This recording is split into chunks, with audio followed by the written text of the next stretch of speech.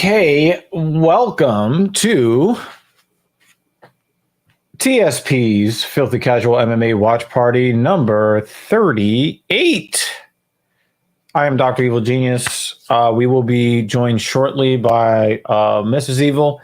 She is on her way home with some food for your boy.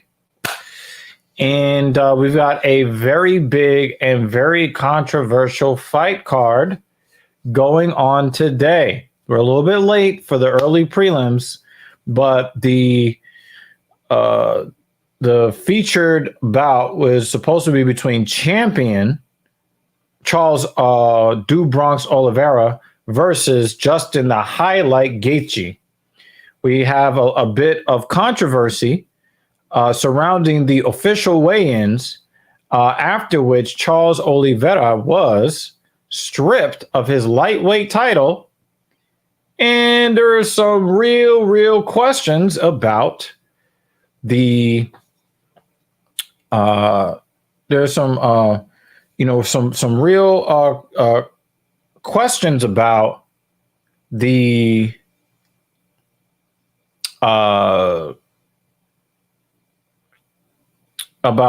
the conditions of the scales, whether or not they were properly calibrated, because he missed championship weight by 0.5 pounds, which is not allowed for championship fights. So, yeah, let's get into it. I got to figure out which...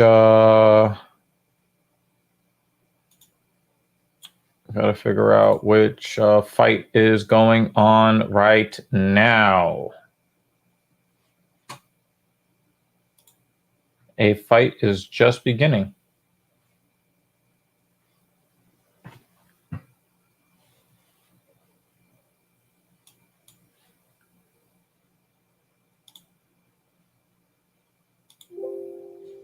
Okay, I've got no... okay. Got it.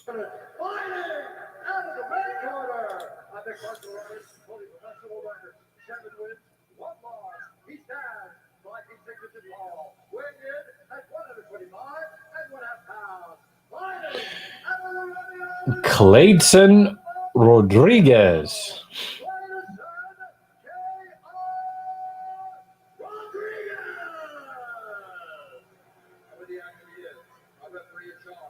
Keith Peterson.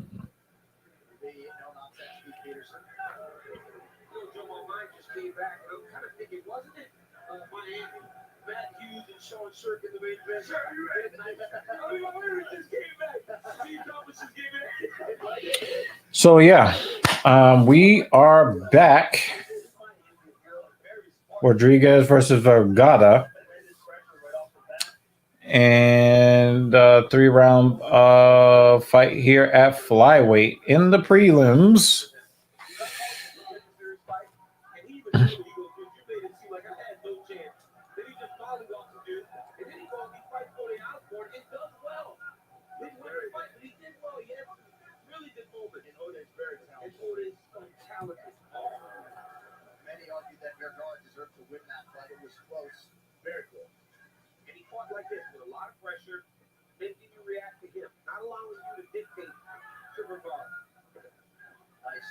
Leg attack now the inside for Rodriguez. He's claiming the center of the octagon. Keith Rodriguez with his back to the cage. Tremendous pressure by TJ. Like, gotta watch out for that little check left hook. Oh, I fucked up. I gotta get that ticker going. Get some of these brand elements up in here.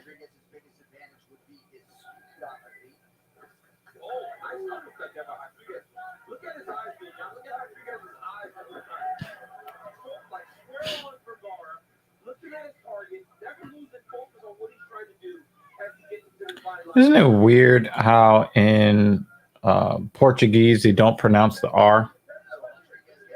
I find that to be weird.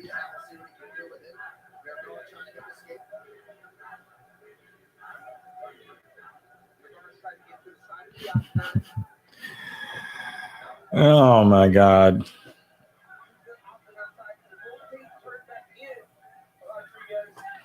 I want to welcome the viewers to the Filthy Casual MMA watch party. We got a bout going on here at flyweight. But yeah, we may have iDry B joining us, and I'm going to be asking him about his opinions of what went on the scales.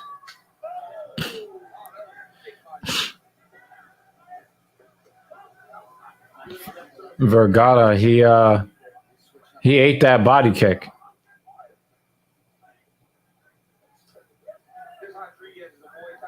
But it does look like he was affected by that body kick because he dropped those elbows down. His hands are up, but his elbows are down. That body kick really bruised him up too. But he looks unfazed, but his defensive positioning tells me, his stance tells me he was phased.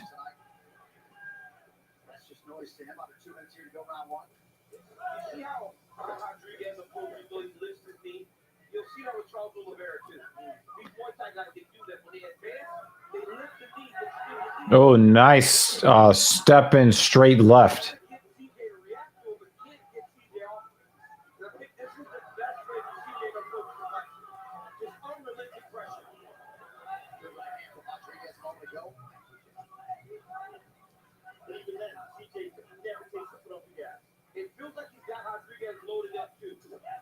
Woo!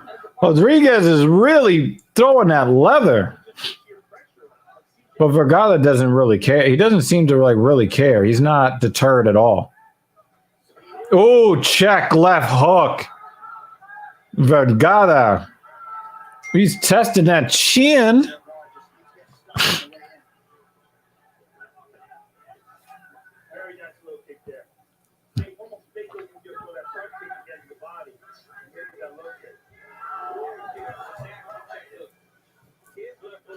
Ooh!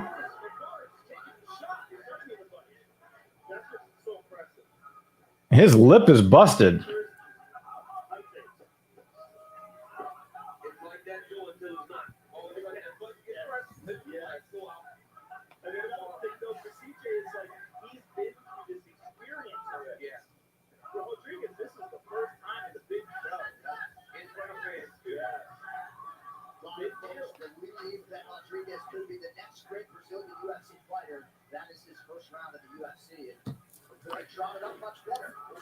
Oh, another body kick.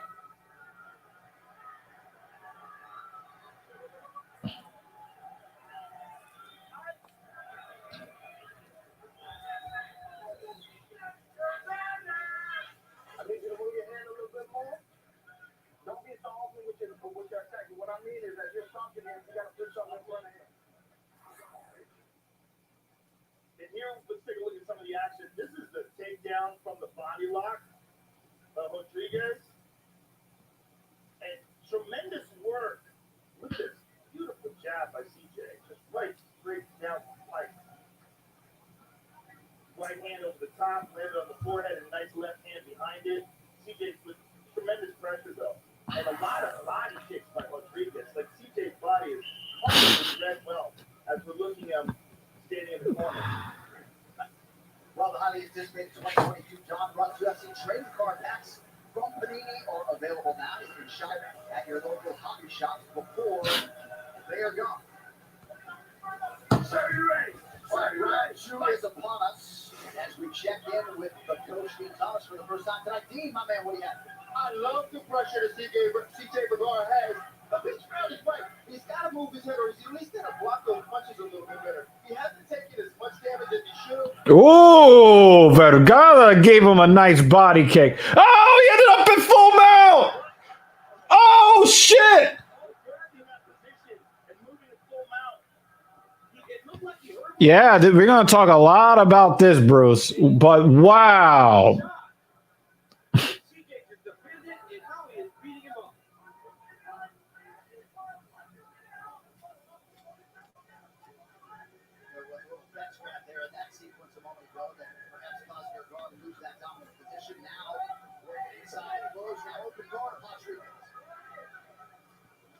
Yeah, so we're going to talk a lot about this so-called weight miss. I was ready. I was ready to. You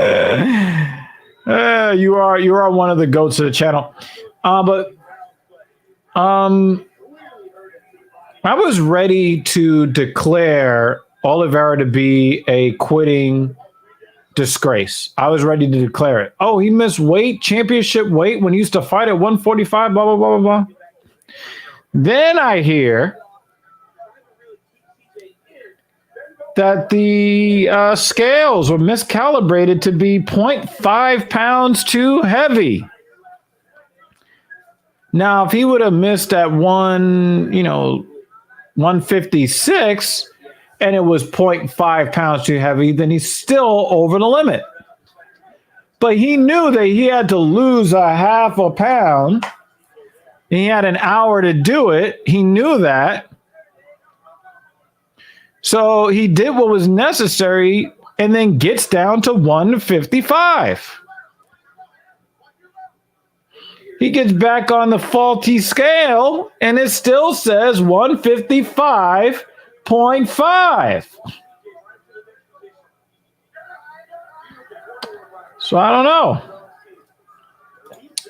I am going to disagree with you a little bit here, Bruce, because right after Justin started tapping, he went to sleep. So he tapped when he was about to lose consciousness, which I am fine with.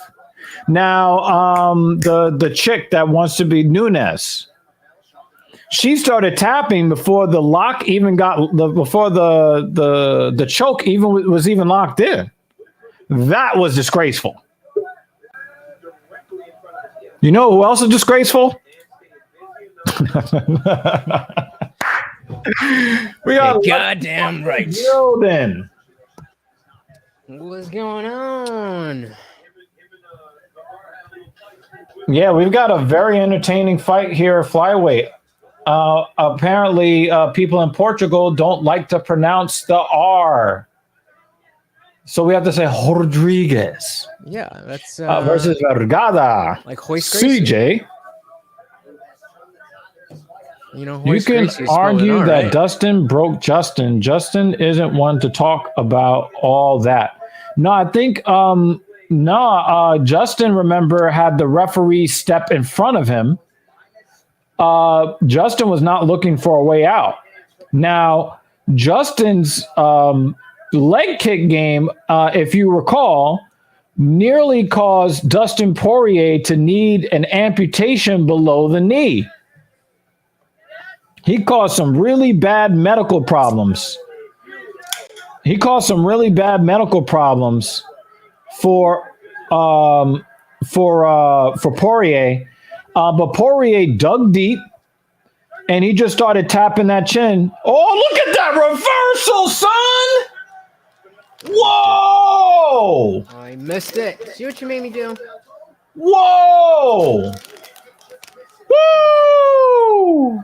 These guys are going for a bonus.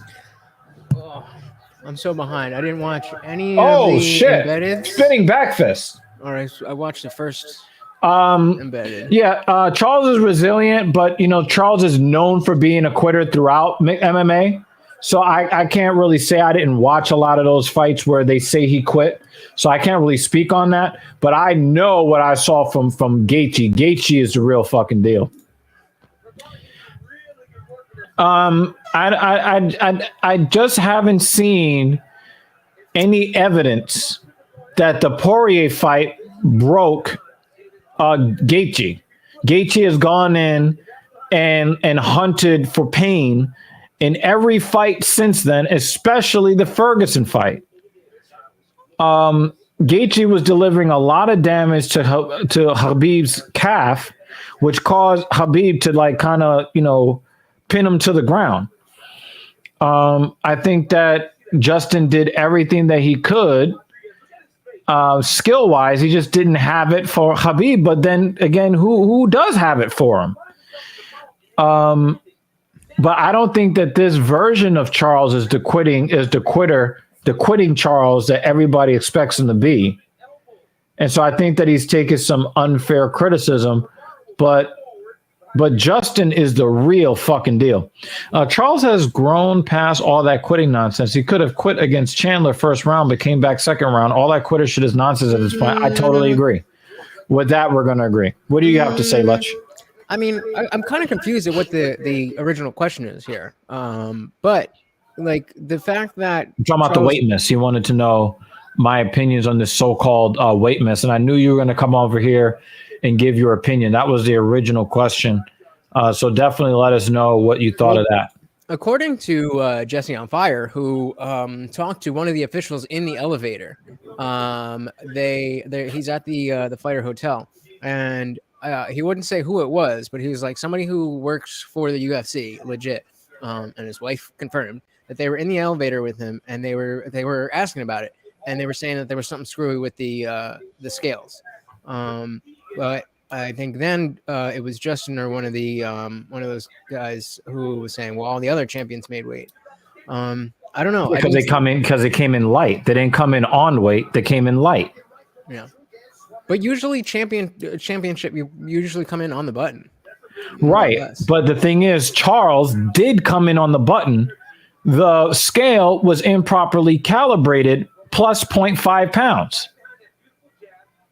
Again, but so I would have to see like it was miscalibrated only for his weigh-in. Don't they do? No, because several other fighters complained about it, including another woman who missed weight by 0.5 pound, and several other fighters. One other fighter said that she came in at the limit for her, but the only reason why it did not screw her over is because she came in light. So it didn't screw her over, but she came in lighter than the scale claimed that she did. Now, I've got a major fucking problem with that. Yeah, Bruce says, Justin better hope he turns Charles lights out. That is the only way he can win. Charles is so much more well-rounded and can beat Justin anywhere. Justin has zero ground game. I disagree strongly with that last. I don't know. You bugging. Don't take what Khabib does to people and then let that be what causes you to judge a fighter. Khabib is up here, okay? Take out the Khabib performance. When have you ever seen Justin on his back? You've never seen him. You've never, as a matter of fact, Justin had never been taken down before the Khabib fight. Justin has offensive wrestling. He chooses not to use it because he wants to make money, and he knows that you need to stand and bang. They don't call him the highlight for nothing. What kind of? And he says, "I don't have a lot of time." His leg? What the fuck? Yeah, it's like a calf slicer. He says, he wants to make a lot of money as soon as possible, and he knows how he needs to get it done. And he knows he takes too much damage, but he knows that is what excites the fans, so he wants to get the belt, make as much money as possible. What makes you just, dude? He's never been taken down in any fight. He's never been taken down. There's nothing besides to go off of because he keeps the fight on the feet, no matter who the opponent is. Do you want to know an example of a good ground game from him? Is the fact that it never goes to the ground in the first place. What's good? Justin Gaethje fights never go to the ground. He forced Tony to stand up. That's a great point. Yep. So we are going to see just where he is because Charles Oliveira is not the same submission grappler that Khabib was. He's just not. Is he at the highest level? Yes. But Charles is here and Khabib is here. Yeah, that's not a fair, you can't just take a Khabib performance. Yeah, we've got a very controversial show today, Bon Boone. Very controversial. Dude, you cannot judge anybody's grappling just off Khabib. You can't judge that. None of these guys are competitive on the ground against Khabib. None of them. None. You have to take him out of the equation because he's just that good. That's like saying, like, to use a different example, that would be like saying because you got knocked out by Derek Lewis that you can't take a hit. Oh, yeah. You got a glass chin if Derek Lewis knocks you out. Francis Ngannou. Right. That's not what that means. That means that Derek Lewis and Francis Ngannou hit like Mack trucks. There's nothing to do with your chin. Justin will look you in the face and tell you you're wrong. Dustin was in his corner after the first round saying, I can't get him off me. Yo, that was the one time, the only time you've seen Dustin the Diamond Poirier quit in a fight. The only time is when he fought Khabib. You also got to remember how much, like, if you think about the context of the Justin fight and how much was going on around that. He was, that was Khabib as motivated as he's ever going to be. He knew it was his last fight. His dad just died. Like, that was Justin, right? Or was that Dustin? I'm pretty sure that was Khabib. Khabib, his father died. Yeah, but I'm saying that it's when he fought Justin. What up, Godfrey? Oh, by the way, I've never given you the proper respect for your Commander Riker. Oh shit! I forgot to put this video. You get this for me for the Commander Riker. What the fuck? I just wanted to put that out there for you.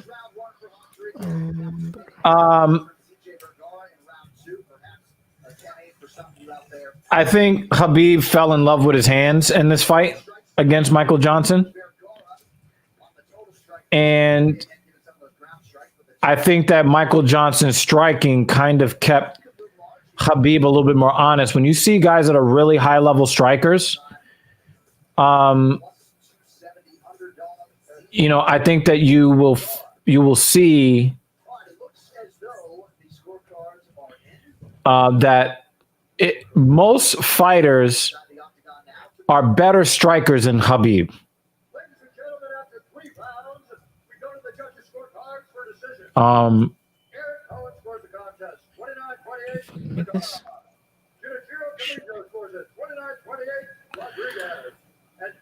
No, I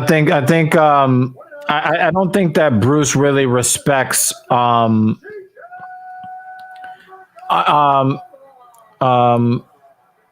Bruce does not respect the ground game of Justin Gaethje.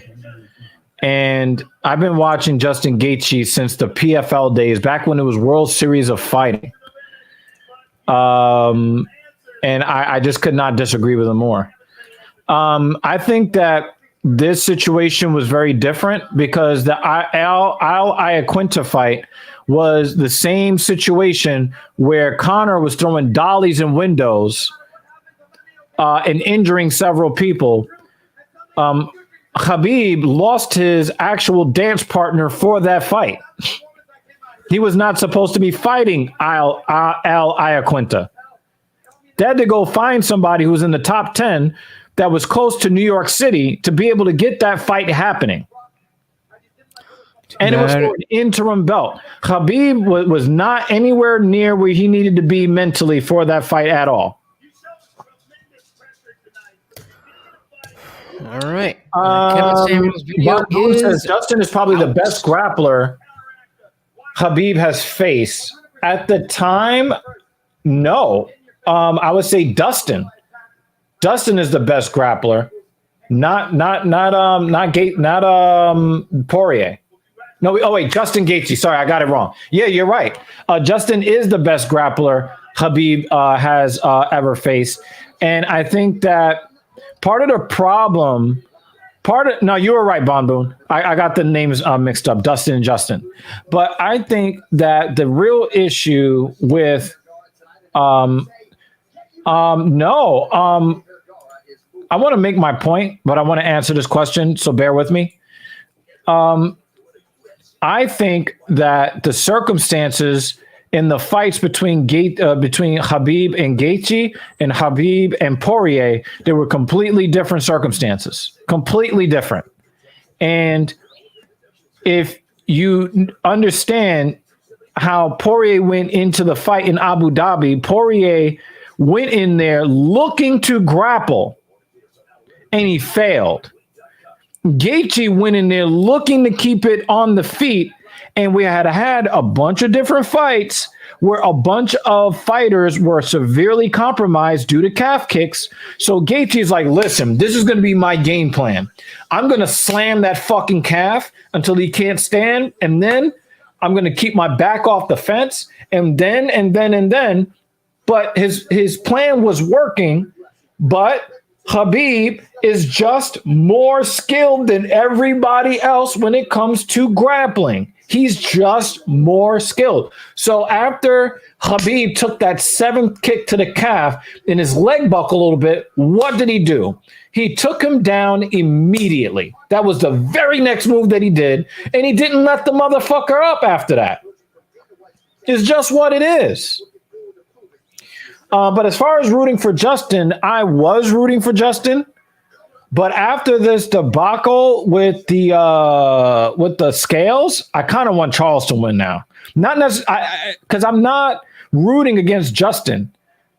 I want him to go out there and be able to tell the world, I made weight and I won this fight. Because I think that he got screwed. I think he got screwed.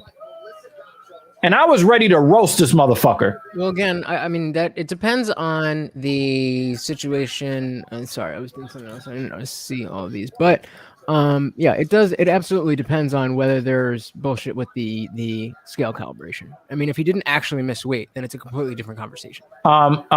Show me the evidence of Justin being a great grappler, aside from being good in wrestling prior to MMA, which we never saw. Do you want to know what the proof is? Is that he's kept every fucking fight standing against grapplers because they can't take him down, with the exception of who? That's it. There's only one fighter that's ever taken him down. One. And believe me, these motherfuckers, Tony Ferguson, I guarantee you, did not want to get lumped up on the feet the way he did. He wanted to get Gaethje to the ground. Believe that. He wanted Gaethje on the ground. And we've seen Tony get guys on the ground. And Gaethje forced him to stand with him, and then could not match fist for fist.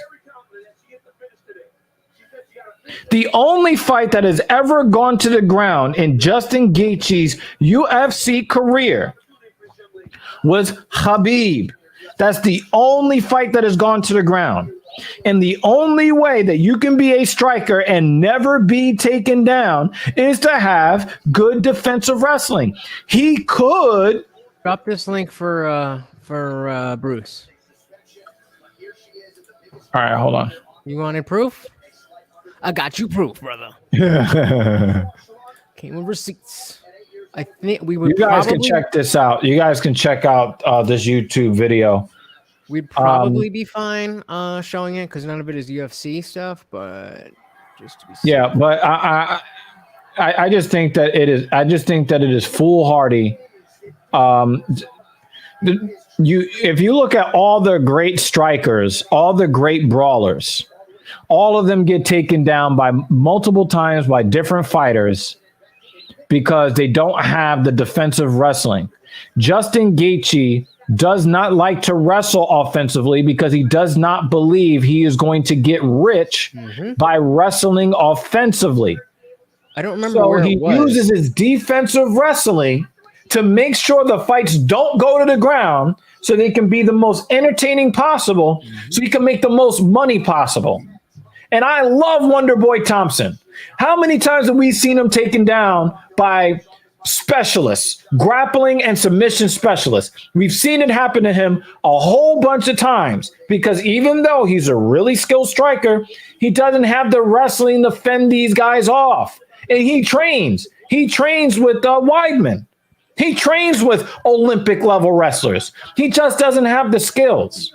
But you've never seen a guy in all of his fights, except for one, keep the fight on the feet because he wanted to.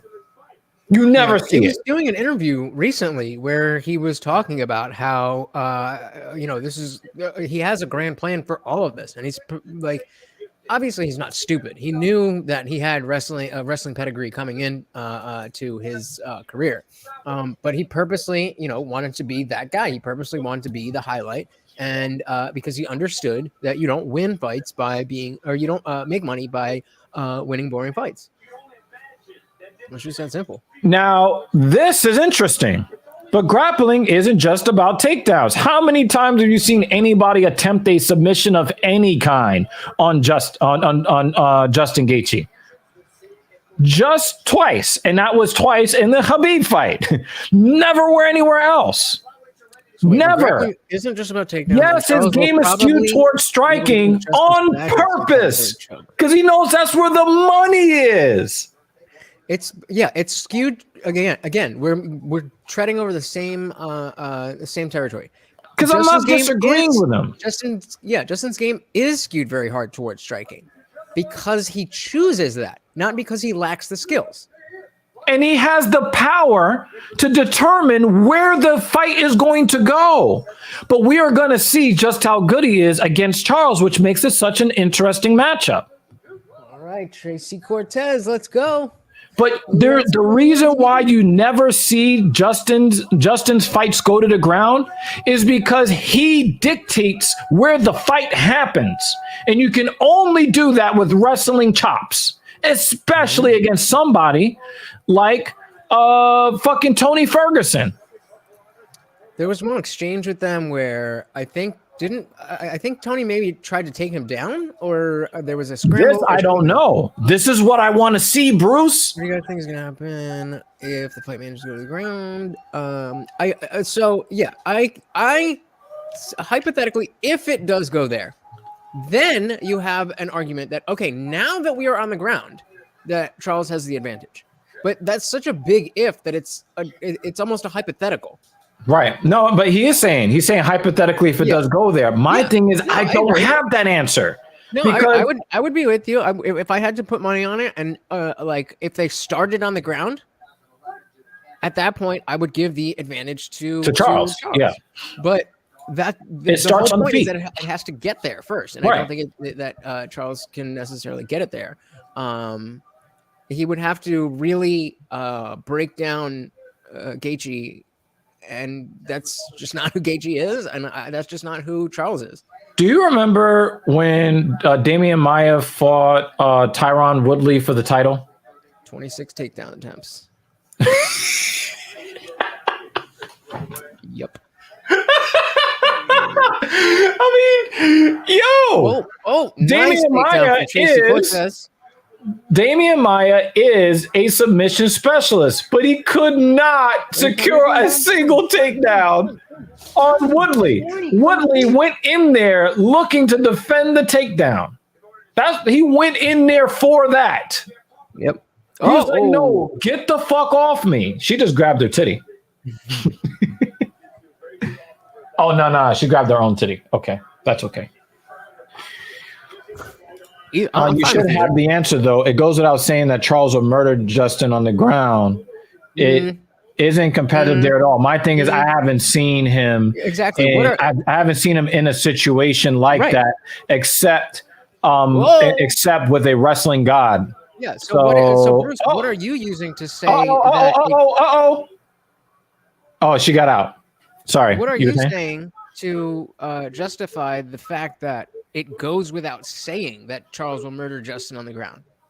What is that? I mean, you may be right, you may be wrong, but I'm asking for the justification. Where is the reasoning or the evidence to lead up to that conclusion?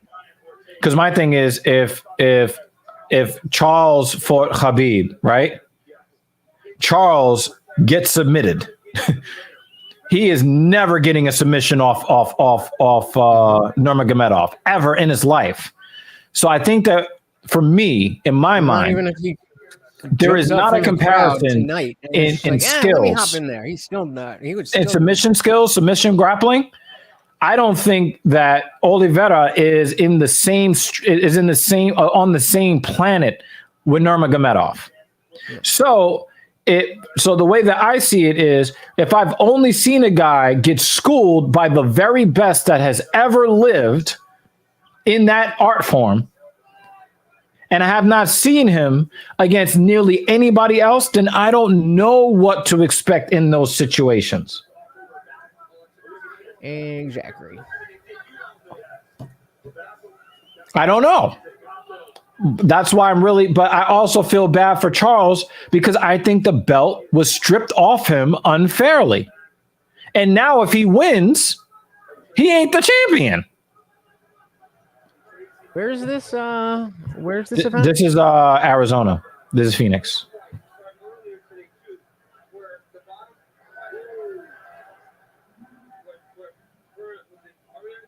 This is a good point that Bruce makes. I like this point.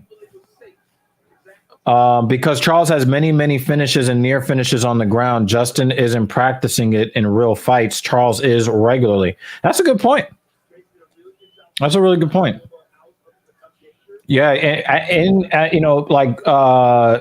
sparring and rolling in practice is definitely not the same thing. I like that little feather tattoo on her leg.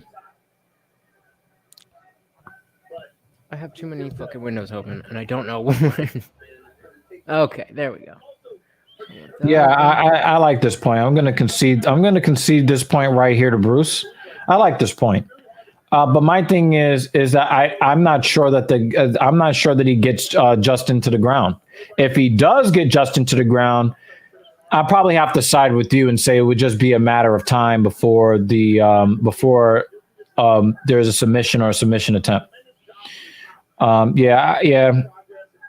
I would probably have to. Absolutely. I mean, yeah, but I don't know if he's going to be able to get Justin to the ground, and I don't think that Justin fears his ability to get the takedown. Yeah, I can dig it. I just feel like Bruce. You're just taking a little bit too much. You're just jumping to the conclusion a little bit too quickly. You might be right, but I just don't think that the reasoning that you're giving is justification to actually. What the fuck was that? Yeah, I don't know. Just like half stepped in. Oh. Okay. Yeah, I mean, to say that Justin hasn't been practicing his grappling in real fights, I mean, technically, you're right, but that is because he's using his grappling to stay away from the grappling. Right. So, And that's my main argument about what he's saying. Well, if it does go to the ground, that's the fucking question. That is the whole fight right there. So if Charles lands a super hard punch right on the button, do you think he would win? Like, well, yes. What? What is that? What are we talking about? Also, you do know that Justin came very, very close in that fight-ending sequence. He came very, very close to stuffing that takedown from Khabib. And he stuffed several takedowns from Khabib in the first round. He had to go to the chain wrestling. Khabib had to do some real Jedi mind trick shit to land that takedown and end up on top. Like, he almost didn't land that takedown. I think we look at that fight ending sequence and then we think that was the whole fight. No, there was more time with Khabib getting his calf kicked off than there was Justin fighting off any submission attempts. Justin was murdering his calf muscle. Yeah, I was really shocked by this. Yeah, I don't think that he's going to get Gaethje because Gaethje has never been KO'd before, and the one TKO that he suffered, it was like he was still there, but the referee didn't want to see him take any more damage and pulled Poirier off of him. But Poirier almost needed to have his fucking leg amputated because Gaethje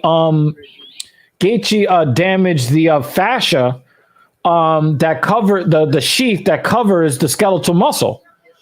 They looked at his leg. They had to actually go in and cut his leg open to relieve the pressure. Yeah. Dustin Poirier almost lost his leg because of what Gaethje did to him. But it just makes Dustin, one of my favorite fighters of all time. That's all that does. It doesn't take anything away from Gaethje at all.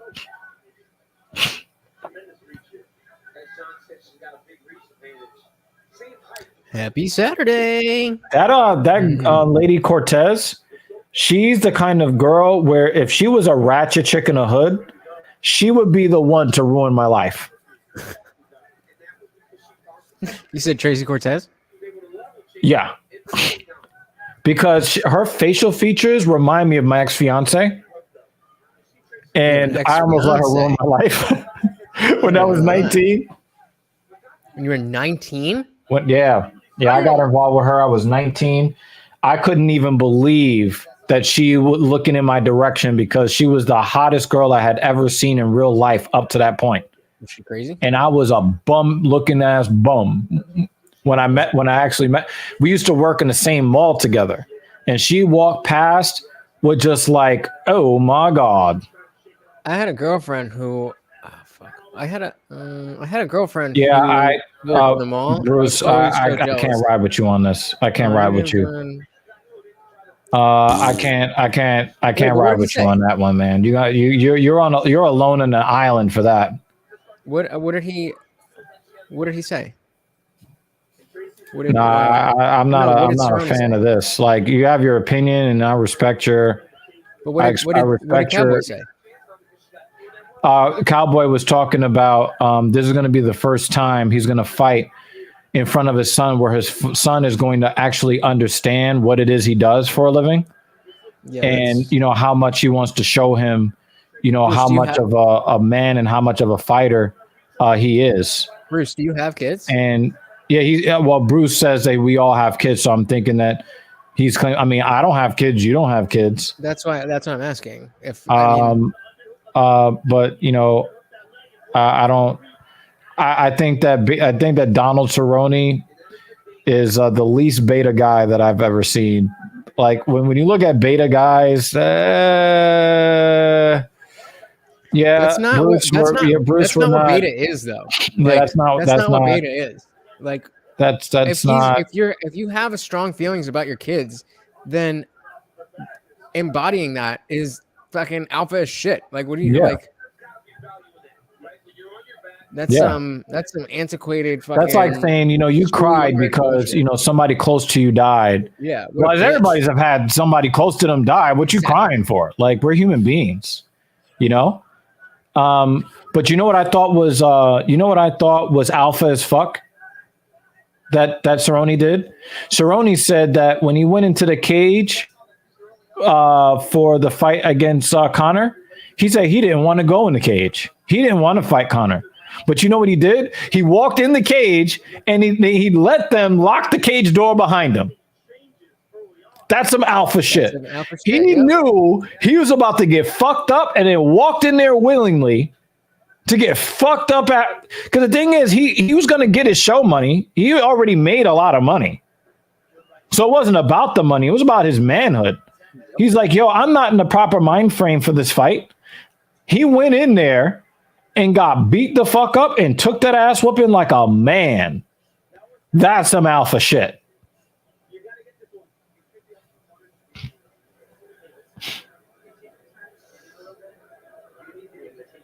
So, my definition of lame and your definition of lame, we're not going to agree, Bruce. Not on this anyway.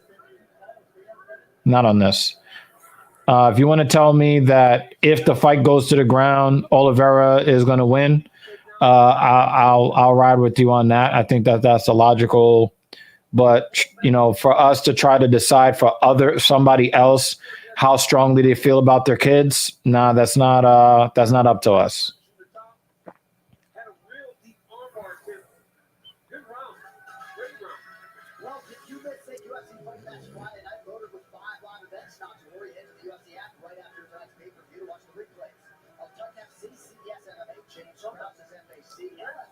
This nigga.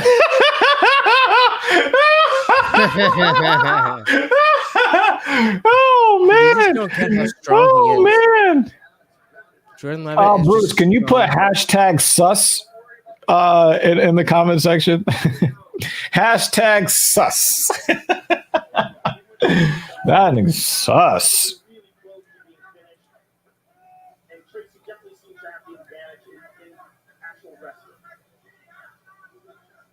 Where the advantage is less for no. Her first name is Melissa, right? Gato? But Gato has made a lot Ooh, let's stiff right. to really have. And then Wow, look at that level change.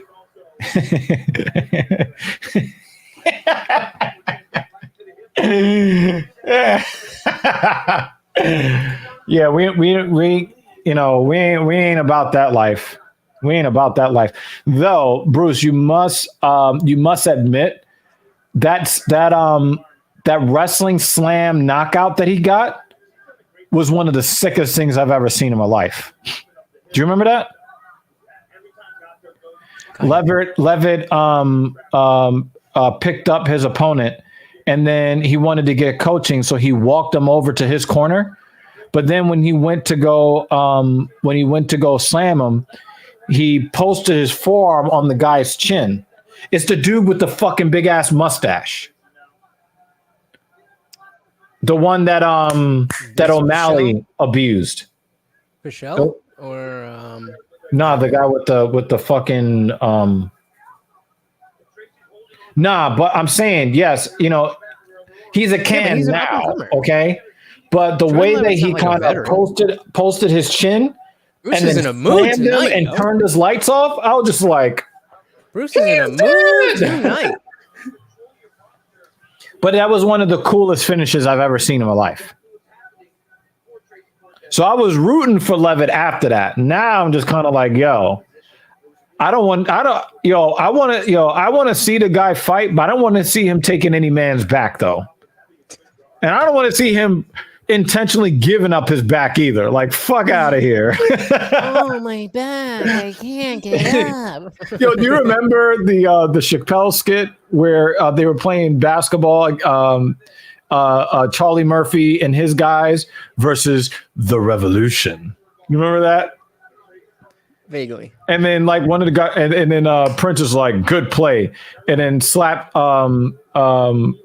Donnell Rawlings in the ass, and he's like, "You're not on my team." Yeah. You've never really watched Chappelle Show? Hold on. You need to. You need to, man. Oh, You need that in your life. What'd you say? Chappelle Show. Hell yeah. The Chappelle Prince skit. Show. The Prince skit.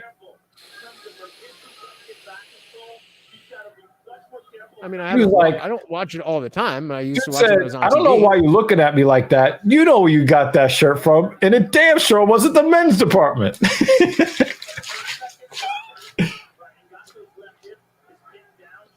Yo, Cortez's knees are skinned up. Yeah. Now, I want to tell an inappropriate joke, but I don't want the stream to get taken down by YouTube. But let's just say the knees are skinned up.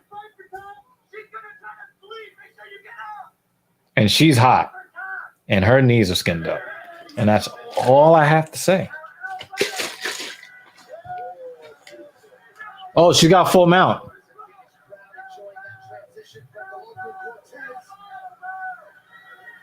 Yeah, the coach is like, oh, no. Wow, she got back to half guard.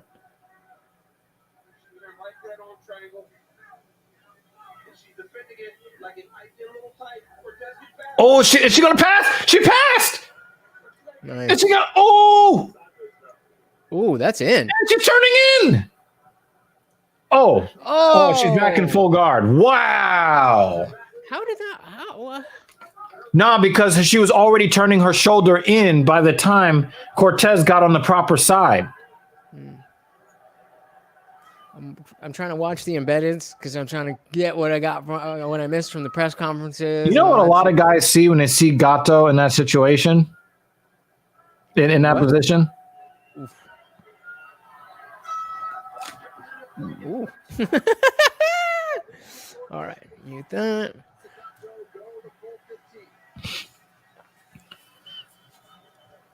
I feel like Tony's gonna be on point. Yo, it is going to be. The thing is, I'm not going to front. I really dislike Michael Chandler, and it's not all Michael Chandler's fault. Why I dislike Michael Chandler, but even if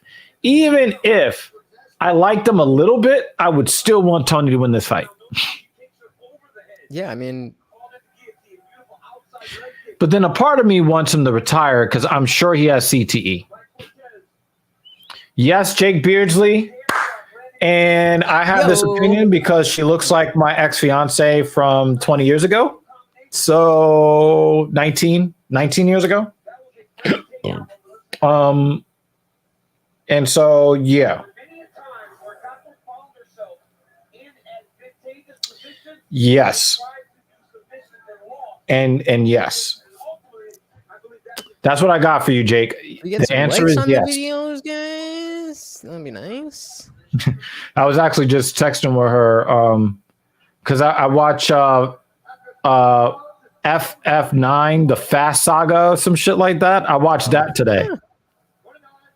I stopped watching after like 4 or 5 or 6. But I think I said to you earlier, you got to watch the movies because the movies know that they're bad.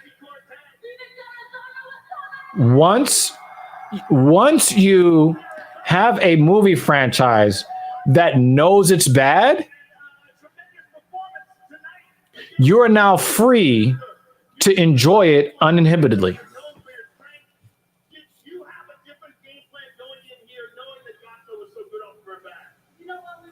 Did you? I think your mic is muted. Yeah, but there's a difference between movies like The Room, which are so bad they're good, and then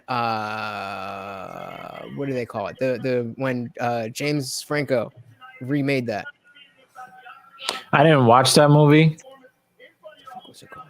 But I found the Room in college, and it was before like it was a huge joke. I mean, I guess it was a huge joke at the time, but it wasn't like as ubiquitous. The Disaster Artist. That's what the James Franco movie is called. But it's based on the guy who made The Room, and he wanted to make his whole shit. And I don't really remember where I was going with that. But like, there's the Fast and Furious movies. At least when I was watching them, they weren't as self-aware. Maybe I heard later on they got a little more like, okay, let's just lean into this shit. But yeah, at the time I was still watching. No, and like they let me tell you something. She burns. I don't want. I really hate spoilers, so I'm going to show up. I'm going to shut up. But I said what I said on it. I'm not going to watch it, or if I do, I'm not going to care. One of these days, you're going to see what I'm talking about, and you're really going to truly enjoy it. Because, like you said, I think that you use the operative term, and shout out to and rest in peace to the venerable Kevin Samuels. He said this year we're making self-awareness sexy. This year, self-awareness is sexy, and let me tell you something. The Fast and Furious franchise is very aware. There's a lot of self-awareness in the franchise, and that's all I'm going to say. I mean, so did the Matrix, the new Matrix movie, but that didn't really pan out very well. No. What? No, that whole thing was self-referential. We are not going to give that kind of credit to that shitty piece of shit. We are not doing that here. We are not doing that. Wait. Are you saying bad? It was. We're going to call this a movie, but we're really just using this as a vehicle to move our SJW agenda. Fuck out of here. That shit was horrible. Right, but that's not what I didn't say it was good. I said it was self-referential and it was meta. It was a No, movie it about wasn't. a sequel. It Yes, really it thought it was. was The good. whole thing is about the Matrix being a thing, and they're making a sequel of it because they can. Oh yeah, my bad. The fuck are you talking about? No, you're right. You're right. No, but And my point is that I have such a rage against that. What do you think about the notion that the Wachowski sisters, I think is the appropriate term now? You said the what? The Wachowski sisters said that Yeah, the original that's not the appropriate term, but we say that for YouTube guidelines. Continue. They said that the original Matrix was it was about trans, And that's absolutely 100% untrue. And they lost a lawsuit that confirms that. What? Yes. Pull that shit They up. stole the story from a black woman and had to pay her $1 billion. Oh, they lost shit. $1 billion in a lawsuit because they claimed that they wrote the story, but she did. And I can tell you that it had nothing to do with any of that garbage. Paul Walker was probably also aware, but he wasn't driving the car. I know where the joke is coming from, Bruce, but he was not driving the car. I think the Matrix tried to be self-aware, but was propaganda and really badly made on top of that. If they wanted to shovel this down our throat, do it. Thank you. Thank you. Wait, read the rest of it. I got this. Thank you, Godfrey. Thank you. Thank you. Thank you. Thank you. Oh, I can see it here. If they want to shovel this down and do it. Yeah, exactly.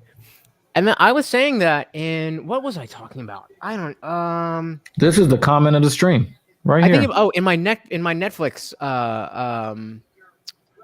video, I was talking about how I don't really mind that there's like wokeness and stuff as long as it is good. Like, you know what I mean? Like, Yeah. I'm not somebody who's gonna be like, oh, there's a trans person in this. I'm not watching that shit. Like, Exactly. but if you're gonna make the whole thing about, hey, look, we got a trans person, and just forget about story, then no, I'm not fucking watching that shit. They really wanted to push all of the women are in control here. All of the women are in control here. $1 billion Matrix lawsuit. For 10 years, the story of Sophia Stewart, when court case The Matrix offer copyrighted screen treatment, has continuously cropped up on the web. Court documents show the story is little more than a viral legend. Huh.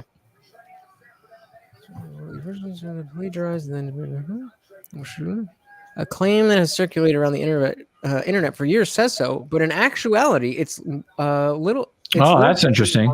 Legend. Since 2005, multiple stories have popped up on the internet about Sophia Stewart, a writer who now lives in I don't care. Then Andy and Larry, now Lana.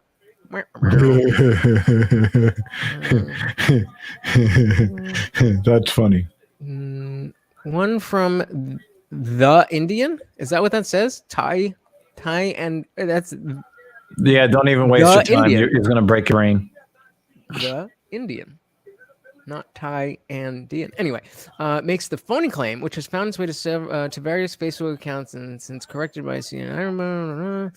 According to court documents obtained by Time, those stories are false. Stewart alleged that the idea of I'm already reading this faster than you. Oh well, I'm trying to fucking read it out loud for your viewers. Yeah. Because I'm an asshole. Documents show Stewart claimed that she was defrauded of $200 million plus royalties, and that Wachowski's and Cameron ripped her off. Dubs herself the mother of the Matrix. However, her court claim goes against goes back even further.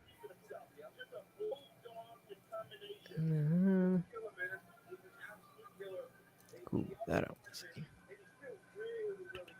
Courts do not believe that her work was plagiarized. So you're fake news, bro. You're fake news. Wait. Let me read this.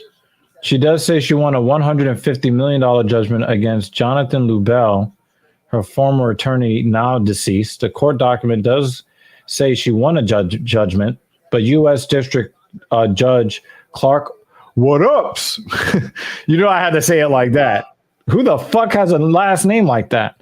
Denied Stewart the sum she asked for. Instead, he asked her for evidence as to why Lubell should pay that amount. Stewart insists she is owed $3 billion. The judge took it upon himself to say I had to tally up the damages, she said. Because you know that in order to have a lawsuit, there has to be damages. He said, I'm not see yeah, so yeah, she's full of shit. Okay. Yeah, you're right. But the thing is, like, and I made this point a long time ago when it comes to the Matrix.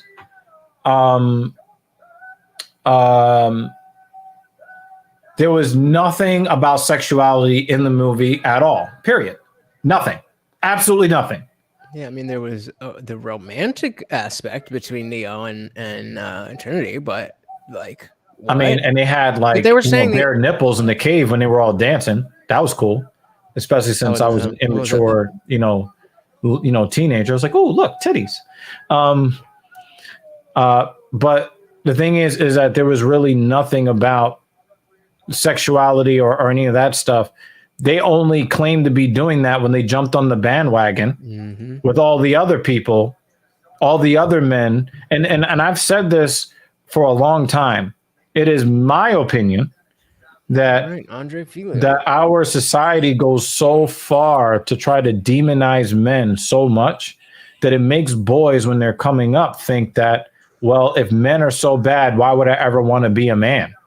So you're seeing them say, well, only girls get praise, only girls get help, only girls are getting this. Well, I want to be a girl too, because why do I want to be known as bad? You know, I was just born. There was a like, why would you want to be a boy if society is talking down about all the boys? Because the government doesn't legislate your uterus. Yeah, and when you get a chick pregnant and she wants to abort and you don't want her to abort, what power do you have over that? Nothing. Exactly. A couple of days ago, there was woman. You just saw Fiallo not even that long ago. Yeah, he's the first fighter to have 3 fights in 2022. Oh wow! But yeah, a couple nice nights ago on Timcast, there was a woman who had transitioned to be male and then had detransitioned, and she was just like, "Yo, life as a man is not fun." Like, yeah, no shit, lady. Have you seen the accounts of people on social media, women who take the challenge to go on dating apps with the appearance of men, and because they wanted to see what, because the thing is, a lot of these women have he did the stinky leg. Whoa. He did the stinky leg. Pick your shots, don't run in. He did the stinky leg. He did the fucking check hook, backed him off. Yeah, it did. Well done. He kept himself from becoming well done. My clock's at 3, 2, 1, 3 minutes.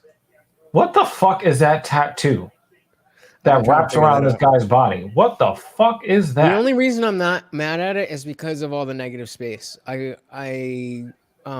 like black and gray, and I love colorful tattoos.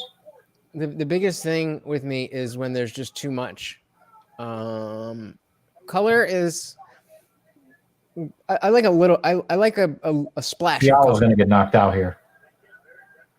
Yeah, he's slower. He killed him. He's dead.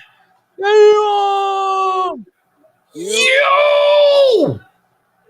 Jason, bro, you told him he was gonna win, and then he fucking got KO'd.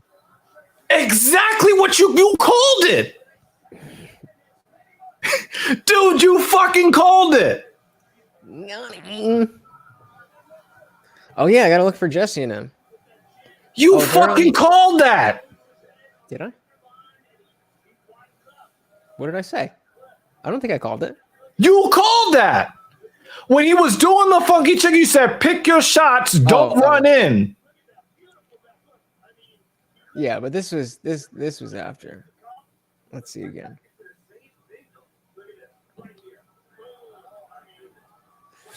I wouldn't necessarily call that rushing in. Usually, when he had him before on Queer Street, yeah, that red looks terrible with that fucking eagle, whatever. But yeah, I just don't like the tattoos just generally. I'd have to study them they're more. well done. They're well done from what I can see. Just and his Yeah, I back. just don't like the mix. I don't like the placement. I mean, there are a lot of shitty tattoos in MMA, Oh, but there's definitely worse tattoos in MMA. But I like Uh-huh. that. I like his back. I just don't like the back of the yeah, neck. he got flashed. That was a flash KO. Yep. But you called that when he was doing the funky chicken dance. Yep. Well, but there usually what will happen is that dude will rush in and get the guy who's on Queer Street. You'll get close enough to him and he'll clinch you up. It's like you had him. You just got to keep your composure. I mean, Right. Easier said than done. No, but he caught him again, and then when he went for the kill shot, that was insane. I think it's a belt. It looks like a. Why does he have a? That was insane, man. I think it is. Look, it's a belt, like a martial arts belt tied around his titties. Why would you do that? And it looks like he's got some sort of like sword thing tattooed on his back. I can't even like what. I like the sword. I just don't like the red around the eagle on his neck. And like, how do we know that that's a martial art? Like, who puts that belt across their shoulders like that? Like, who does that? Weirdo. Whatever floats your boat, homie. Yo, Fialo was about to get knocked the fuck out. Dead ass. Close. But he made it. Made it alive. Why does he want to fight in Singapore? Is it the women? Maybe. I mean, that's what manly men. We do stuff for the ladies. That's a Bill Burr thing. So okay, we got the belt, we got the heart, we got a casual bachelor. I got that from him. What? The YouTuber. He's a MGTOW. Better Bachelor? No, casual bachelor. Don't know. He's I think he's in New Zealand. He's a New Zealander. Right on the button. Right on the Yeah, button. that was a nice flash KO. Yeah, I was And calling he myself, knew he was caught too. He didn't jump up and complain like, woo, woo. Like he was like, damn, fuck. They got me. I was calling myself MGTOW for a while, but it's just too like I don't know. It's too negative and it's not I don't think it's not too negative. accurate. It's not an accurate representation of the amount of women that are worth dealing with versus not worth dealing with. Depends on who Now, you are. if you want to tell Depends on me, who you are. Depends on who you are. but if you want to you're tell short me and that ugly- getting married, if you want to tell me that getting married is too risky, I will say yes, but that's not necessarily because of the quality of the women, but because of the incentive that they get from the courts. Right, but again, depending on who you are, the pool of women who you have access to, it may be Right, but it's not you going your own way. It's just you not having access. That's not the same thing. right, but they aren't mutually exclusive. You can decide to stop trying for something that you can't get. And that would be MGTOW. Absolutely. And so that's like I was. Oh, let's see this. Yo, Gaethje almost got knocked out. Well, that's when it was. I think it was the media, the first media scrum. Justin was talking about how he hates this fight. And he's like, and he said he was bored during this fight too. Yeah, that's what he said. Yep. I'm looking for. I just, You know what's weird? Their very next fight, they fight on the same night. Yep. I just don't like Michael Chandler. I do like him. I want him to win, but he just always falls second to whoever he's fighting in my eyes. Well, for me, I think that if they would have put him in against a top 15 guy to start and make him work his way up, I would have embraced him more. Did you see Tony's media scrum where he was talking about how he should have sued the UFC for that wire and he didn't, and it was just like, wait a minute, Yes. yeah, like you tripped Yes. over that's Yeah. a work injury. Yeah, And I yeah. just did it, and I'm sick of not getting the respect. And that's You kind know of why I what? feel like When I got hit by a bus, I actually regretted not suing the MTA. Why the fuck wouldn't you sue the MTA? Because that's not. I was a half a step away from being homeless, and I believed that if I was going to get money, it was going to be because I earned it, and I didn't want that I didn't want that type of money. And I'll take it. that's who I was. I was 20. I think I was like 20 or 21 years old when that happened. And people told me to stay down, and I hopped up and I ran to go get on the bus that was behind the bus that hit me. I would have taken that money so fast. And I ended up with post-concussion syndrome. What's the statute of limitations? No, it was a week later. Like it was a week later where the concussion symptoms really showed No, themselves. I know, but I'm saying, how long ago was the accident? What's the statute of limitations on? Well, I guess that was almost 20 years ago, but again, like that's not the kind of money I wanted. I didn't want money that way. Money is money, baby. It matters what you do That's with not it. that's not the way I was brought up. But again, the way that I was brought up will keep me broke, right? So, that's why I say that is a regret of mine. But then again, if I would have gotten that money, I probably don't meet my wife. So My wife. I'll take that. I don't know. I just I can't. I'm not in the position to be able to be like, yeah, no, I'm no thanks on money that will change my entire life. I'm good. I don't think that would have gotten that much money, but it would have changed my situation. It would have changed the trajectory of my life. Absolutely. That's what you said.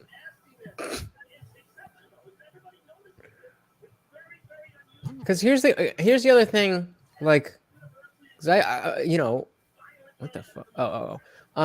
Yeah, we grew up very different, and so like I can definitely respect that mentality, but like specifically when I was in college, I didn't. No.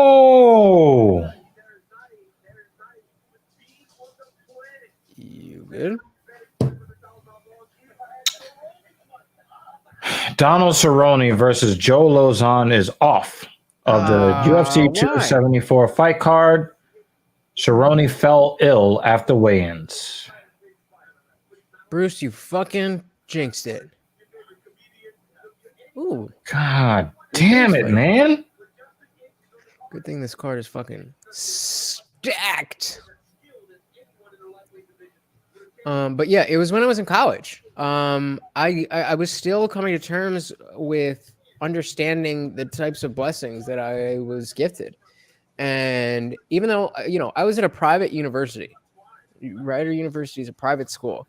At 2008, it was like 41 grand for 41 grand a semester. Mm-hmm. And most of my friends, yeah, would have been nice, Jake. Most of my friends at school were taking out loans and or were there on scholarship. And like scholarship, obviously, I understand. I actually had a half scholarship, but then I lost it because my grades suck. But my girlfriend, in particular, she came from a family that wasn't nearly as well off as mine, and she had to take out loans. And I'm like, what the fuck are you doing here? Like, go to Rutgers, go to community college. Why are you taking out 40 grand a semester? Maybe it was 40 grand a year or something. But that, like, I'm sure she still has that debt to this day. But I didn't know. I didn't have any other frame of reference. And so I had to come to terms with the fact that, like, I didn't do anything wrong by being born into a wealthy family. I didn't do anything wrong by, it's the opposite. It's that my dad worked hard. My dad came to this country with nothing. And I mean, okay, he came with a fucking doctorate, but he came with nothing, and he built his life up to the place where he could provide his kids with what he wanted to do. And I felt guilty for a long time about a lot of the benefits that I've had from that. And especially as I came to realize that, like, oh, this is very different from how other people live. I think I've told you the story about, like, when I was in third grade and I had a friend come over. We picked him up at his house. We drove to the other side, which was on the other side of town, the poorer side of town. And we got to my house. We pulled into my driveway, and he's like, "Whoa, dude, how many families live here?" And I was like, "What the fuck are you talking about? What do you mean? This is my house." And I didn't understand that, like, that is the rational assumption from even just the other side of the town that I grew up in. To not be able to fathom that one family would be in the size, and I mean, it was a 5-bedroom house. It's 5 people, 5 bedrooms. But it was on the nicer side of town. It wasn't on the nicest part of town, but it was certainly on the nicer side of town. And yeah, I had to come to terms with that, because otherwise I would be so guilty all the time, because so much of what I do and what I have was provided to me by my dad. With almost, but that's the way it's supposed to be. I just had this discussion with Captain Paul today on this very subject. Because I was saying how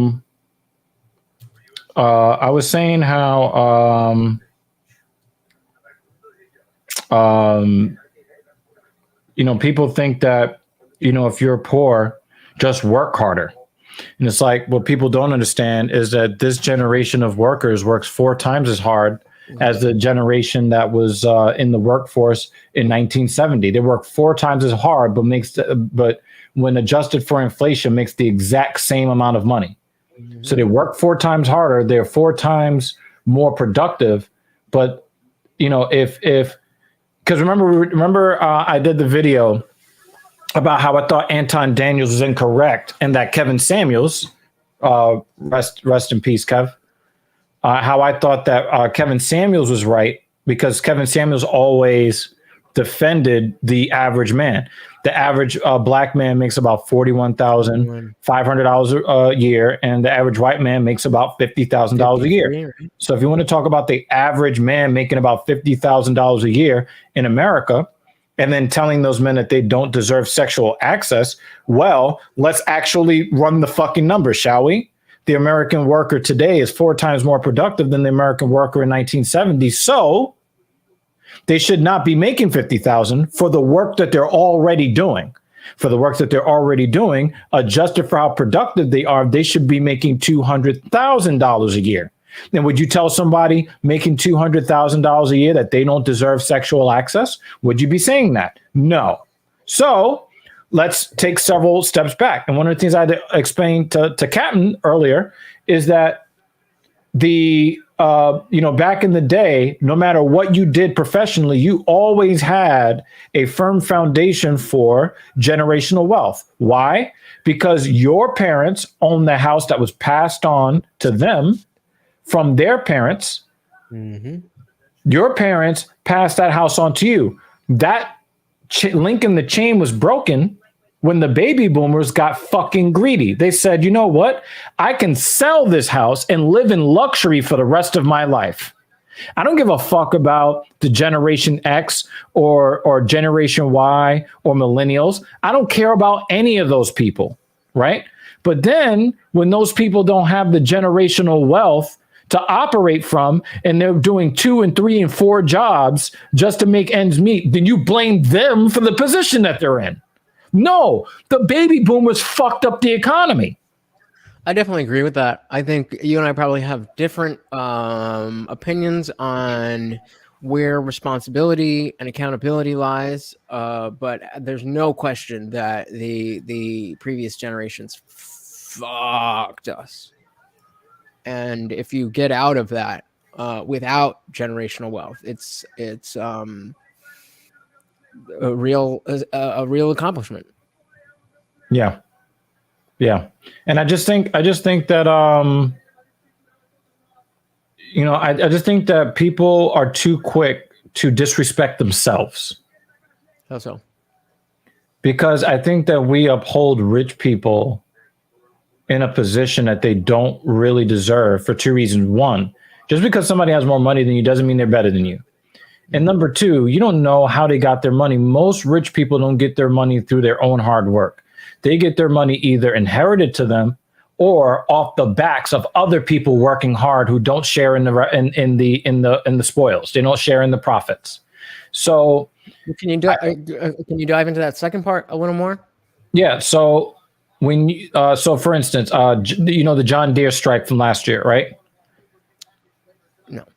All right. So do you know about the Nabisco strike from last year? Okay.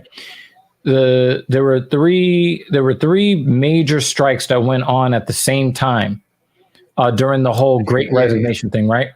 The unifying thread from all three of those unions that went on strike is that the companies that wanted them to, the companies that were negotiating for the next collective bargaining agreement, all three of those conglomerates wanted to take away things from their compensation package. They wanted to pull back compensation from them when all three of them were enjoying record profits.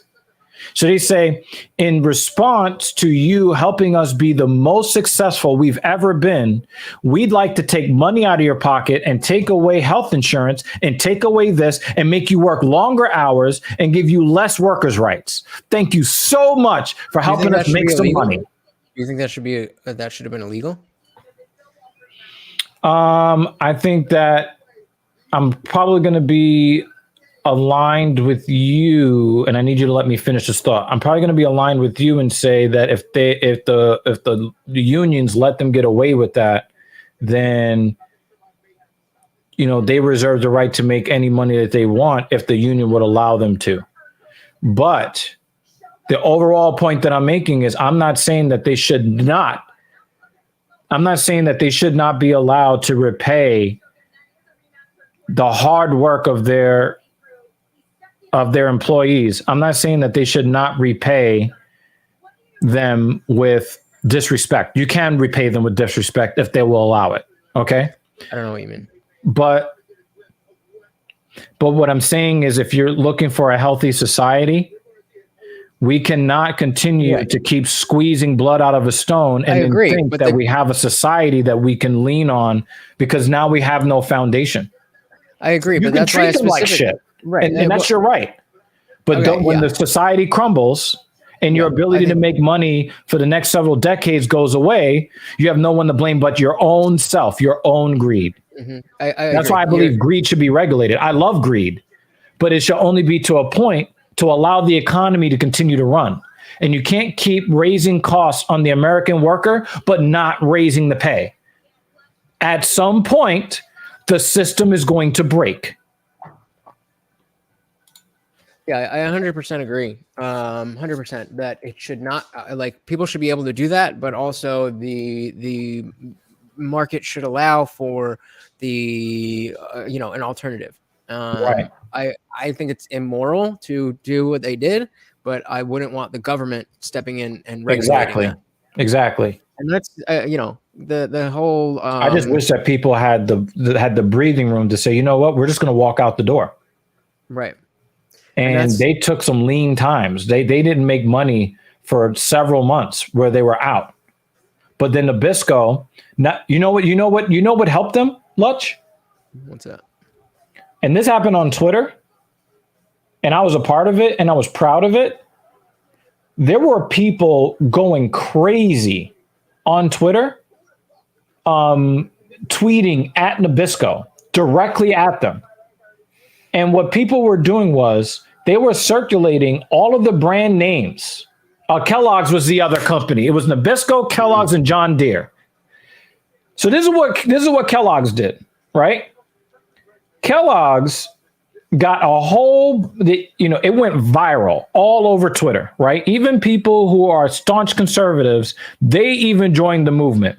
They say what Kellogg's is trying to do to their employees, unacceptable.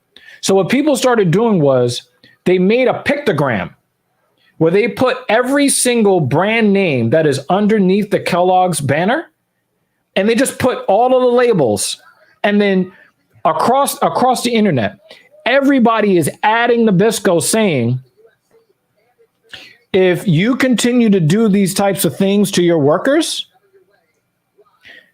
we're not going to buy your products, period. We're going to intentionally leave your shit on the shelf. So you know how you know what Kellogg's first response to that was? They took the word Kellogg's off the packaging.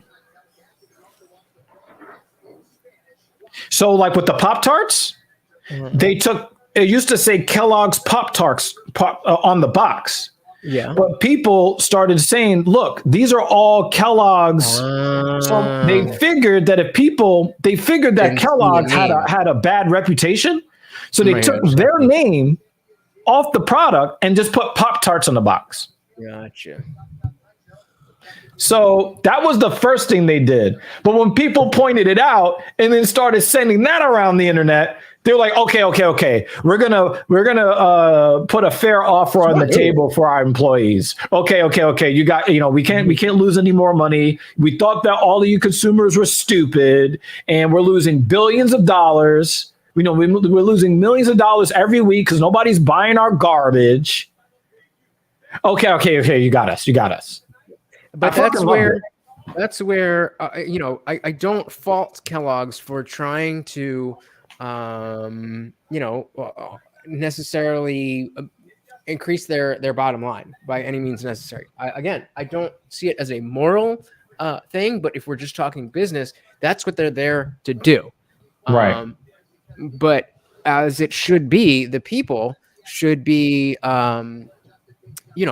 doing what they did and letting the market, not buying these products, understanding which products are from Kellogg's and not buying them. And that's how you win. No government intervention necessary. Right. I remember we had a long discussion about that, and I think that we came to some kind of consensus considering, for just the reason that you said, but the thing is, I love I think that it is, the way that you say it, I can accept that system, except that these companies have too much power over the laws, and what they constantly do is they lobby to keep competition out of the market. And to me, that's just not a free market. This is not a real capitalist society. It's not a real free market capitalist society when people with capital just change the rules of the game whenever they see fit. No, either you compete and give the best product or service at the lowest price possible to beat your competitor, or you go away. But they're like, no, we like being wealthy and we like having power. Why would we ever give that up for some free market principle that we were able to benefit from? Right. And that's where the typical economic lefty talks about how bad capitalism is, and but they participate in it. So it's like, the fuck? Of course, but that's how the way the world works. I mean, it is what it is. But the same people will say, well, real socialism has never been tried. It's like, okay, well, that's because when you try it, people fuck with it. And in that same tone, we've never had, quote, real capitalism too. We've always had crony capitalism, but crony capitalism is better than fucking dictatorial communism. So it's sure as shit isn't perfect, but it's a lot better than the alternative, in my humble opinion. Yeah, for me, I see them as two sides of the same coin. Godfrey, I don't think one is better than the other. So Godfrey, what regulation? You said yes, it should be regulated to a degree. What would that look like in your estimation? Because the thing is, it's tough when you understand. Of course, there's bad actors and there's people who are out for themselves. There's greedy people.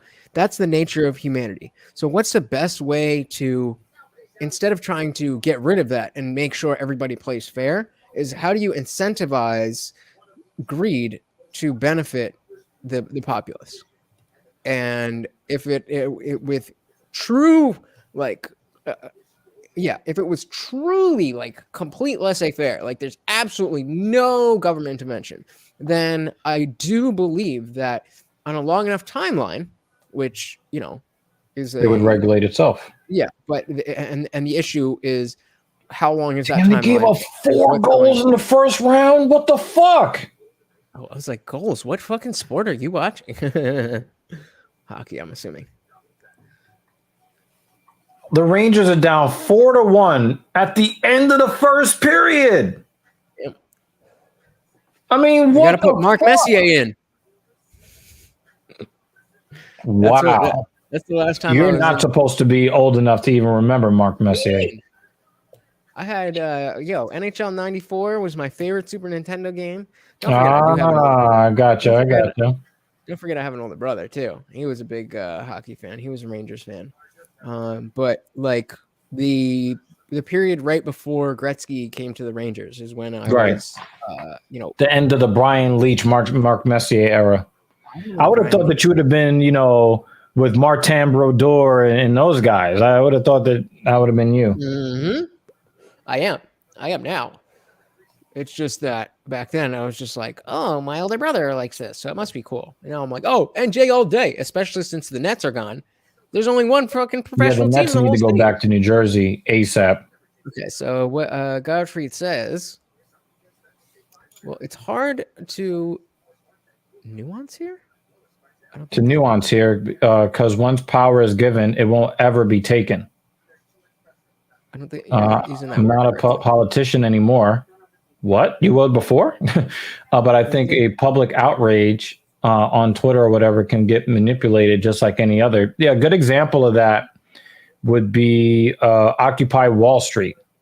With Occupy Wall Street, people really got tired of the fact that these corporations would waste money, lose money, and then say, well, we're too big to fail, and then the government steps in and just gives them free money. Yep. And people got tired of that because they're like, yo, you're doing these bank bailouts, where's our bailout? You don't bail out the American people ever. So what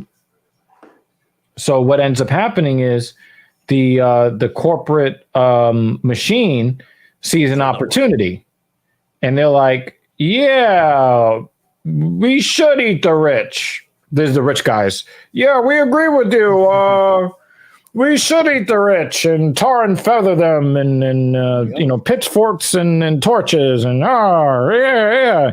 Hey, do you want to say that sponsored by Chase Bank?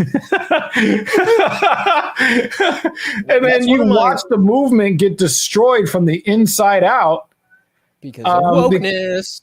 It's not the first time that intersectionality.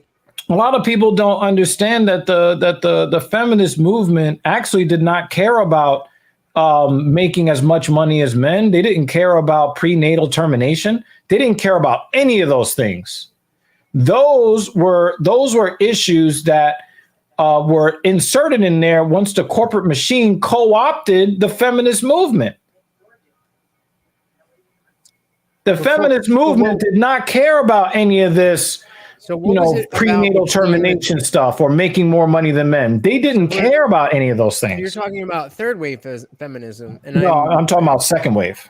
So what? Okay, so the first wave was the suffragettes, right? Right. Okay, so how would you characterize the second wave? Yeah, the second wave was when you got Roe v. Wade and you got all that stuff. You had, free love and I don't want to shave and I don't want to get married and I need, there needs to be equal representation in the boardroom. That was second wave stuff. And now third wave is, my pronouns and that's fourth wave. We've gone a whole nother wave. We got a whole nother wave. the whole creation of women's spaces and having women invade men's spaces, because that was a really big thing in third wave. And that's a big difference between what I understand as third wave and fourth wave is now the fourth wave feminist. They keep fighting when there's nothing to fight for. Well, yes, but and because of that, they're creating the types of issues that bleed over into LGBT type stuff. Right, because they've already won. Yep. They got their rights. And but what I see as a positive thing, I've heard women talking to other women about just the notion that, oh, I wish we never, those are my dudes, are they? No. I wish we never got the vote. And never got the what? The vote. The stuff for like the right to vote. A lot of women. But that was like between first and second wave. Are you talking about those? Or are you talking about women today? No, I'm saying today. There's, I mean, obviously. Well, when the thing is, when there's the specter of World War III on the horizon, that's when you start hearing stuff like that. Yeah, exactly. And from Ukraine, Mark Goddard. He looks a little bit too comfortable in the cage. He doesn't usually wear gloves, does he? Huh? He's like, oh, he's fat fucks. I don't want to touch him. Does he usually wear gloves? Yes, they all do. Do they? They don't all wear gloves. Yes. Yeah, they're officials. Yes, they all wear. Yes, they're dealing with blood. Did he almost fucking trip on his own? Well, we've seen that before. Blagoy. That one guy that won, he tripped over his own feet when he was making his way around the edge of the cage. I forget who that was. That's basically what Dan Hooker did against fucking Chandler. Oh, yeah, he was trying to run from Chandler when he caught that fucking left hook to the face. These are two guys that I don't care about at all.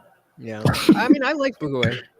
But I would love to see a Dan Hooker Chandler rematch. I would love to see Dan Hooker retire. Nah, because Dan Hooker's fucking good. It's so obvious that he was in his head. I didn't say he wasn't good. I said that he's taken too much damage, and I care about the man. I care about the man more than I care about the. I don't. Oh shit! I care about the man to entertain me. Are you not entertained? No, Dan Hooker, I am not entertained. I'm sorry, Mrs. Evil. I didn't wait until you came here, but you should have been here. And I'm going to accept responsibility because I had you watching that terrible movie earlier. So, are you talking to her? Or are you talking to me? I'm really hungry though, so I'm going to eat one of these cookies. I texted her when I went to go pick her up from work the other night that I was like really upset. And she came back to the car with these like fucking, Trader Joe's chocolate chip cookies. Dude, what the fuck do you want, dude? Attention. Just like every other. Yeah. Look. All right, ready? This is how this works every single fucking time. You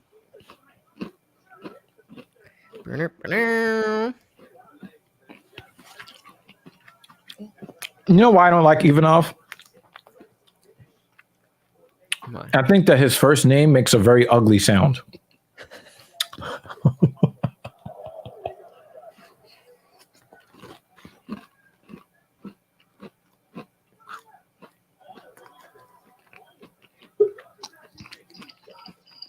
The Morty annoying cam. Okay. How do I turn this around? Okay, whatever. But so this is me. We're all on the same view, right? And then we just take this.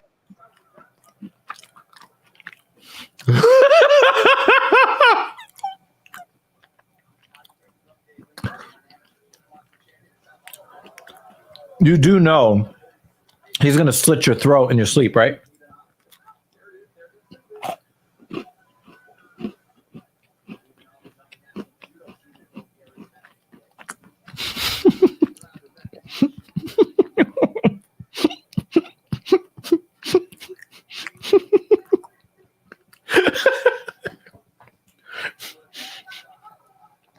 I'm going to put this comment up because that describes this, this describes what we're seeing here. I want to do something, but like he doesn't want to do anything. You know what it is?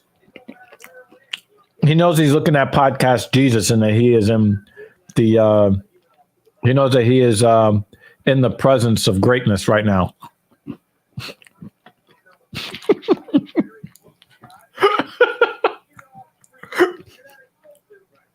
Okay, Morty, come here. Come on. Come lay down. Oh, is this me? Oh, okay. He wasn't getting up in your lap. Life. Morty, come here, please. Come. He's waiting for your Sermon on the Mount.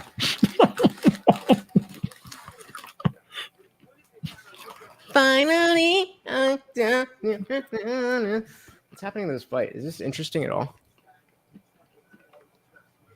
Maybe your dog is just stoned. He's not. I haven't. There has been no combustion of marijuana since last night. I don't even know what he's going after on my fingers. I haven't smoked, so actually, that's not true. I should have a couple hits this morning, but that was at like 10 a.m. Yo, these dogs have a sense, have senses way stronger than ours. Yo, he just punched him in his fat ass stomach. That was kind of funny. Head body. Oh, that was a little late. Ooh, That was a little late. it ain't late. Now, the bell. for those that don't know, is for the ref, not for the fighters. The Mr. Ivanov, because I will not say his first name. I just think it just makes an ugly sound. That scar that you see, that indentation underneath his sternum, he was stabbed in the chest on the street. Yep. And survived. Crazy. So, you know, it's gonna get crazy. I just his first name just makes a really ugly sound. And Blagoy? Is that what you're talking about, Mr. Blagoy? Oh, that's a little gash on his head. You know what that sounds like? It sounds like what comes out of your body, or the sound you make when the wrong colors are vomited up. Like something green, something green or Yellow. purple or That brown. When you drank too much last night and you didn't have any water, and your body's like, we're getting rid of this. I hope he never hears this. that is the benefit of being irrelevant. Yeah, right. Can you imagine? That's what he's like, oh wow, talking shit podcast. That's awesome. I want to put these guys on. What did you say about my name? Hey, let me just skip to 140. 1 hour 40 minutes in. Let's see what these guys are. What the fuck? Fuck these guys. Mr. Blagoy, I am rooting for you. So I'm not rooting for either of you. Because you are more as far as I'm concerned, you guys are the same guy. Two also rans in the heavyweight division. That's fat phobic. Yeah. Because these fat guys, I'm actually really afraid of. Well, remember when we pulled up the definition, it had to do with emotional disgust. If you experience emotional fear, I only have an emotional disgust when they're so fat that their stomach does that Dr. Zoidberg wobble thing. I can't get with that. I've always been like, oh, they swinging it. Oof. I mean, it's really it's hard to tell at this point because Gilbert Burns is the real deal, so he's definitely up there. But a lot of guys are up there, so he's definitely proved himself as like a real contender. But in terms of how is he going to do with the Usmans and the Adesanyas of the world? I mean, Paul Costa is a fucking monster, but You put him in there with Izzy, and I mean, Colby Covington. If Usman doesn't exist, there's no doubt that Colby Covington would be the undisputed champion. But Usman does exist, so I think he's in that, on that level. We definitely have to see more from him, but there's no reason to think either that he can't hang at the top, and it's also not fair to say that he definitely could win the belt, but he can hang up there. Yeah, I don't have anything else to say to that. I don't have anything to add to that. He can beat Colby. I guess beat Colby. Ooh, nice left hook from DeLima. Oh, Ivanov comes back. Yeah, try that one more time. Oof. I feel like these guys don't they almost have a volume punching type of style, which doesn't work at heavyweight. At least the way they're doing it. Agreed. Right? It's like Rock'em Sock'em Robots. Yeah. I'm just waiting for this generation of heavyweights to age out. Let's get the Cyril Gane generation in there. When he's the oldest the big guy, skill guys. Yeah, when he's the oldest guy in the heavyweight division, that's when heavyweight's going to be on fire. You know what I just thought of? You made a good point. I just thought, what if we get to the point, skill-wise, in MMA, where we look at John Jones as not having a chance to win because the game has passed him by? What level of skill at that point will we be seeing? Who knows? Very hard to tell. Here's my the problem, Kevin Samuels Bondo. tribute has one view. So if you're interested in hearing my personal story about why Kevin Samuels is is very important to me, please do in a new tab. Don't click off this, but do check out the KS tribute, the Kevin Samuels tribute on my channel. I Didn't Read Your Book podcast. Thank you.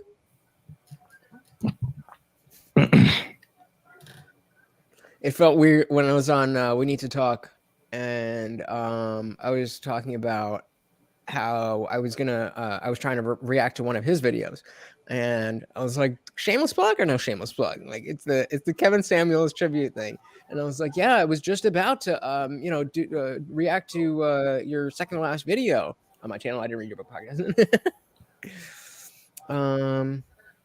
I think he can beat Colby in a couple of years. He needs to train on his striking and stop brawling. I don't. What makes you say that? Because from what I hear, his striking is on point and is better than his grappling. And were you talking about Usman or are you talking about Khamzat? I thought you were talking about Khamzat. Khamzat's striking is not on the same level of his grappling. It's not even close. It's just not. He has more striking. He has more striking than Khabib, and his wrestling has the potential to be on the same level or close to the level of Khabib. But Khamzat, shorter pizza. The thing is, and as much as I dislike the guy, I have to give him his respect. Covington is too technical a fighter. His hands are too fast. He is too accurate, and his defensive wrestling is too good. Mm-hmm. And while I agree with you that he might be able to beat him in a couple of years, he skipped all the way up to Gilbert fucking Burns. Now you can't put it off. So It's not about what he's going to do in the next couple of years. What is he going to do in this next fight? Absolutely. Now, Dana seems to want to put Khamzat in there with Nate Diaz so he can end Nate Diaz's career. Because make no mistake, he is going to send if they make that fight, he sends Nate Diaz to the nether realm. Why? Because Nate Diaz doesn't have any power. Yeah. Nate Diaz is not going to be able to take him down, and he's not going to be able to knock him out. So Khamzat is going to be in his face, and then Khamzat is going to knock him the fuck out. He's downgrading opponents for A, because the UFC wants to make money, and B, because the UFC wants to send Nate Diaz into retirement. Nate Diaz is complaining about not being able to do other things that he wants to do. And they're like, give me a fight or release me. It's like, oh, yeah, you want me to give you a fight? We're going to give you this guy. Exactly. Because they don't want, because he is the, I mean, maybe not the perfect person, but for all intents and purposes, he's a perfect person to be Jake Paul's next opponent. Yeah. And that would make money. And Dana doesn't want that. But Dana's also petty, Bon Boon. He's also petty. Well, he absolutely is petty, but there is totally a valid point about having all of your ex-fighters go into another sport, another league, and it sends the message that, like, okay, UFC. Wow, he stepped in. Good job. The UFC is for the broke guys, and when you make it, then you go to boxing. That's not a good look for the UFC. That's a UFC's fucking fault. That's the UFC's fault. I agree, but that's why they are. They're. But like you talked about market dynamics, right? About if you really think your organization is the best, then let the fighters choose which organization they want to fight for. Let the fighters want to decide whether they want stiffer competition or many round numbers in their bank account. Yep. The free market. And that's it. I mean, it's such a perfect microcosm of like the actual economy. Is that, like, yes, the UFC is a super successful, well-oiled machine, and they have earned their spot at the top. But that being said, there are tactics that they use to stay at the top that are certainly not illegal, but are not ethically questionable. Yeah. And the question arises. Oh, Imanov tried to take him off this earth with that. Yeah. It's tough for me because I want to be able to put my trust in just the notion of the free market, because it's just easy, Switch kick to the body. But when it gets complicated, then which it is, then you've got to have caveats. But at the end of the day, it's not like Ivanov is gassed. Oh yeah, he's done. But I mean, we're a minute left. As long as he. I was hoping it'd be some kind of stoppage, but oh well. I've never been a fan of the heavyweight fights. Who do you got for? Because I forgot Namajunas was fighting Carla Esparza. Oh, Royval versus Schnell is next. Hell yeah! I love Brandon Royval. Okay. He's one of my favorite fighters. That's a tough pick. I definitely got to go with Royval, but I really like Matt Schnell. Damn. I like Royval's attitude better. That's super interesting to go from a heavyweight fight to a flyweight fight. Yeah. I mean, you could basically unzip the bodysuits and then the flyweights could step out of them. Yes, I think in terms of cartoons. Somebody told me this, and now I can never. Wait! Oh, look! He tried to stop the takedown by grabbing the top of the cage. I would have stopped. I would have stopped that and restarted on the ground. Nah, but he landed the takedown. So. I meant if he didn't. I forgot what I was saying. Yeah, I don't know who won this fight. If you see, I think it was Blegoy. I'm not sure. But if you again, what I was gonna say. What were you talking about? It was something somewhat interesting. I love how they keep trying to sell garbage and fancy packaging to black people. I love how they keep doing that. What are you talking about? You didn't have the commercial I just had? I never have the commercial that you have. Oh, okay. Well, there you have it. What was it? McDonald's. What the fuck happened to Mike's Pizza? Mike's was my go-to, and now I don't ever. They're never open. People's Pizza, it is. Shout out to People's Pizza.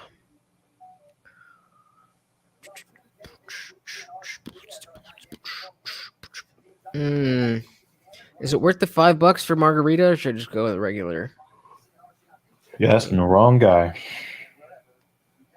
What, you don't eat pizza? Huh? You don't eat pizza? No. Why? I went on a sugar fast for about 8 weeks, and I lost the taste for it.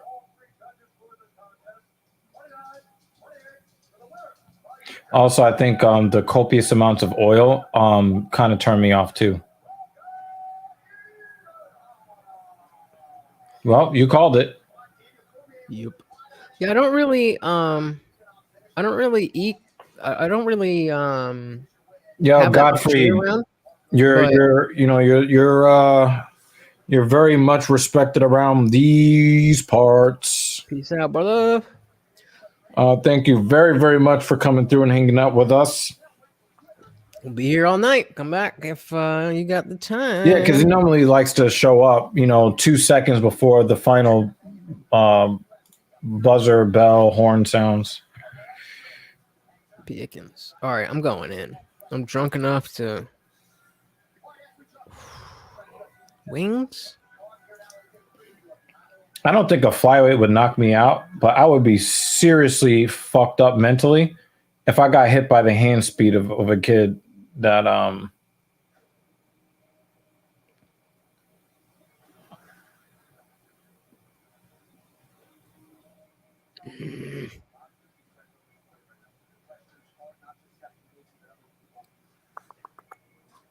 kind of want these wings. You know what?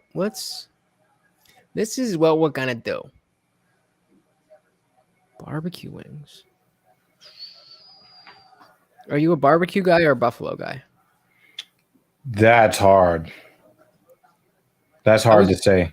I was always a barbecue guy, but there was this fantastic buffalo sauce at the last restaurant. I think I'm gonna say barbecue. Wing size 8.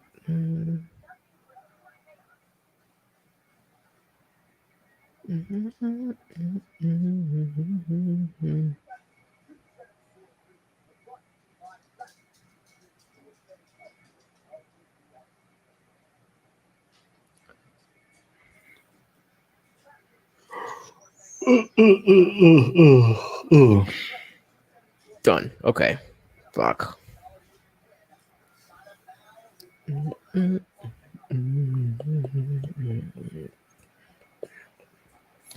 Jesus Christ. Express? Oh shit, you could pay what? Google Pay. It says standard delivery 54 to 69 minutes. Express an extra $2 for 49 to 64 minutes. I mean, doesn't quite cut it. I'll just go with the standard. I sure as shit hope that was my credit card. I don't remember. Yeah.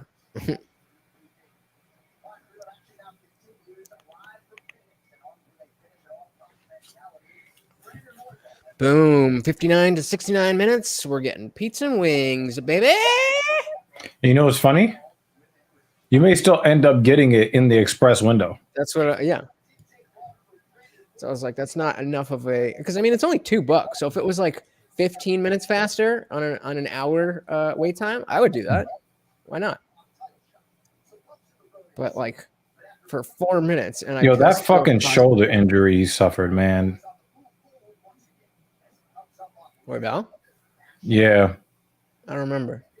Yeah, he dislocated his arm and then he was grabbing at his arm and was getting ground and pounded because his shoulder popped out.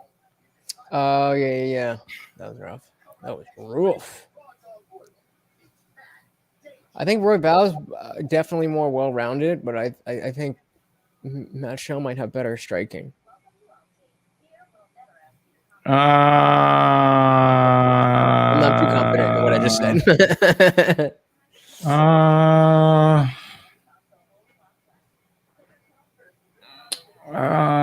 I'm gonna go ahead and say yes to that. But what gives me a little bit of pause is that I wasn't absolutely sure. Oh, Jake, he subscribed. Thank you. That's cool, brother. That puts us at around 240 subscribers. Thank you, sir. Thank you so much. I'm quickly chasing you with. We've been working so hard to bring good content and thoughtful content to the channel, and people are responding, and we're really appreciative. You know, we're just grinding out here, y'all. How the fuck do I see how many goddamn subscribers? Oh, is Bisbing doing a watch party? Oh shit! Too? I got 205. What the fuck? Hey! Oh. Success in real time, y'all. It's happening. Why won't it let me like my own fucking video? Because that's tacky as fuck. That's why. I fucking I like and watch every fucking video I put out. Yeah, I don't do that at all. Oh, there's that. Hell yeah, I do. I said, no, I'm already subbed to Lutch. Yeah, that's what's up, man. Jake coming in clutch.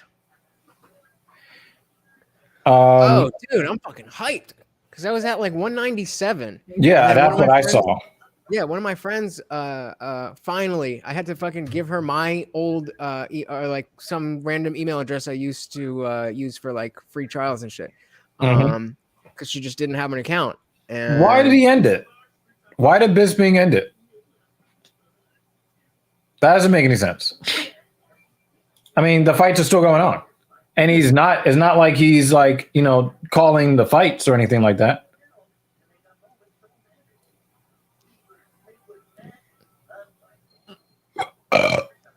It's my Kevin Samuels review. Shout out to the Godfather. You know, one of the things that really hit me, you know, I was watching, you know, TLA talk about it, and I was looking at his comments, and Dennis Sperling, I subscribed to him today. Dennis Sperling is now the family spokesperson for, you know, Kevin Samuel's surviving family and his estate. And one of the things that I saw was that there were people, not just men, but people all over the world, you know, making it clear that his influence has been felt around the world. And I think that if he had to decide whether he would want to be alive today or not, he would definitely choose alive today. But I do believe that if he knew that he had to die the other day, and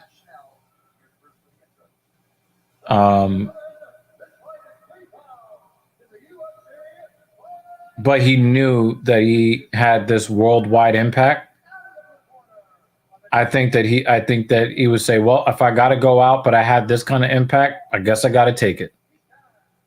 And I think that the movement is now going to intensify in his absence. And I think that we have a chance to be part of that. So I guess he didn't want to be on here anymore and watch it by himself with his wife. She was always on with him. Okay. Yeah, I'm not I kind of feel like when you're at that level and you're like, oh, we're doing a live stream, you can't just be like, never mind. Like you kind of cared for that. Can you Well, imagine? they're still going to show up for Believe You Me anyway. So I haven't really watched that since Lewis left. I mean, I think Anthony Smith does a good job. I think Anthony Smith does a great job. But wait, Anthony Smith is co-hosting Believe You Me now? yeah, Lewis left about. I was a big Anthony Smith fan until he started talking shit about everybody that was concerned for his health and safety, and calling us all idiots and stupid. When did he say that? When he lost to Glover, The teeth thing, right? right? Yeah. Like we were like everybody around the world is screaming, "Stop the fight!" and was mad at his corner for not stopping the fight. Definitely a different pace than the heavyweight fight.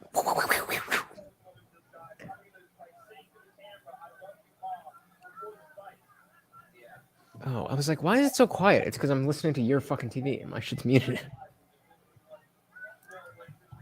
Roy Val has the head kick available to him. I didn't realize he had that much of a reach advantage too. Oh yeah, I don't know if reach, but height advantage. I wanted to say this before.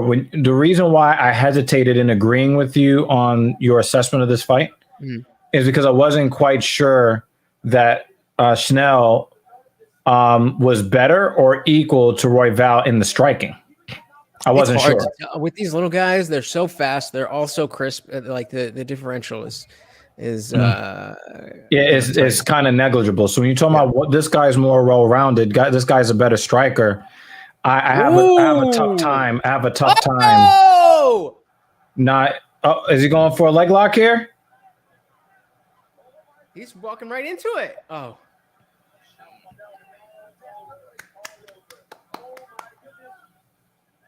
But the thing is, Roy Val is so skilled, and he's so resilient. Ow! Fuck! Oh no! Okay, stay, Woody. You stay. Stay. Good boy.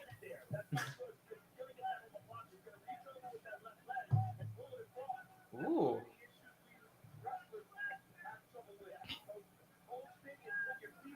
Yeah, Roy Val's got this. Has got this submission grappling advantage. Yeah, definitely more well-rounded for sure. Oh, he really tried to get that guillotine just now.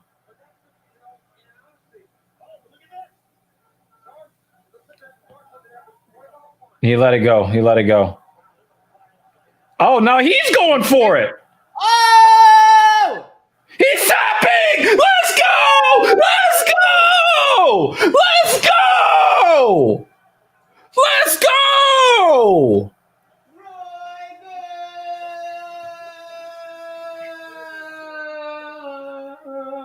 Let's go, Brandon Royval. Let's go. He cinched that shit in so fast. Snell was tapping with two hands. Yeah, how embarrassing! Because Yo! I don't have a bathroom on this floor, so I just have a fucking cup that I'm pissing into. How embarrassing would it be? An Amazon employee. Yep. Well, that's so funny that it's funny that you mentioned that, because when the whole thing about like, oh, peeing in bottles, I was like, yo, I drive around and go to people's house for a living. Like, I be pissing in bottles on the regular. Look at that! That's a one-arm guillotine. Double tapped from a one-arm guillotine. And he did it with the quickness too. Gangster. That's a one-arm.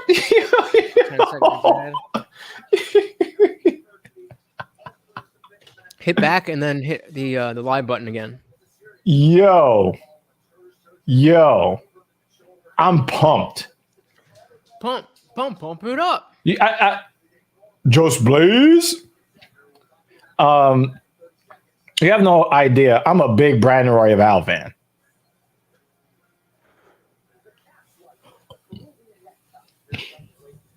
The cat slicer. I lost my little head pillow here. It's got this weak ass fucking magnet thing. I figured it would have been Velcro. I need to get a legit chair. This thing is like, it's just I spent a lot of money on this chair. Yeah, that looks like one of those chairs that you try to Yeah. get bitches to drop their pants for. You know what I'm saying? Like it's Hell part of yeah. it's part of like the motif. It's definitely got the space right around here. You know what I'm saying? Actually, I'm on my computer. I have a really big As am I. ultra wide monitor, a 38-inch ultra wide. So I have you guys in this window over here, and I have on this side, I have the fights going on over here. It's I got my fights over here. I got you over here. two separate screens. Yes, sir. Yeah, I got everything on one screen. You probably have more space. I have a lot more space. Yeah. One day you'll see my setup. Like I said, I know you never come to New York City, but if you ever come through here, you'll be able to see the setup.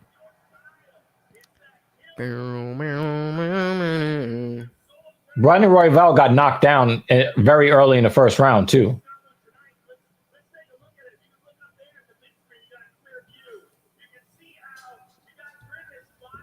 Morty, come on. I'm not in the mood for this shit. Come lay down. Let's go. Good He boy. was like, get your legs away from me.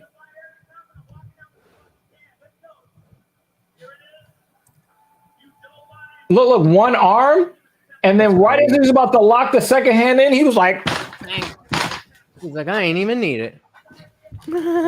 this is snow. That's embarrassing. That's embarrassing. Look at him. You double tap. Yo, he tapped the way Jordan Levitt dances.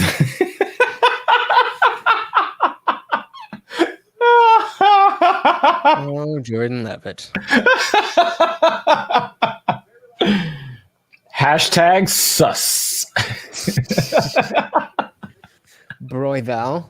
That should be his nickname. Why would that not be his nickname? What? His Instagram is B Royval. But if you read that, it says Broyval. That sounds dope. It's unique. Blagoy-Val? Blagoy? Bro, I still gotta find somebody to cut my hair. I don't know. I don't know. Oh man, I'm going to a wedding they have to in do this 9 weird days. feminist stuff. What? What do you say? This fucking video package.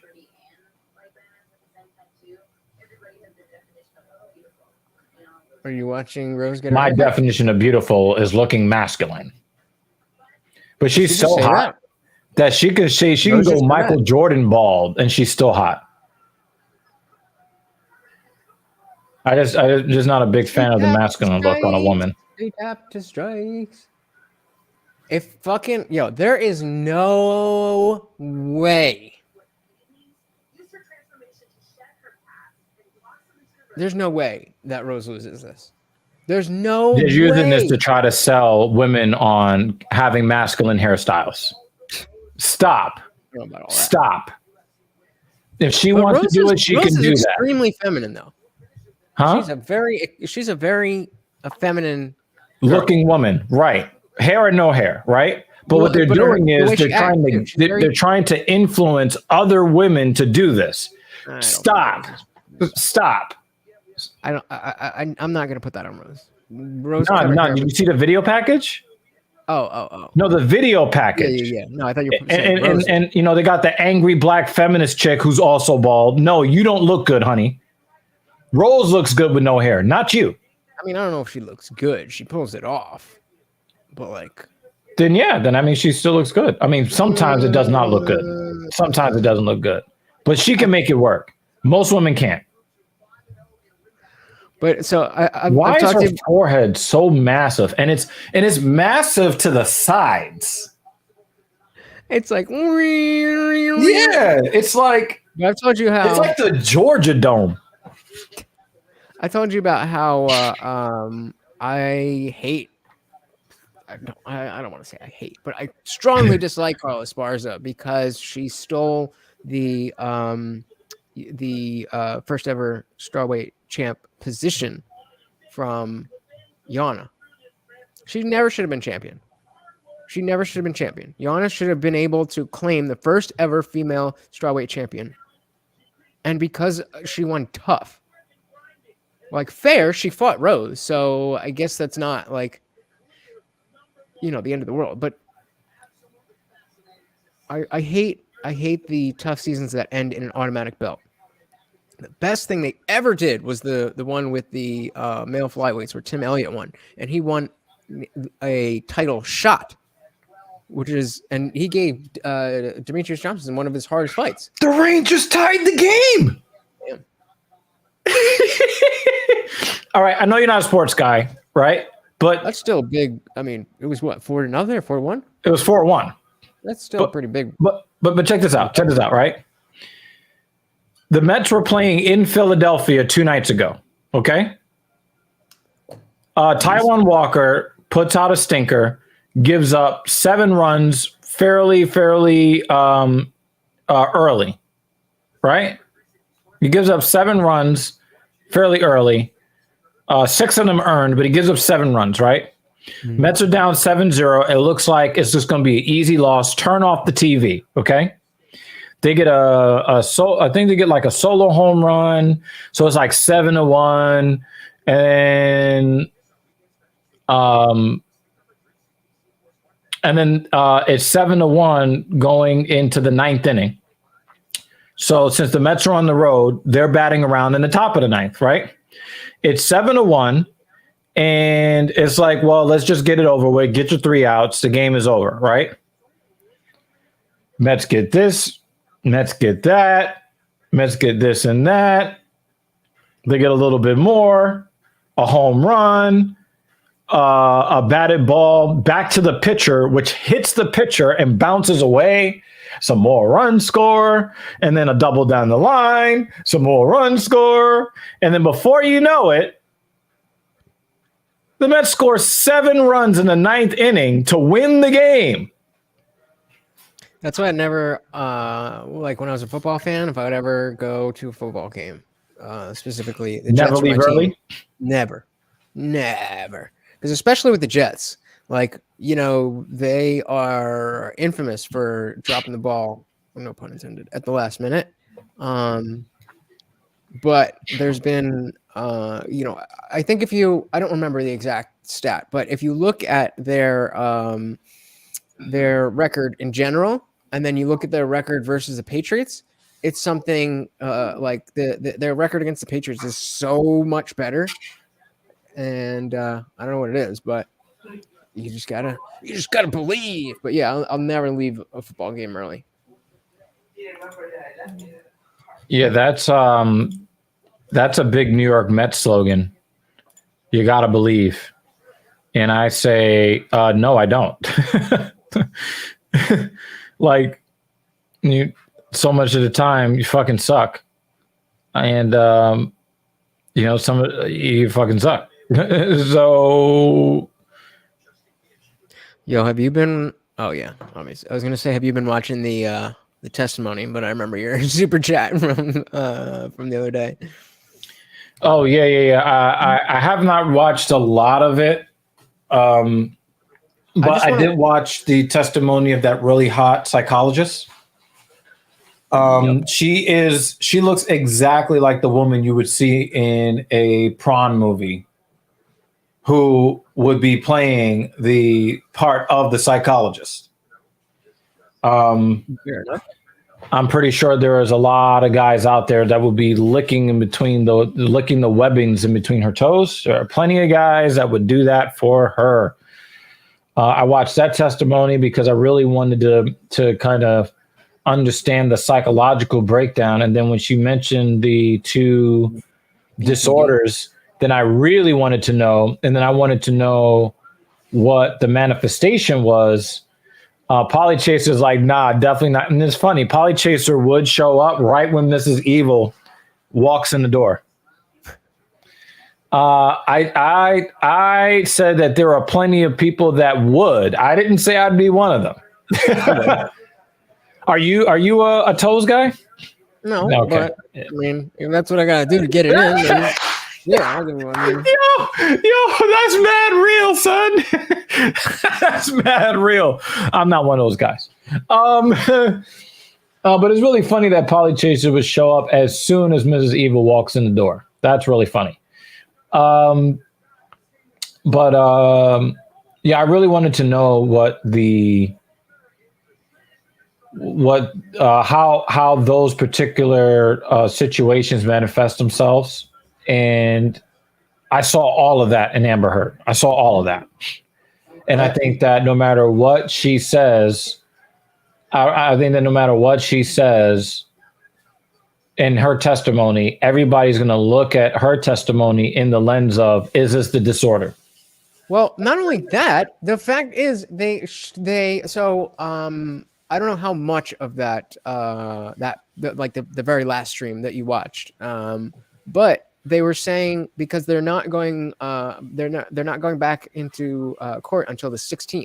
So they were dragging out Amber's direct testimony so that that was the last thing that the jury heard before the long week, and that didn't get any cross-examination in. And she tells this whole harrowing story of this I watched abuse that. and that abuse and that.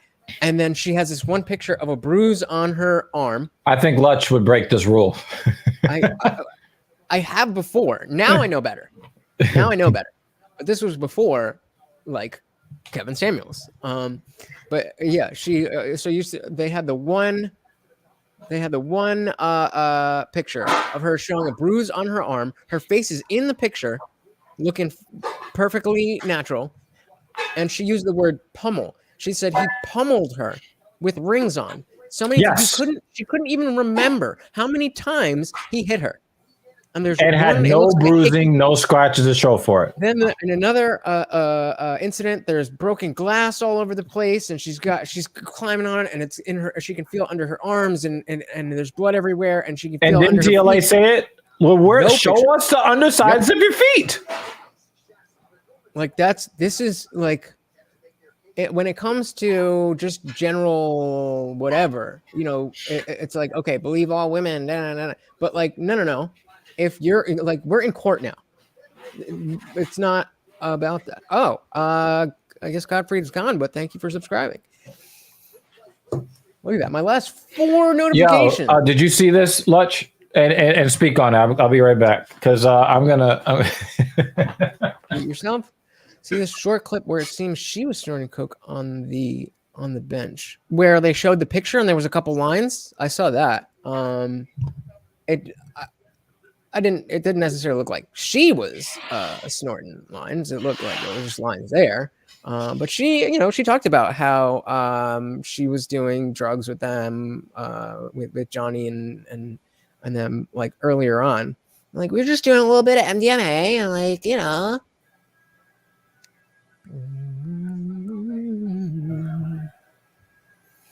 Yeah, I mean, So what he was actually talking about is that there's a replay that it's actually been going around on social media for a long time.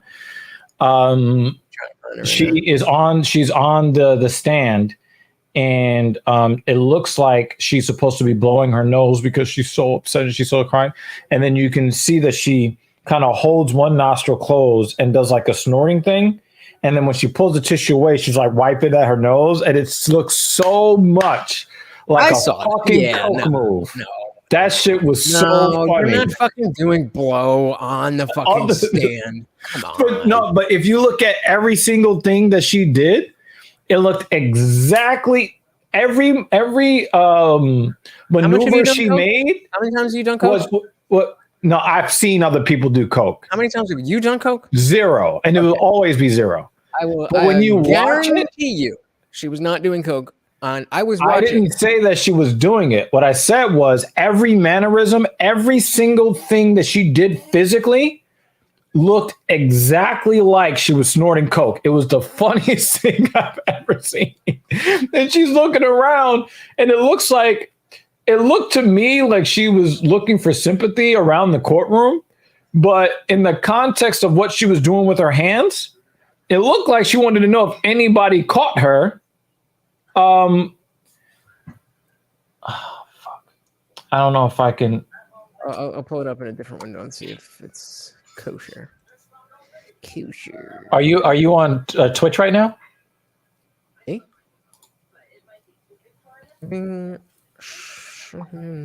It really looked like she was snorting coke. That shit was hilarious. Hold on a second. I got the link. I'm gonna put it in a new tab. Yeah, that's pretty. Yeah, I found it. This shit, yo, Lunch, this shit is hilarious. Pull it up. There's no way that's any kind of. Oh, right, violation. you're right. We're just watching the trial. We're just, doing legal breakdown. Hold on. Yo, this shit is hilarious. I don't know why it's not playing. Hold on, because I got this. You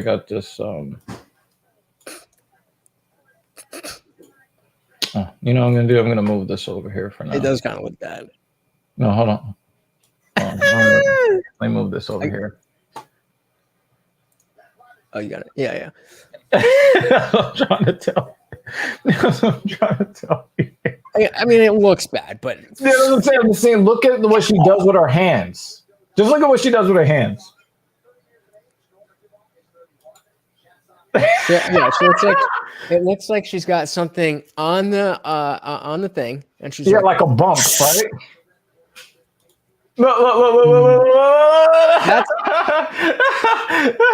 And then there he goes.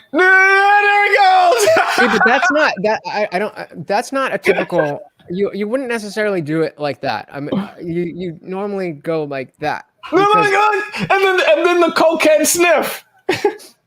Now I have family. That I come from drug addicts, right? And I would see this kind of shit right here. Often.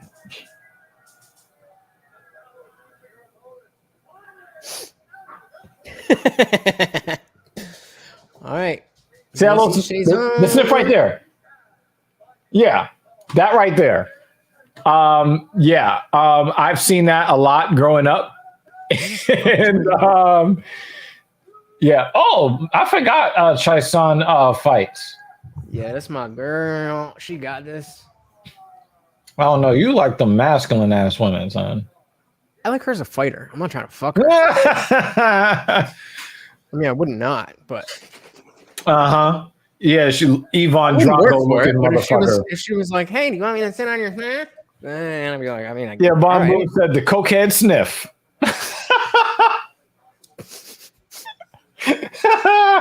It's making me want to do blow. I haven't done blow in a long time. What is wrong with you? How much time you got? The cokehead sniff. Yeah, All right, Morty. Well, you could have gotten that before, but now you're gonna have to wait. I expect Chai-san to win because I never picked the prettier of the two to win. I pick Amanda Hebas every time. Oh man, I'd pick her in a lot of different situations. No, I mean she's pretty. I'd lick her. See, the thing is, like, she's pretty, but her attitude is what is so endearing to me. Amanda, are you talking about? Yeah. Oh, hell yeah. She's got such a playful, just happy, positive, the positive energy just keeps coming out. Yep. That's the type of energy I need in my life. Polychaser says, not saying it's absolutely true, but damn, that is suspicious. Yep. It's absolutely not true, but it's still damn suspicious.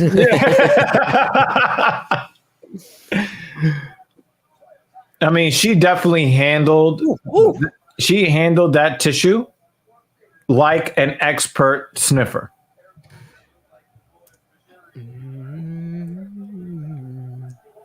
Oh, come on. Just let me copy the fucking name, you cock. Whoa, they trading calf kicks.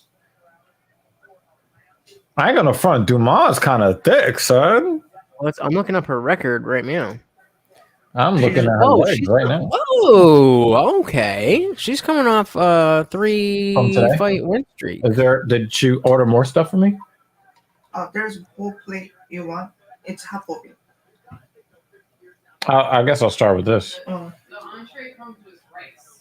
So that's what we're gonna Can I have the tomato blood? Mm. Oh, thanks. I don't never like it when fighters don't have their chin tucked. Yeah, that is a huge pet peeve. I thought you were saying the opposite. I'm like, why you want their chins out there?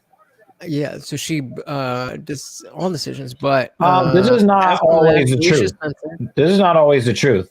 If she's over the age of 27, then yeah. Then as soon as I put it up on the screen, you took it down. Oh, well, Thank you. it was action. One more game. Yeah, But not every woman is like that. Let me tell you. She beat Aspen Ladd, or she was beaten by Aspen Ladd, Felicia Spencer, and Ashley Evans. No, she won. That's green. Yeah. She that's beat Aspen I don't Ladd. know why I said that. I just said 3 fight win streak, and then I said was beaten by. Yeah, I'm like, the fuck. She lost to the weak Australian chick. That's it. No, And that's it. That's it. That was her debut. Interesting. Ooh, oh yeah, I ordered food. Fuck yeah. Yo, it is so fourth wave to be like, wah, these guys are saying that I'm attractive. Wah. Oh my god. Who that was Casey Kenny on And Sean O'Malley's on Sugar Sean O'Malley's podcast. And to be honest with you, to satisfy her, you probably need both of those guys. I mean, she's like almost 6 feet tall, right? I mean, she might as well be 11 feet tall. What the fuck? She got a sexy body, but her face is so manly. I just can't. You know, I could have forgiven that if not for the these guys are having a conversation that I don't agree with. My job was to go out and dance around in my underwear. How dare I want to make money on OnlyFans. Fuck off.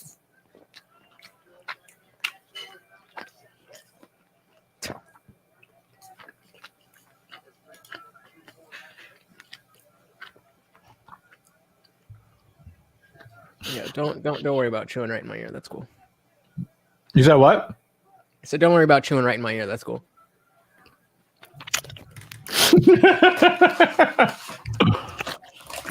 How are you doing? crappy. How you doing? Oh, the belly.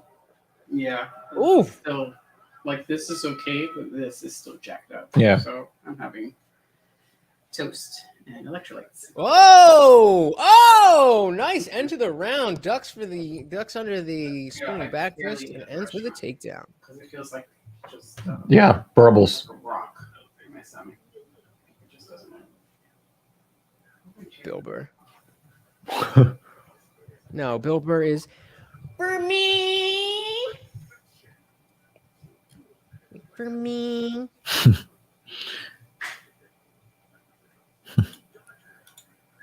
Yeah, you love this shit.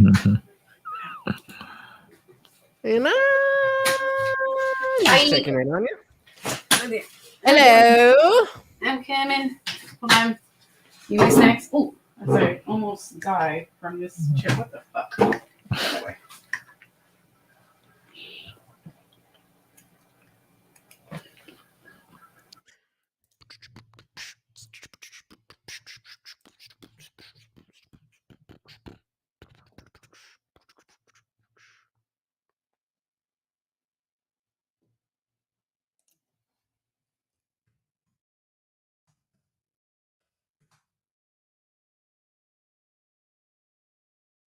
Are you ready?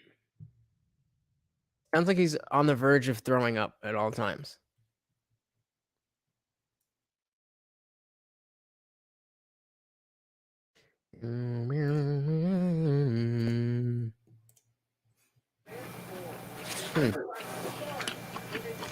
Who's about to throw up? Keith Peterson, the ref. He always sounds like he's on the verge of throwing. Are you ready? Are you ready? Are you ready?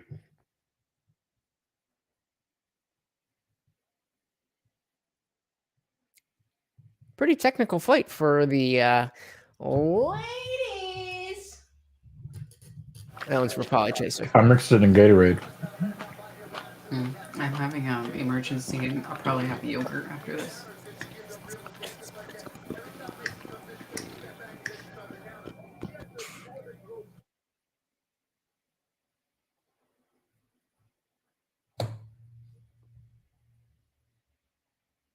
Ooh, nice.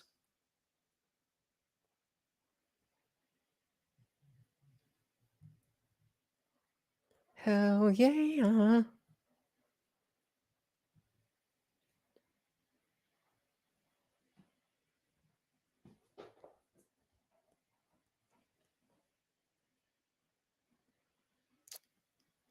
Yo, how you gonna? Are you kidding me?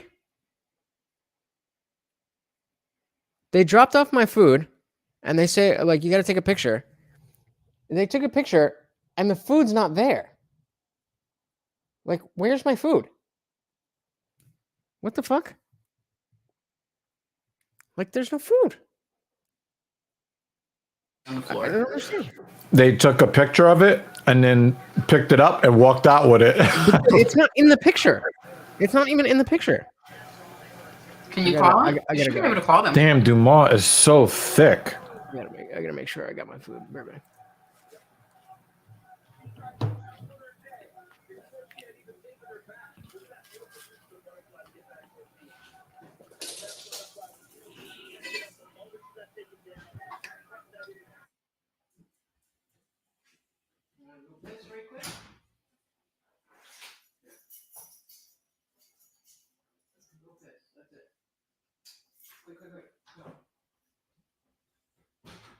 Go potty. Go potty.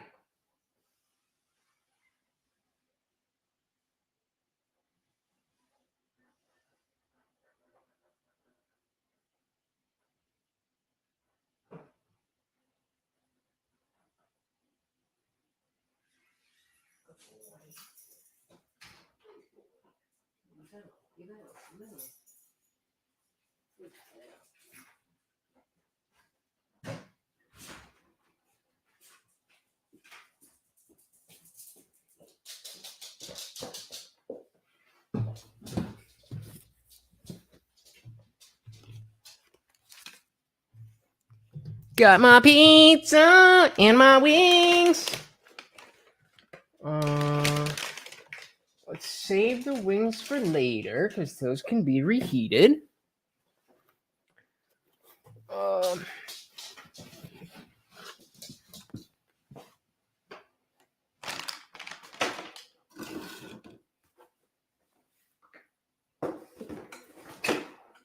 That's a good-looking pizza, bro.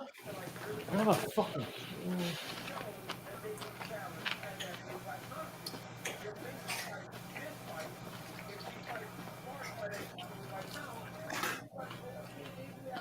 How was it so far? Brandon Royval, great. There were a couple of really nice fights, but Brandon Royval did his thing. Mm.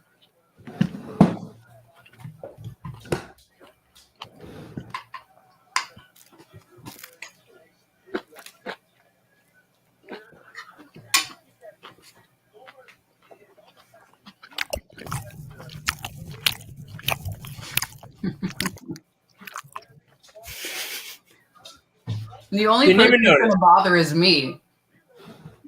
He didn't even notice. You guys suck. You both suck. I don't suck. He was doing it to me just before. But I'm the victim here. In your battle of loud chewing. Take that up with your mans. I know. I just kind of give him a glare. What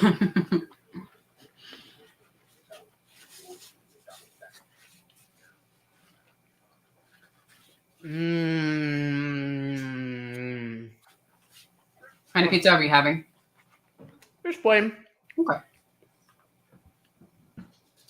I got some buffalo wings too. Just Oh, come there. up here, Morty. Come up here. Let's go. Come. That's where the fun is.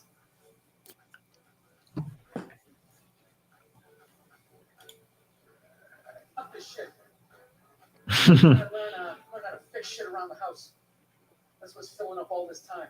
Just being sober. That's brutal. But you have no idea how I long hate you commercials so much. sober. That's fucking brutal. So learn how to fix shit right. My girlfriend doesn't like it because she said I have a temper. You know? Whoa, they made a crossover Corolla? You get frustrated, you punch the wall, the dog starts shaking. Interesting. Like, who says think it's a good idea? You know, you're a comedian. You should tell jokes. He's a plumber. You should plumb. What is this, Pillow Chaser? I say you're a plumber. You should plumb. That's so dumb.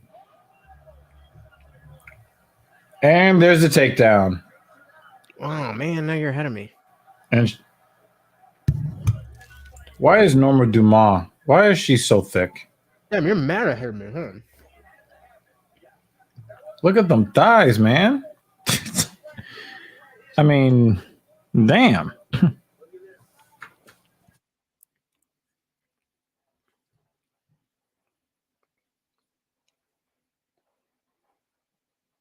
Nice. All right, I'll give you the crust, okay? If you leave me the fuck alone.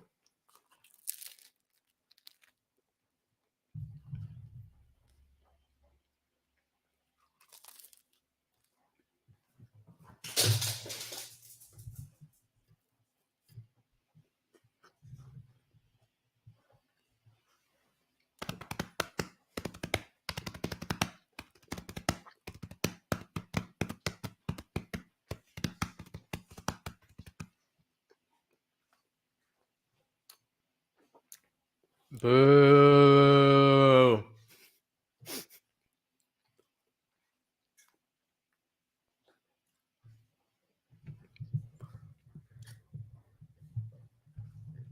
Nice.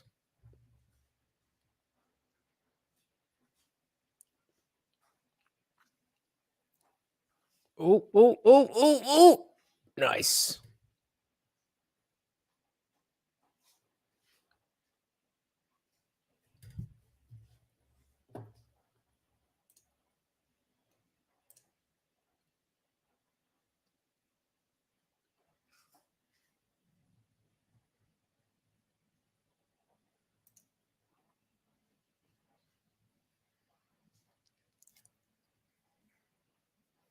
Yeah, this fight's definitely going the distance. Ain't none of these bitches knocking nobody out.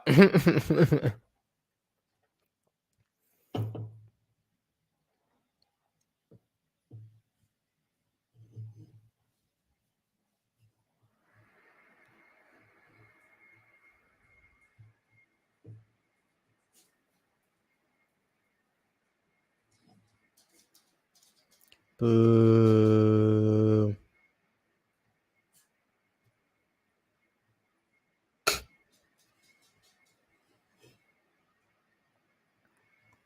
Yeah, that was a good clip. That was a good clip, Poly Chaser. What was it? Oh, Bill Burr. It was he was referencing something in a Bill Burr stand-up. Some boo. You're on our Twitch right now, right? He put the clip in, and then he sent the clip with the timestamp. How was your day? How the fuck was your day? I've fallen off a little bit, but I try to listen to every single podcast from him. Yeah, I've fallen off too. Poly Chaser, did you ever listen to the Bill Burt podcast where they were doing over the Burt, what's his name? Fleischer or something like that with Bill Burr. Fleischer. They do that together now, right? You know how many they were doing it for a while They stopped doing it, but it was perfect because Bill Burr's so good at just rambling. He's created so many different podcasts and doesn't stick with any one of them. Well, I mean, he's got his that's been around since 2007. Yeah, but I'm saying like he goes to do these, he start these shows with these different comedians, and they're so good, and then he just stopped. When everything was shut down. So you're talking about Bert? Yeah, Bert, him. Like he's started so many different podcasts with so many different comedians, and it's all good and entertaining. Remember that the cooking one? Hell yeah, that shit was fun. I fucking missed that show. What was it called? Hot stuff? No, I don't remember. But like the rapport that he and Bill Burr had was so good because Bill Burr is the rambling guy, but and Bert would just be like, so if you had to pick one appendage to get rid of, what would it be and why? And Bill would just go for an hour.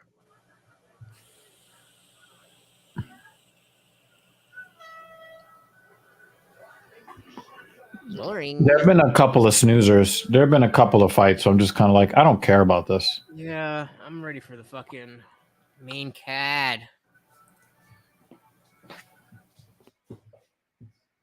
It's fucking Truly's running fucking through me.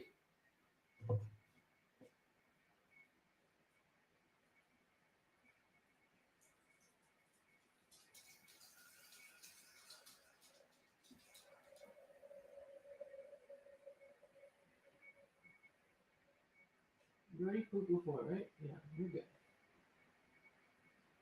Ooh, these wings smell good.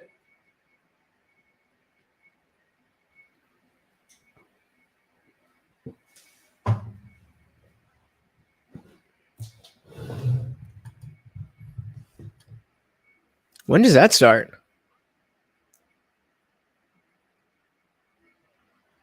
It started already. It started already? The tough season?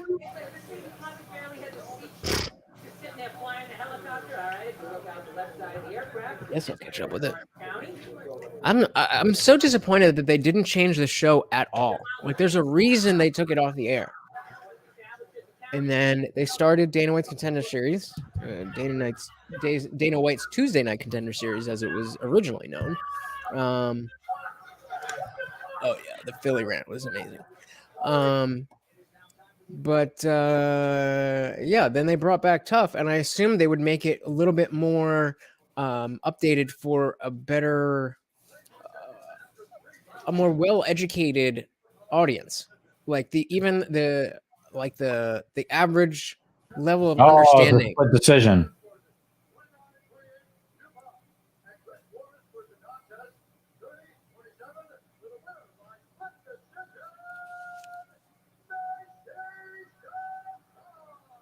Nice. I don't know. I don't have much. And the crowd does not like that. It's a boring point. But yeah, they brought back Tough, and it was just the same exact show. And it's like, dude, this is like even the casuals don't really care about like coaches' challenges and the drama between the fighters in the house. Like, we want to see. Yeah, we're fighting. long past that era of television where people care about competition style. I thought they would just like focus more on the development, like the workouts themselves, and like how that advanced over the course of the time in the house. That's like the people who are watching Tough on ESPN Plus are hardcores, if anyone. I'm like, it's got to cost You're money. always saying that these guys always should make all these call outs, and well, the whole show is like a little bit of training, a lot of bit of call outs. Joe Rogan did his do you think you did enough? I was waiting for that question. When you heard it was a split decision, were you worried? Or did you think you'd done enough? Don't you think you lost? Maybe. Yes or yes?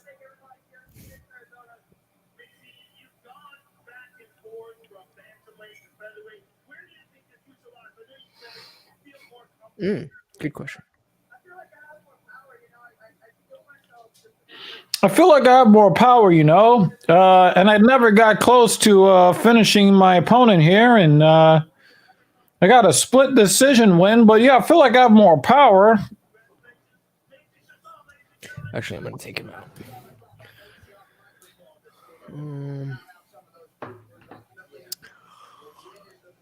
Yeah, I'll be right back.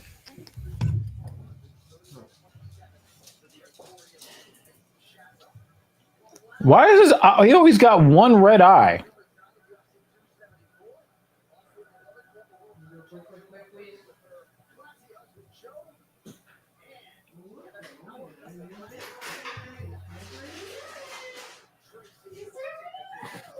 Yeah, that does not surprise me at all.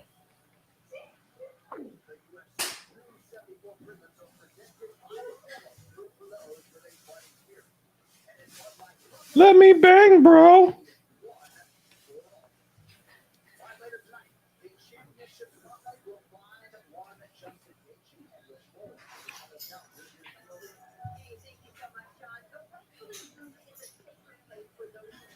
I like the purple. Yeah, there was a fighter in one of those tough seasons that was trying to get, you know, if you get into a fight and you're not inside the cage, they kick you out. But like he was like really angry and he really wanted to fight this black guy and everybody was holding him back because they know if they let these guys fight, then they're both going to get kicked out. And they kept holding the white guy back. He was like, let me bang, bro. Let me bang. You can search for that on YouTube. I'm sure you can find it because that was like one of the yeah,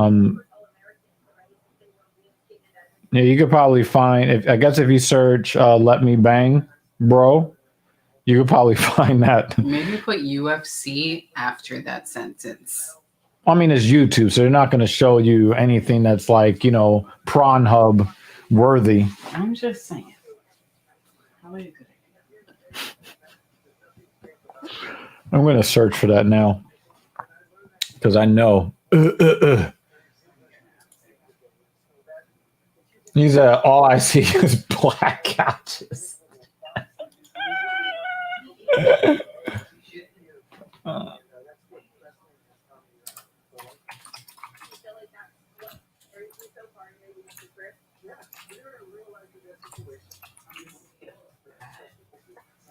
Yeah, yeah. If you put in UFC, actually put this up on YouTube, yo. Oh my god. That's it, motherfucker. That's it.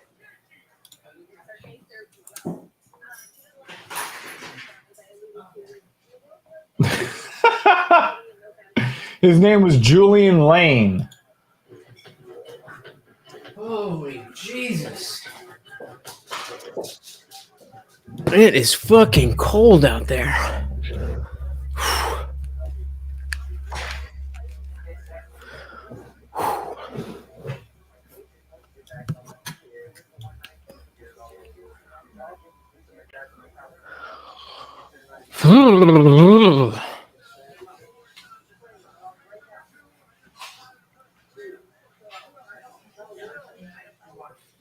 Let's do it.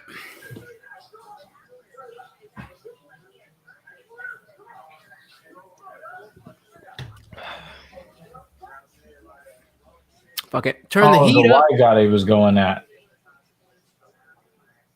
The what?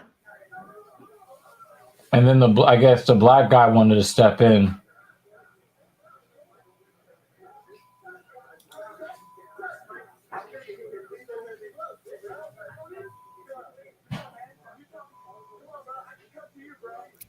Damn.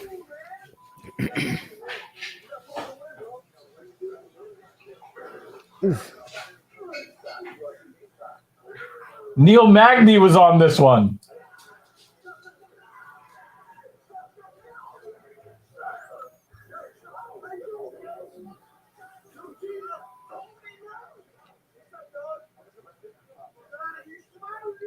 Oh shit! Tomorrow's Mother's Day, right? Is that tomorrow?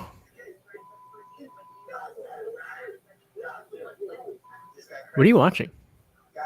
I'm watching the clip. Let me bang, bro.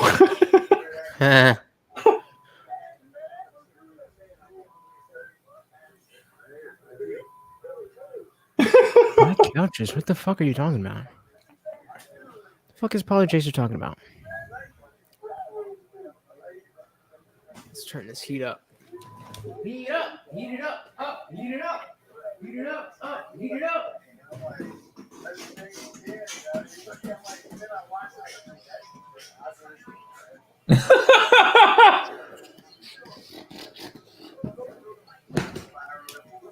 Jocko!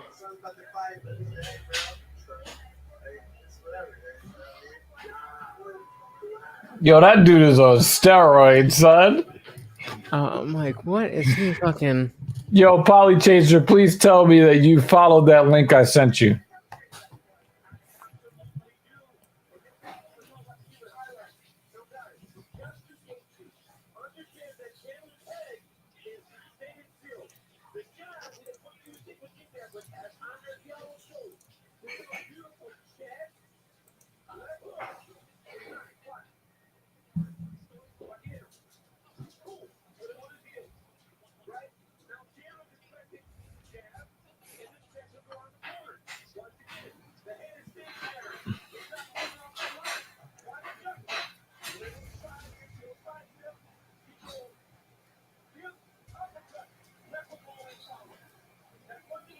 Oh.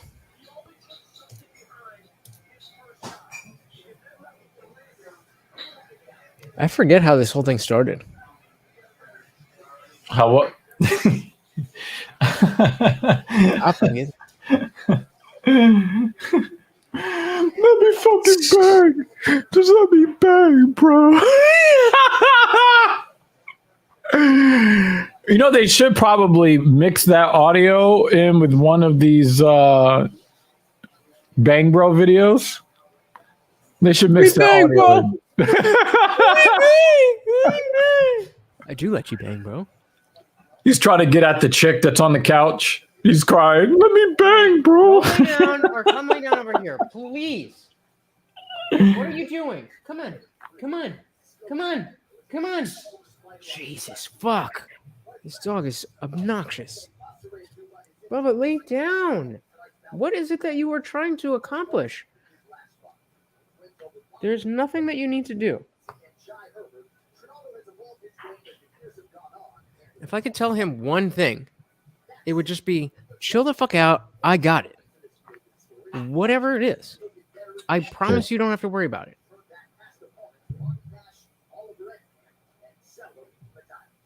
Ooh, what was that? Whoa, this guy's got some swangs. He can bang. Hot chocolate. Hot chocolate.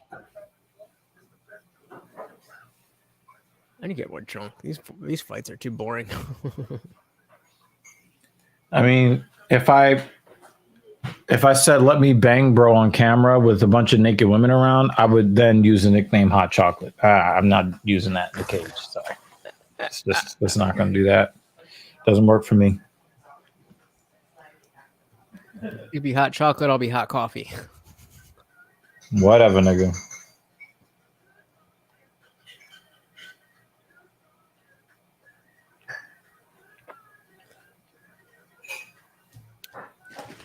Time for some kratom. Time for some kratom when you're fucking bored and just do drugs. Oh shit, I gotta order more kratom. I am out skis.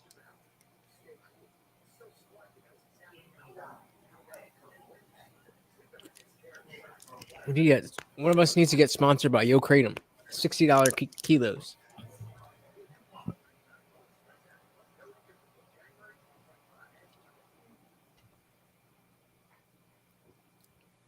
Is this... Where are we on the card? Boom, boom. Is there going to be one more fight before? I would assume they Well, this is supposed to be the. Oh, it's supposed to be one more. Well, this is supposed to be the prelim headliner. I guess with the Cowboy fight gone, they're probably just gonna take some. No, And they're move it probably up. they're not gonna. They'll probably just end early. That's a good fight too. Cowboy versus Joe Lozon. Damn. Yeah. I got Williams, Hua, Chandler, Rose, Justin. Let me open the fucking link in case there's some bullshit. Oh yeah, I forgot to finish watching the Embeddeds.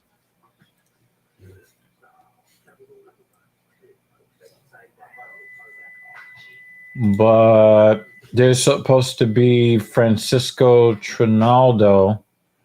That's what I'm versus saying. Dan Roberts. Yeah, so that fight's about to start. And then Yeah. Randy Brown and Kalen Williams will probably move up. Yeah, I was saying they'll probably just keep going, skip that, and just end early.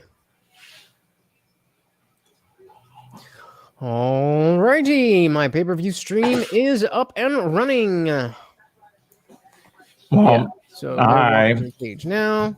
Beautiful. oh, yeah, this fight's about to start. Okay. So Let's do it. Oh, I'm here by myself. Welcome to the Lutz Show.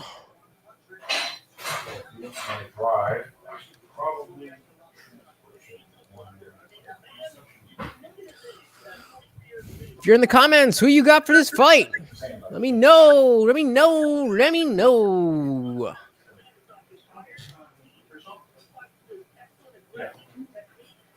Is there anyone in the comments? Alrighty. 50-50 chance I'll be able to sleep tonight What is because that? I'm too addicted to coffee.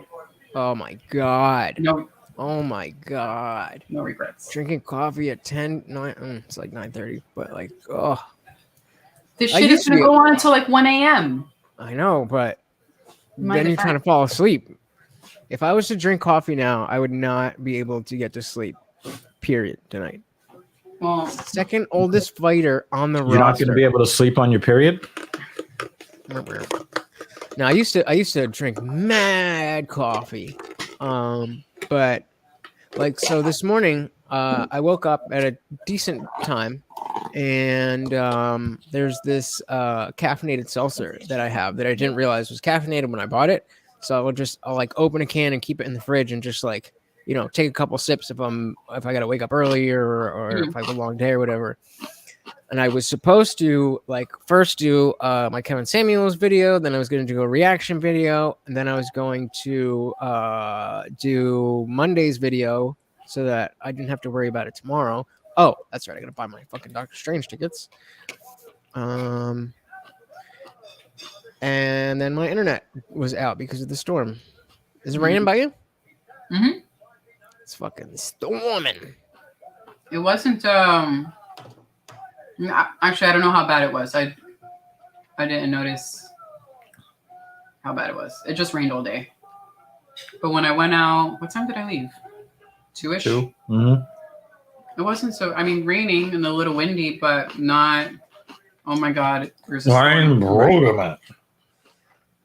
It was okay. No. Yeah, fuck it. I was gonna say, is it worth watching this? I was gonna say, is it worth watching Doctor Strange in IMAX and driving all the way to 10:30? Oh, that's today. I think that just got in the movie theater. Just got. I was looking to try to stream it. IMAX 3D. I feel like that's too much. Yeah. Danny Roberts is really jittery in the cage. Have you seen this? I haven't seen a 3D film in a really long This time. guy just kicked himself off his feet. Yeah, it never really does. It's not like, worth it. Yeah, it's gimmicky. It doesn't Mhm. like enhance the film. IMAX Yeah. does though. 1:45 or 8:15? AM or PM? Both PM. It's a 2-hour movie, probably about 25-minute drive.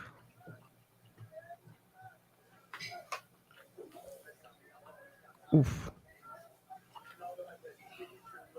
So Trinaldo was the favorite, minus 140. It's good. But so many bets came in on him, it evened it out. It evened out the odds. Is there a big height difference? Because Yeah, Roberts is taller. Mm-hmm. But I mean, we could disagree. You know, to see the width difference too. So the from this camera, yes, it's the height difference is obvious now. The first minute or so that camera, it wasn't as obvious to me. I also didn't see the Ooh. fighter stats, height and weight and shit. I'm actually able to eat now. My body is asking for food. Francisco Trinaldo kind of looks like Blanca from Street Fighter. That's hilarious. He just needs the hair. Mm-hmm. Ooh. Can you see this? Where should You know, I they're both from Brazil too. I see it. What are you the trying to fuck do? is that?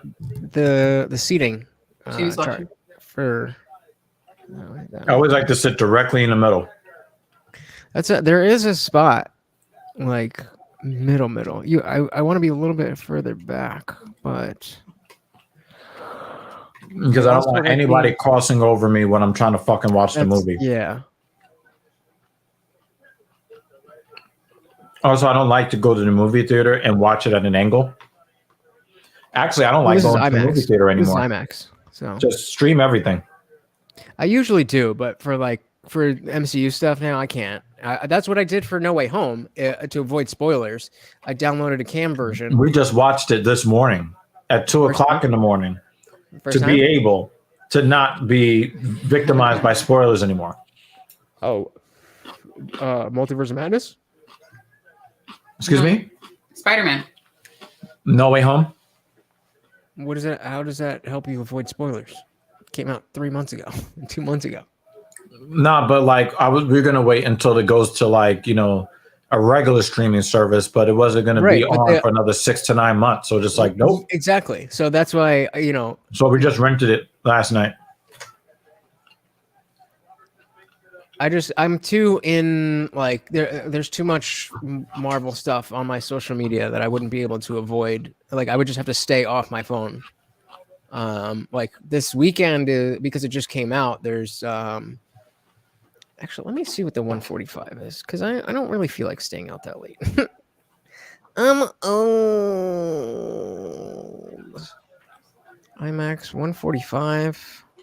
Yeah, that's Which reach are you talking about? Are you talking about the films or are you talking about the Amazon Prime streaming series?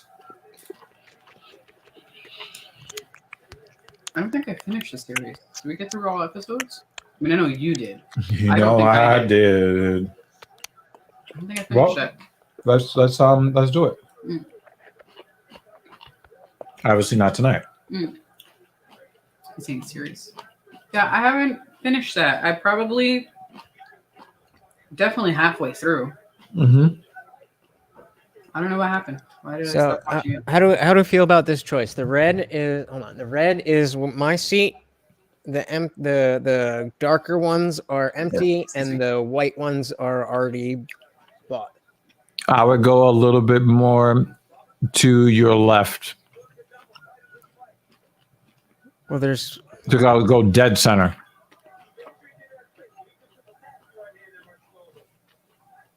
Like that. One right there.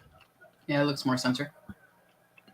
I mean, it's 3 I would seats go over. I would go one seat to the right. You can't. The white ones, those are taken. Those are the ones that are taken. Yeah, the dark. I'm trying to. That's not doing anything. Yeah. You'd be good staying right there. Yeah. I'm actually going to take the other one because that's closer to the aisle. The exit. The thing is, I want to be as far away from the aisle as possible. I like to be on the aisle for the or not on the aisle. I like to be on like I don't like to have anybody there, but I also want like ideally I could sit in the center of an aisle, but nobody on at least one side. That would be ideal. And Polychaser, I never used to go to the movies. I haven't been to the movies in forever before I started getting into MCU movies, which I didn't do until the time between Infinity War and Endgame. And so I missed all of that stuff. And then Endgame came around. And then that's been it. There was just Eternals and Shang-Chi. I mean, I saw those, but like, and then, like I said, there's No Way Home, but that one I was too afraid of spoilers, so I downloaded a cam version the day of and watched the shitty version, and then went to go see it a couple weeks later. Whoa! Is Danny Roberts in trouble? Whoa! Yep.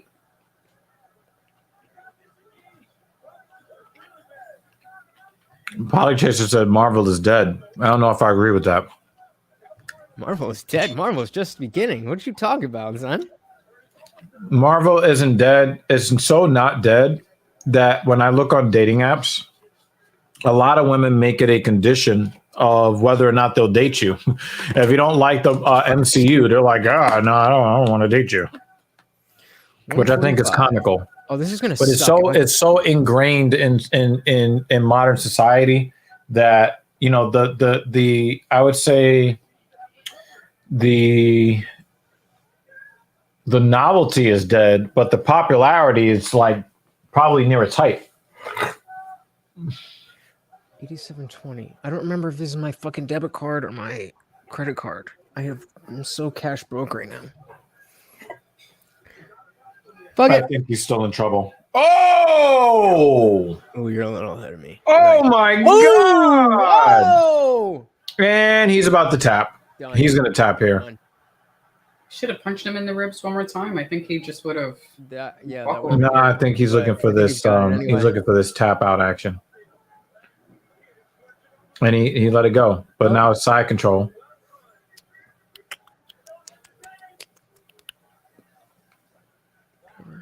Whatever. If he survives this, It'll be well, because this one didn't realize or notice that there's a part of his body that hurts a lot yeah. and chose not to punch it anymore. yeah, he My coffee's kicking. that body shot was crazy. Maybe you should stop drinking it so you can sleep tonight. No, we Yeah, still- I used to be like a coffee addict. There was a restaurant I worked at where they had an espresso machine, like Nespresso, and I would do like I a bought triple one shot. for her.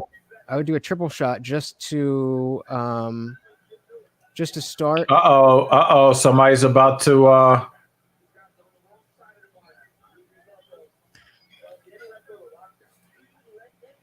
I felt like if I didn't have this cup, I don't think I would have. I don't think I'll make it through the main card. the main card is gonna be very exciting. I know. My brain is like, go lay down, and I'm like, no, must watch violence. Avenge me! No! That is one of the ugliest scenes in cinema history. Oh man.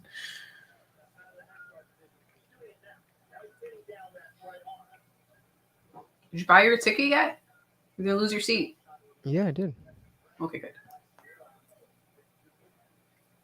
What did they say? Move your feet, lose your seat. Doesn't it suck when Multiverse you of Madness at 1:45 when you bleach your PM. hair and now your hair is turning colors because you're getting beat up? Word, I'm fucking psyched now. Why you feel lucky, Polychaser?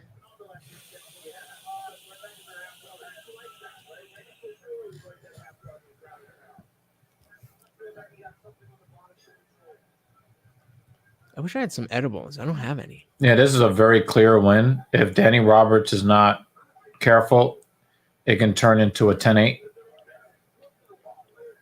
Oh, he let him take his back.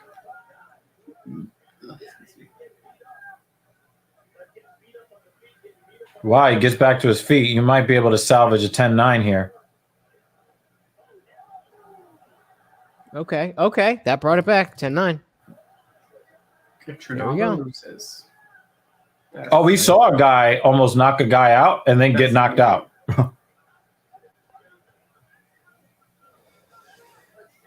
Nice elbow from Roberts in the clinch.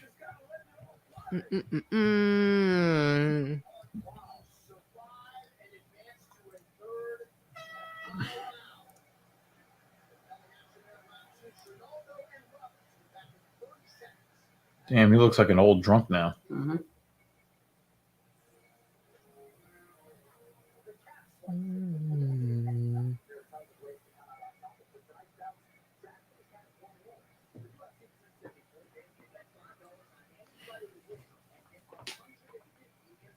Oh my God. Damn, mad people on Discord watching this.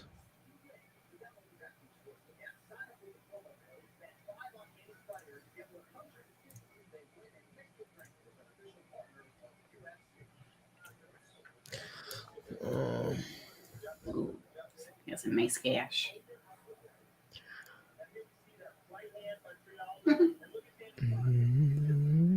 Look how loopy he is. Doop doop doop.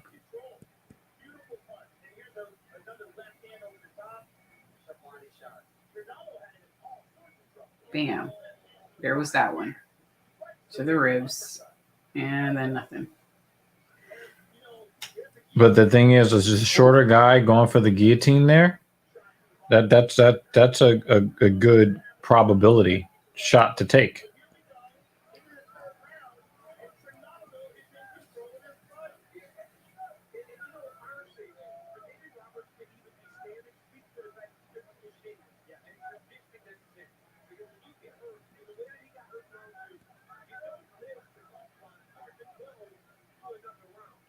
You don't live to talk about it.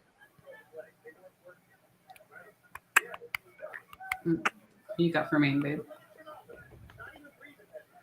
Oh, June always pops in for like 3 seconds. June. I'm rooting for Justin Gaethje. I'm rooting for Charles Oliveira to win because of the fucked up shit that happened with the scales. Actually, that's so if he loses, well, he would have lost anyway. So he's getting paid for this. So that how does the scale doesn't really affect him because he's stripped once the fight starts. So he's getting paid as if he has the belt. So if he loses, he would have lost the belt anyway. And if he wins, he gets the belt. Or can he? He can't get the belt? But if he wins, he would definitely, his next fight would be for the belt. But I think that it's unfair. So once it starts, it's a vacant title. Yep. Or it's already vacant. No, it's technically not until he walks in. Once he walks into the cage. From what I've seen, they already stripped him of the championship as of yesterday. He's already stripped. Yeah. So you might see that he might not be going in there with the championship colors. You might see both of them with fight gear on that are like, like normal. That's if they packed it. They may not have packed normal. They may have only packed championship since that just happened yesterday. It's possible, but they could probably have those fight kits made. They have the push. They have the pull to be able to make that. It'll be interesting to see. I don't think he will. I think he'll just come out in his championship gear. It's last minute. Because he didn't want to have any more children. They said he was ill. That he had an illness.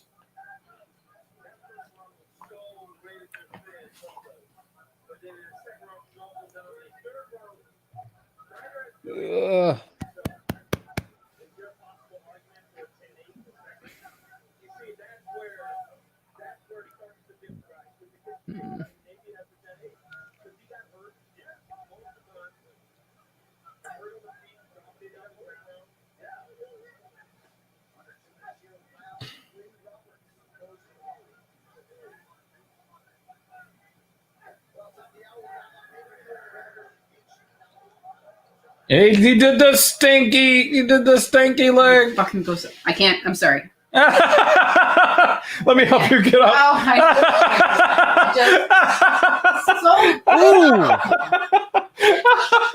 She needed to get up and go. She's like, I need to get out of here. Shit. I got Tony, man. I got Tony. I got Tony too. She's so mad.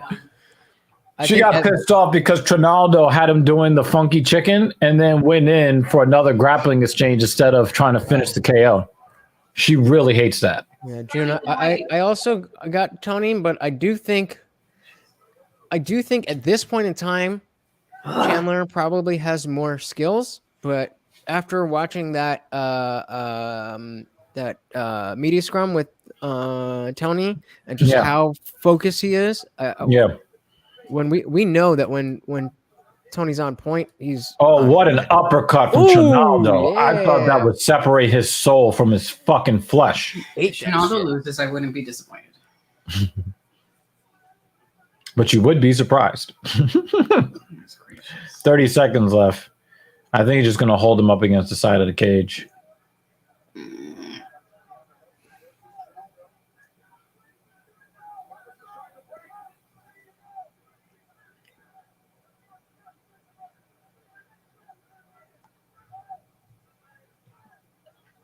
Yeah, he doesn't want to fight anymore. Trinaldo doesn't want to fight anymore.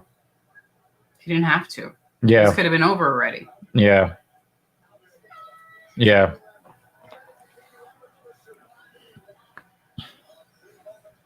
Danny, I think you lost the fight, dude. 29-28. They've just been very 29-27, something like that. fights tonight. And that's the end of the prelims.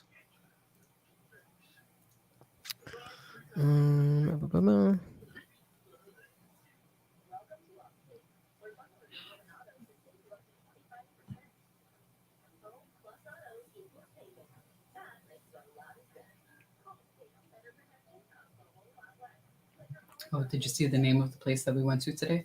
Yeah, I sent it to Alan. It's in right up the bridge in the mall that's there, City Point. It's downstairs. Oh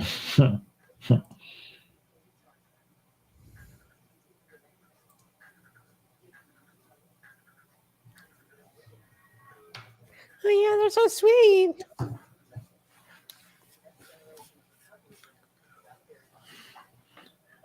think it might be time for some of that electrolyte stuff. Yeah. I'll probably put some in. There's no way Rose loses this. I think that she's gonna get wrestle fucked. You think she's what? What'd you say? No? But I'm listening. That wasn't unanimous. That's a majority decision. If they all went for the same guy, even if they there was a 28-28. I didn't agree. That's not unanimous. That's a majority decision.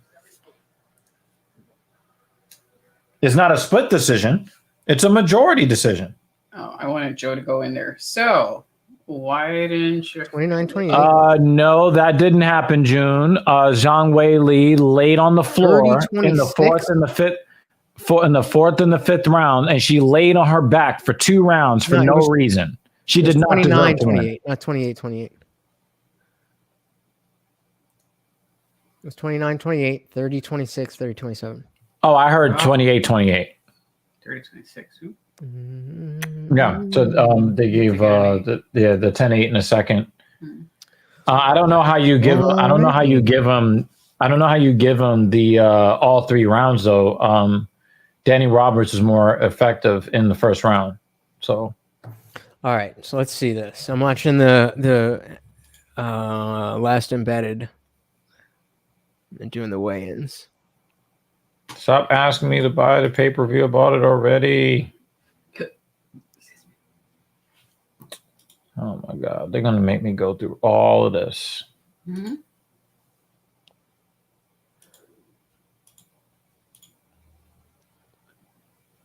Yeah, my thingy has been acting up as well. But they always do this every single time I go to do the pay-per-view. The password. What? It's kicking you back to the fucking. To the buy shit. Yeah. It's like, come on. That's why I do it early. So I do it early, and I go through all that shit, and then get the stream open because I don't have that patience. Oh yeah, I figured I was gonna have to deal with this bullshit regardless. Wait, Yeah, I don't agree with you at all, June. Zhang Wei Li, I was rooting very heavily for her. I think that she let Rose off the hook, and So, when Rose yeah. went to the wrestling, she laid on her back in the fourth, and then laid on her. It was worse in the fifth round, where Rose was standing over her and gave her the space to stand up. She just laid on her back and let the time run off. Yeah, this is just the still. I have this paused, but this is when Charlie Olives hit the scale, and they read off his score. He gave that weird look, and his hand. That seems pretty natural. As a like, what the fuck? Yeah, because he knows that he already hit 155 on the dot in the back. And then if I. So this is completely unfair. Completely unfair.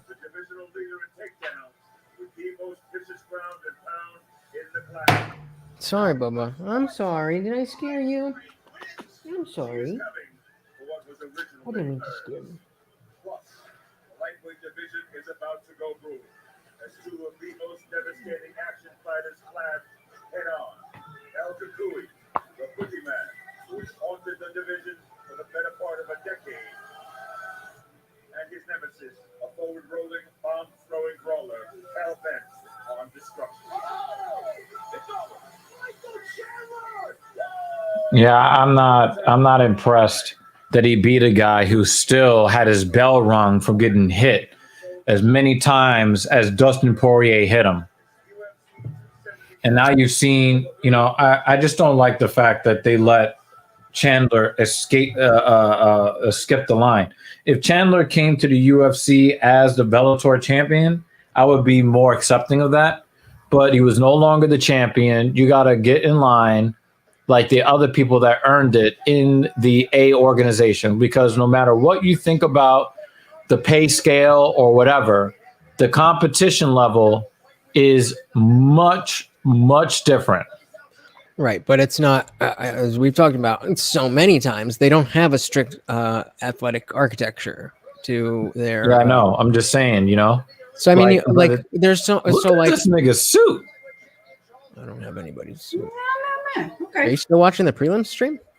No. Look at his suit.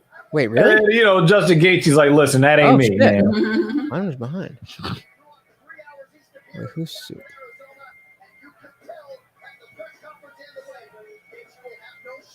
Oh shit, that's a red ass suit. And that vest is too That large. shit is neon red. His vest is too big. That is lipstick red.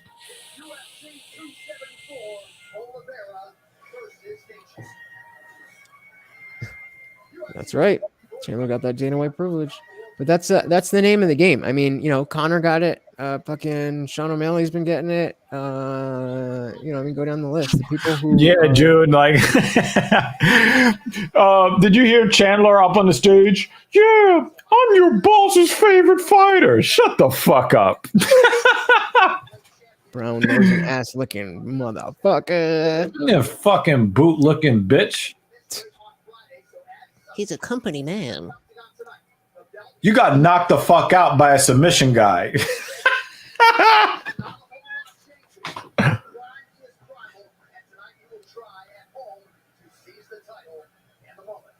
So I guess that means if I would assume. So if Oliveira wins, do you think they run it back? No, he's going to be fighting whoever was going to be next in line.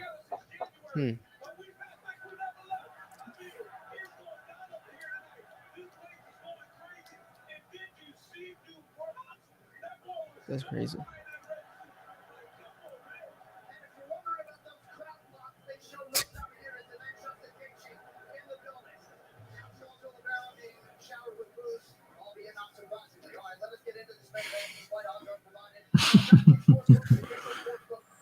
John Anik is a really interesting guy.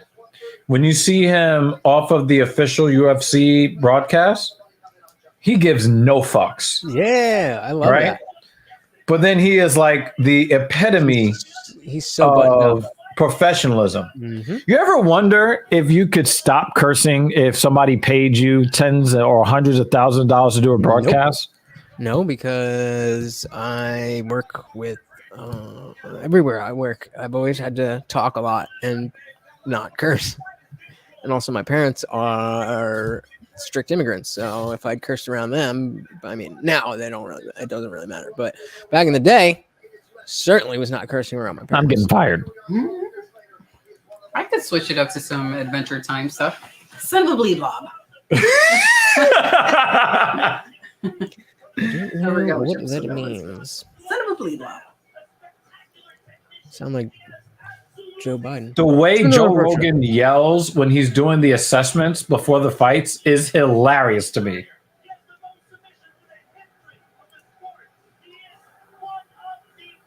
Like right now, you mean? Exactly. How do you see Tony winning? I see Michael Chandler's face torn up and possibly a submission. Interesting. I don't know. I see a TKO. I think he's gonna, catch him pretty good at some point. Yeah, that makes sense. I don't. Tony's not necessarily like that KO guy. But he definitely has the precision and the speed. Tony Ferguson running to get away from him.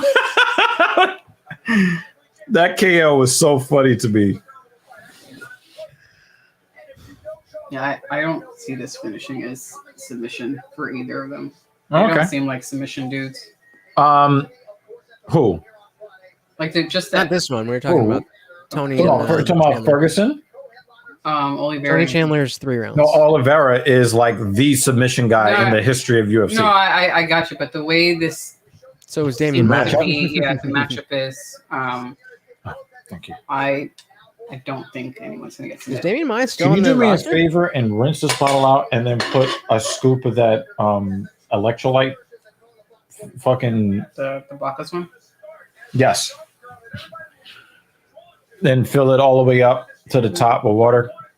Grade him. That's a 3-round fight, June. I already answered.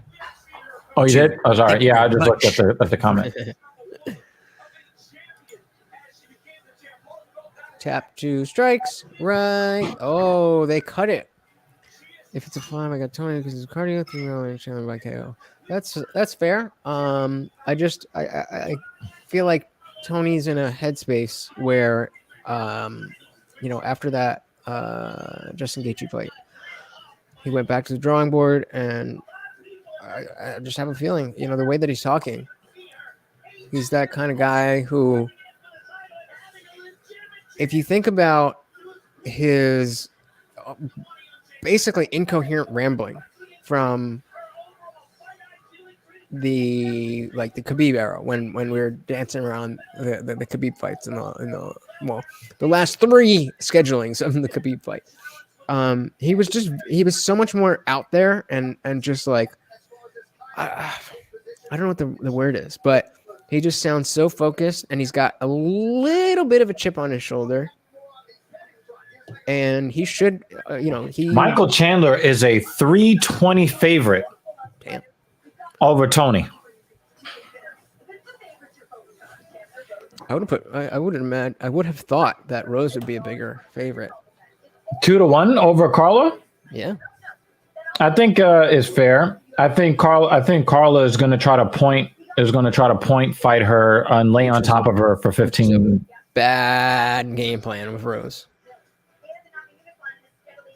I think she's going to take her down and just try to stay in her full guard. I always forget to. Where's that? There's some crypto.com thing for bonuses. Disappointing note to pass along before we get started here on pay-per-view. Donald Cowboy Cerrone. Boom, boom, boom, boom. A non-COVID-19 related illness for Donald Cowboy Cerrone has pushed that fight off of the card. Hopefully, Damn! Oh my god! I need cash, bro. These crypto prices. we start at 170 pounds. A dynamic competitor whose results are now matching the talent. Randy Brown has the platform on which to make a statement. I need a search. It is an interesting fight. On a card filled with some of the most exciting competitors to ever grace the octagon, welterweights Randy Brown and Chaos Williams have the skills, styles, and resumes to really take advantage of the spotlight. Kicking off this UFC 68, what the fuck? that took a combined 57 seconds. Williams has gone on to show he's more than just a power threat. This isn't what I want. He fought it last November with a Do you know what I'm talking about? There's something with crypto.com where you can vote. And And then they pay out a bonus to fighters with crypto. Thank you. I think it's weak. And remember that money is not coming from the UFC, it's coming from crypto.com. But at the same time, you know, if you can give the fighters anything, then whatever. But then That's you know what that I'm the trying to vote government on, is right? gonna fucking destroy them with taxes. So yeah, but I'm you know, but you can also say, hey, you know, something is better than nothing. right. And you know, I'm not going to argue too much with that. I just don't like it in general. That's all.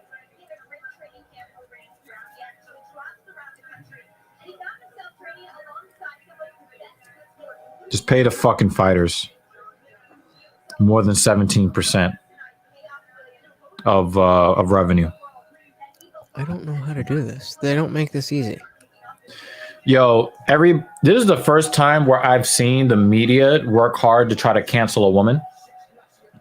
Another website has this headline: Amber Heard's old interview resurfaces, contradicts her testimony versus Johnny Depp. Like, Johnny Depp really does have the world rooting for him. But here's the thing. Can we parlay this into people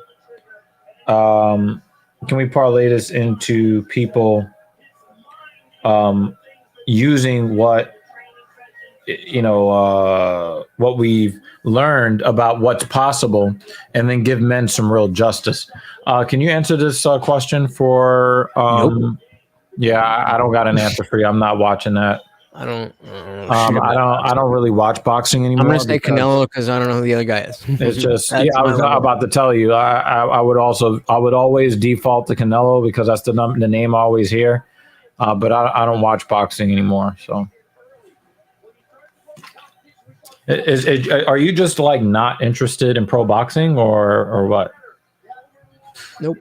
Okay. I mean, like, I'll watch the big fights, like, for, I like combat sports, but I mean, it's just like MMA is there. So there's like 70 events a week. So, like, what do I need boxing for? Yeah. I started boycotting boxing because of the corruption. So.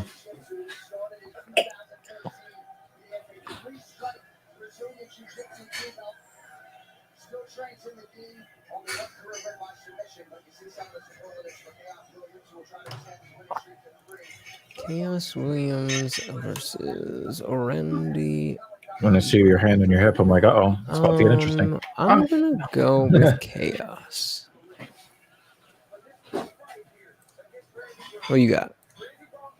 Oh, Jesus. For Randy Brown versus Chaos Williams? Yeah. This is tough because Chaos Williams is like, comes out like a bat out of hell with mad power and then kind of shrinks towards the end. Randy Brown is like that consummate professional, right? Mm-hmm. Obviously, the stylistic choice would be Chaos Williams, but I just got this feeling about Randy Brown. He's just a professional fighter, there's nothing sexy about what he does. He goes out there and elbows are nice. And he gets the job. Oh, wait, done. Randy Brown's Jamaican, right? Yeah. Oh, okay, I got to go for Jamaican then. I think Sorry, he's from New York Chaos. City. Doesn't he call himself Rude Boy? Yeah. I don't remember. Yep. This is it. Rude boy.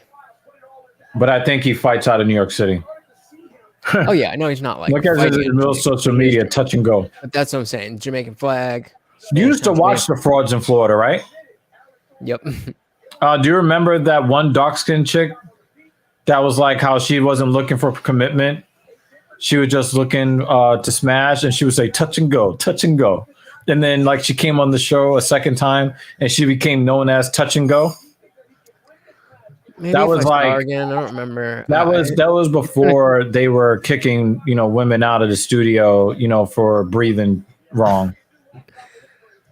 Yo, have you seen what Ab and Preach have been doing? Yo, they've been. I fucking love it. Yo. It's like- I didn't and then- like the whole Australian they went on some sort of Australian Yeah. morning show, Yep. and they basically brought them on there to try to make them look bad, and it's like I didn't like the way that they were treated. I didn't like the fact that the feminists are like, you guys are stupid, I'm just going to keep interrupting you, and you know how much I don't like the frauds in Florida. But I didn't like how they were treated. Like, and I think that Myron was well within his within his rights to be like, you asked me a question, let me finish my sentence, because Yeah, you I get- called me here. I wasn't begging. Yeah. I wasn't Okay. begging to go on your platform. And Yeah. we just want to dunk on these so-called incels. And look, we got them. But you're still going to have young women out there who are going to be single for the rest of their fucking life because you're teaching this garbage. Mm-hmm. I did like that is a pet peeve of mine when people are interrupting you and then it's like, well, That was a shot at me. no, just in general. Like when people are interrupting you and they say like, well, your answers are long and boring and blah, blah, blah, you won't stop talking. It's like, no, if I have something to say that is not short enough for your fucking attention span, that's not my fucking problem. Right, If you right, ask me a question, then fucking shut up and listen to the answer. right. You keep saying the same thing over and over again. It doesn't matter. What he's saying is 100% true. Yep. Men and women are not the same. And I've said this, since the first time I showed up on TLA's panel. The worst part about the frauds in Florida is that a lot of the things they say are true. And because of who's saying it, it muddies things up. Yep. And people don't want to accept the truth because of where it's coming from. Yep. I don't want to hear, fucking simp ass asshole guys spitting truth. Like, I'd rather you be like Derek Jackson. There you go. Fighting out of Queen City. Yeah. Dude, fucking. I think he's like a school teacher. And I think that's what he does. I think he's a school teacher here in New York.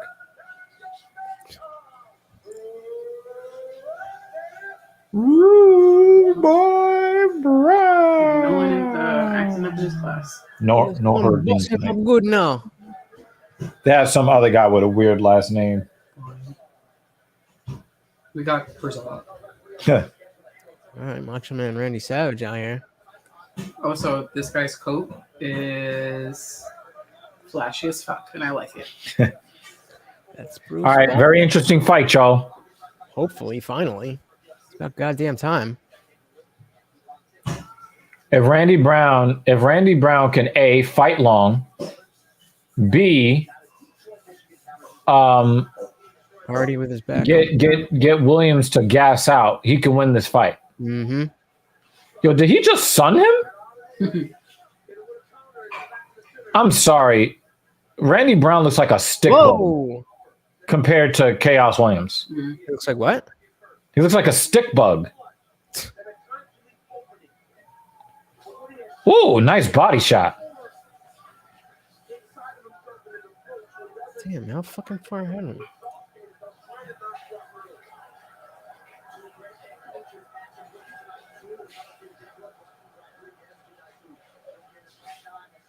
I just hit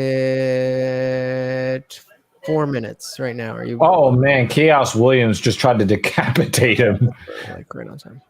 Right. Gang. It is Randy It Brown is. versus Chaos Williams. Jake.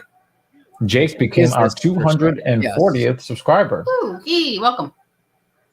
From State Farm. Yeah, they yeah, since He's actually a subscriber of Lutch's.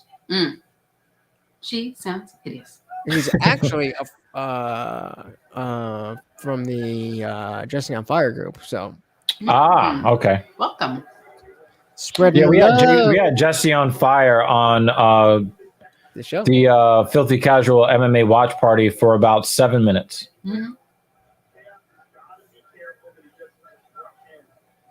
I got like 200. I finally caught him live to super chat about like the clips and shit, and I got like 200 views on that shit. Yeah, no, I saw that.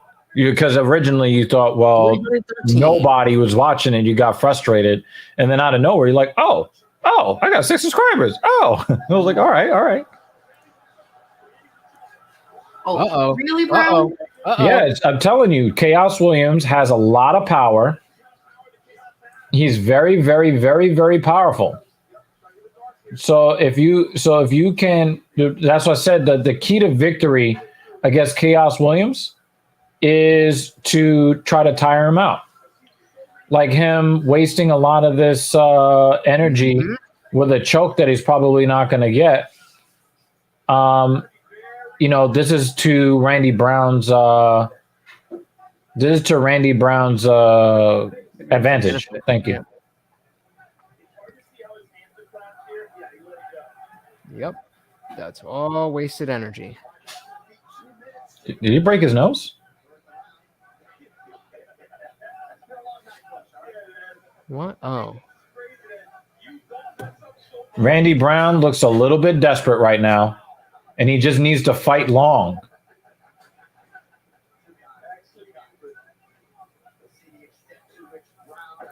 Ooh. He kicked himself off his feet. Oh, okay. Nice calf kick.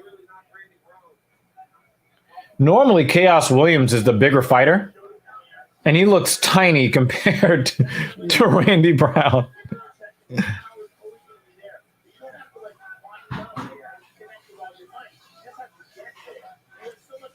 That knocking's coming from your side, right? Oh, yeah. She's doing dishes. She's breaking down my door or some shit. Oh, nice that was flying knee. close. Close. Oh, nice little uppercut from Brown. Oh, Nice straight left. But then Williams counters with the calf kick. Nope. Randy, what are you doing? That was dumb. What are you doing? That was dumb. That was a terrible entry.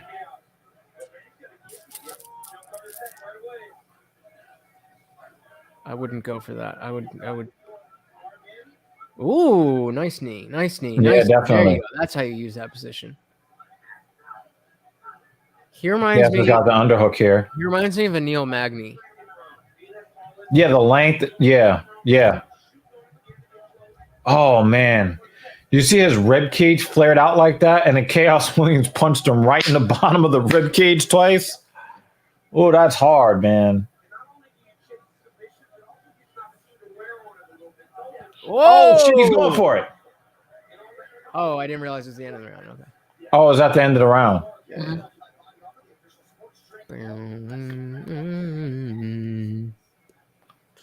Man, that was stress. That was stress filled there.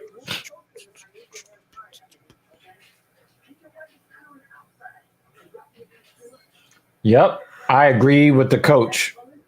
I think that Randy Brown should be fighting long. Right here you see Chaos. Forget this little short right hand. Don't. Right on the chin of Randy Brown. That was the shot that hurt him. I thought maybe he had slipped, but no, he got hurt. And that is the power of Chaos Williams. He can generate that type of punch from in close where it didn't come from the correct angle. He's like, "Yep, okay, I'm in a fight now." Do it. Let's get it on. Let's get it home. See this thing. Yeah. They only do that for pay-per-views too. Crypto.com/fan bonus. That's annoying. I can't find it from the fucking crypto.com. And you have to be like a member or something. You have to sign up for crypto.com in order to vote. I ain't doing that shit. Mm-hmm. Again, the longer this fight goes, the more this fight goes in Randy Brown's favor.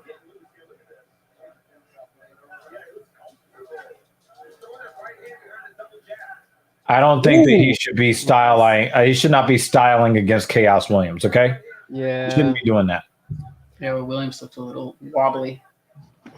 He always does. That's his stance.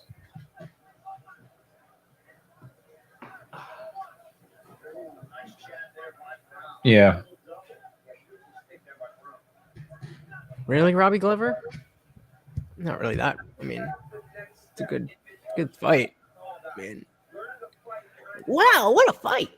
See, the thing is, if you fight behind the jab as a long fighter, long rangy fighter against a guy like Chaos Williams, you can win. Nice. He gave him that close. Yep.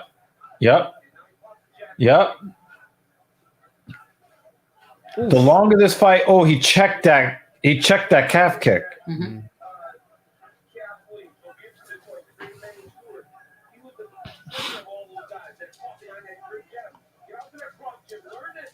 All right, now he's eating the calf kick again.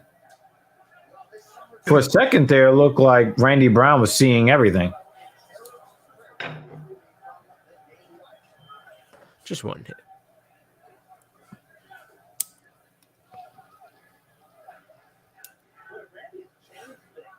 Randy Brown is going to end up getting his soul separated from his body. I don't know. He's on top of it. He keeps dropping his fucking hands like his coach keeps telling him not to do. And Chaos Williams is not the guy to do that with.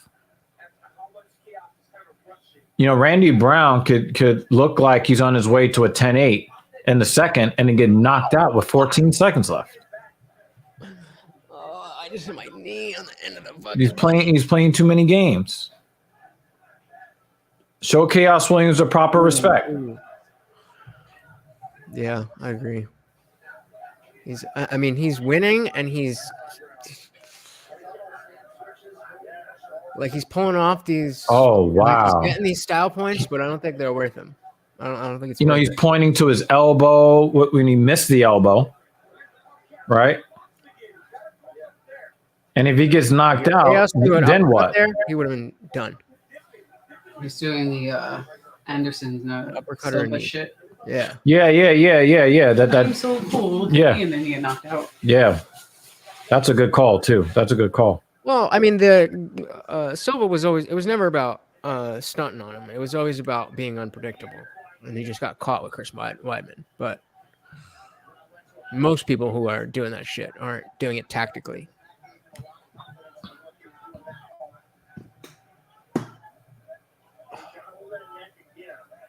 My feet are always fucking freezing cold.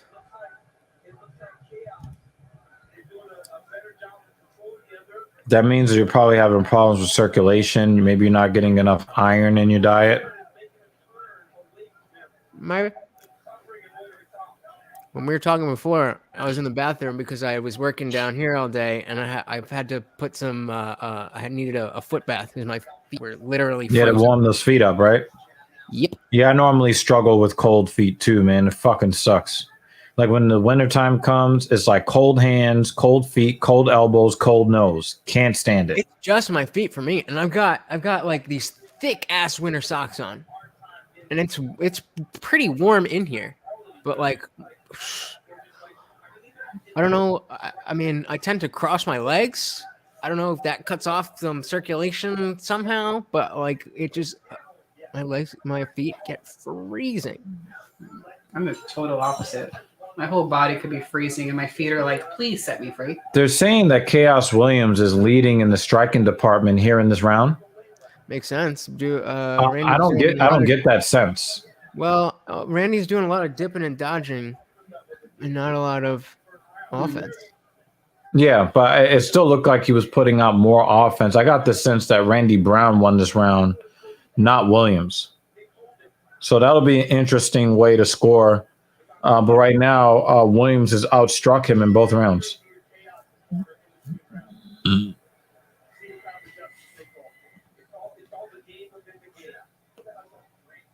I don't think Chaos Williams likes this styling shit that Randy Brown is doing.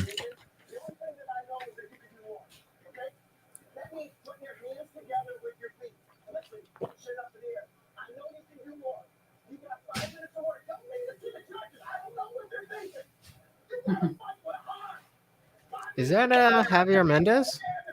Or is that just some other guy? Is it? I know the name. I don't know what he looks like. No, it doesn't really look like him from this angle. That sound like a coach that speaks English and has this kind of heart. I feel like you would be more familiar with him. That fucking coach. Let's go. The only thing I know is you can do more. Don't leave these judges. I don't know what the fuck they're thinking. UFC Fight Pass. We are promoting boxing.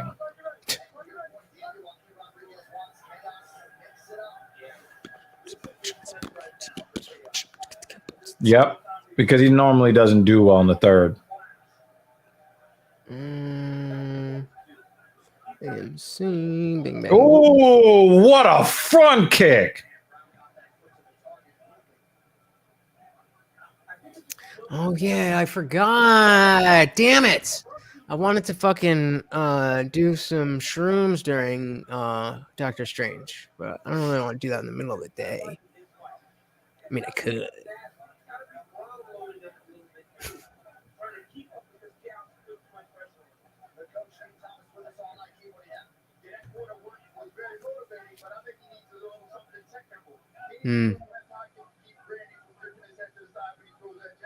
That is a good point. You didn't really give him any advice. You're just like, you can do more. Oh.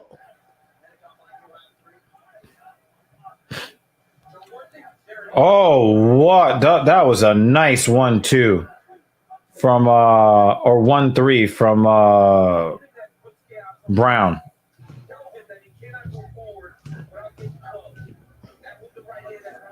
No! Oh, come on.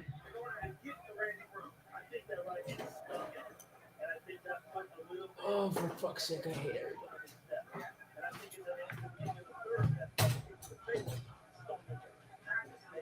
everybody. Aha! You just slap him? My light fell and I Yeah. fixed it. He just doesn't. That's open hand? Yeah, that was open hand. Stockton slap. I'm sorry. If he gets knocked out after that, I'm a laugh. Like that. Ooh. I wish they could hear her laughing.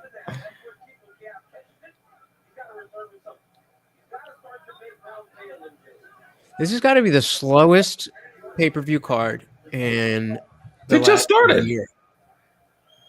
Well, I mean, but usually on the pay-per-view cards, even what the fuck just happened? It Did he looked get like hit? he just decided to sit down in the middle of the fight. Well, The fuck was that? I don't think I could take another match of dumb shit. Well, yeah, usually like they stack the entire card for the pay-per-views, and so even the prelims are usually like. That was one of the strangest things I've seen in a while. Like, you know what? I think I'm just gonna sit down right here. Oh, Randy Brown teed And off. remember that this was supposed to be the prelim headliner. Oh, this was supposed to be the prelim headliner. So this is their advertisement to be like, huh? You want to keep watching? Oh!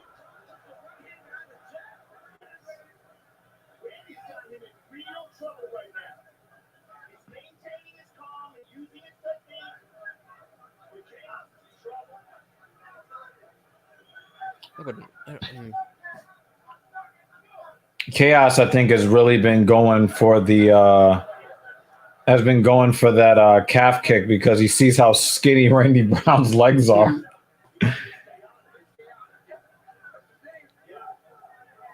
There you go. There you go. There you go. Gonna broke him. Trying to broke him, man. I'm gonna bust him up. Come on, don't start clinching on the side of the cage now. Strike, motherfuckers. Except Brown doesn't know how to punch right now without falling over.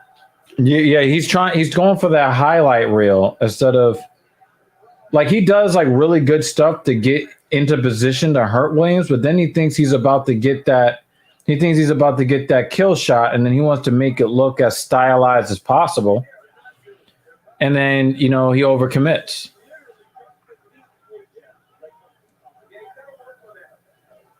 That was a nice knee in the clinch there.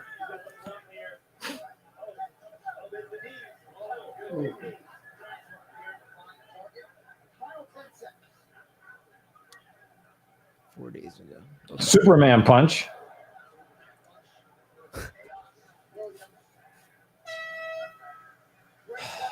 Come on.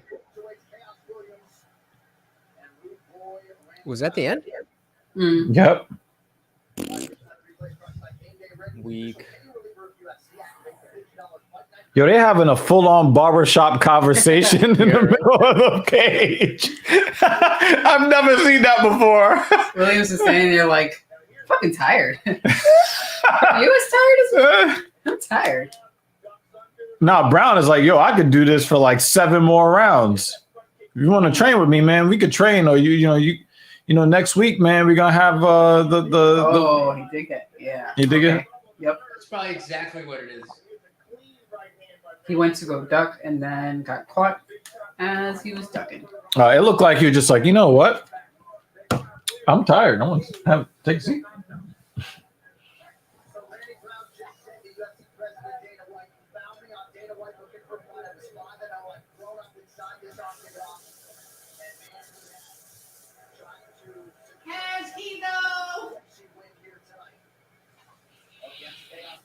Well, let's see what the judges have to say.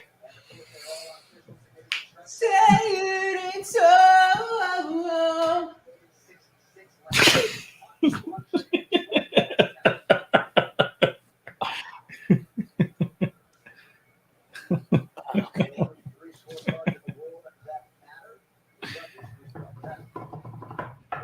Damn, he's man tall.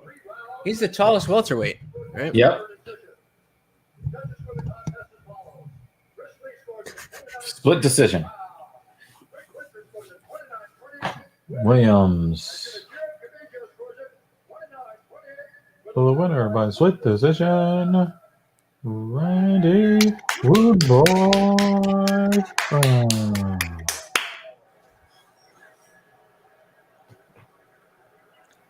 Damn, the crowd is pissed. Yeah, I'm not mad at that. They still jibber jabbering. What's up? Should I help you? Oh, I'm back. BRB.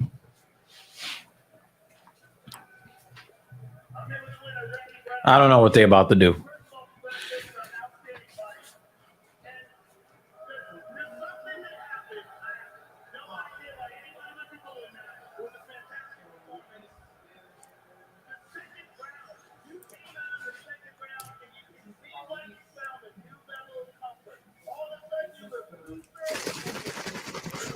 Rate him.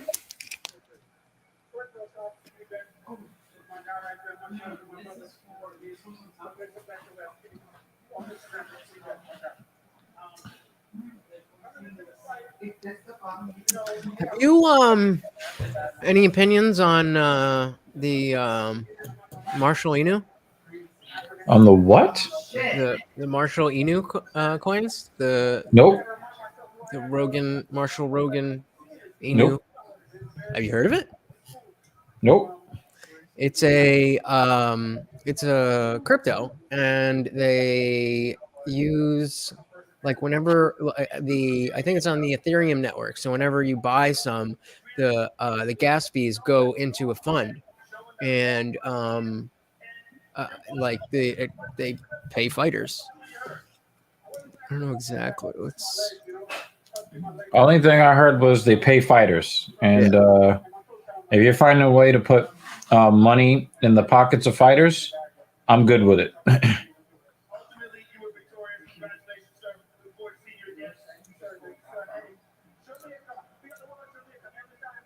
you again. Every time going to Jamaica. Hey, what? So Marshall Inu.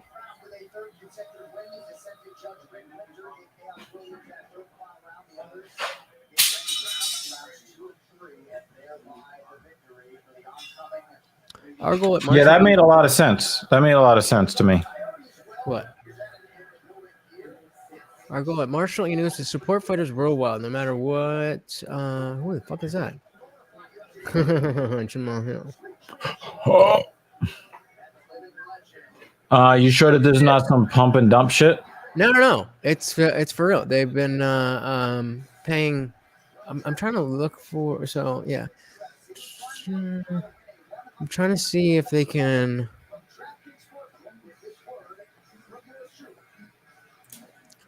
Let's see. On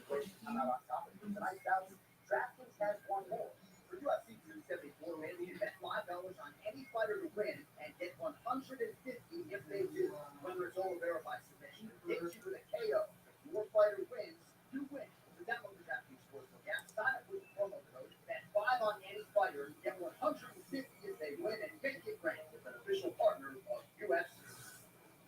UFC 274, Oliveira versus Gaethje is brought to you by DraftKings Sportsbook. I just want a number. Okay, what is this? Marshall Inu will be giving away $70,000 split between the top 3 fighters of the night, chosen by our community. First place, 40 grand. Second place, 20. And then they also burn some of the supply, so it's deflationary. So it's inflationary or deflationary? Deflationary. So when you have a coin that, like, for example, with Bitcoin, there's only a certain amount that they're ever going to make. There's only ever going to be, it's like 21 or 28 million coins. That has a deflationary value by the nature of not making any more, and the supply will go up. But then there's other coins that take it a step further, and they will what's called burn a percentage of the coins. So like I don't know, let's say every year they burn 3% of the coins, and so those coins are gone forever. So well, the value. What if people own those coins? They just say, "Oh, you don't own these coins anymore." Not coins that are in the that are in wallets. The coins that are in the pool Circulation. to be bought. Oh, okay. So and at some point, you're going to run out, and there's only going to be what is owned. Yep. And then all the ones that have been, and well, I don't think they're going to run out in the same way that they're not going to, because they can always make more. I was just saying specifically with Bitcoin, they're only ever going to make a certain amount. But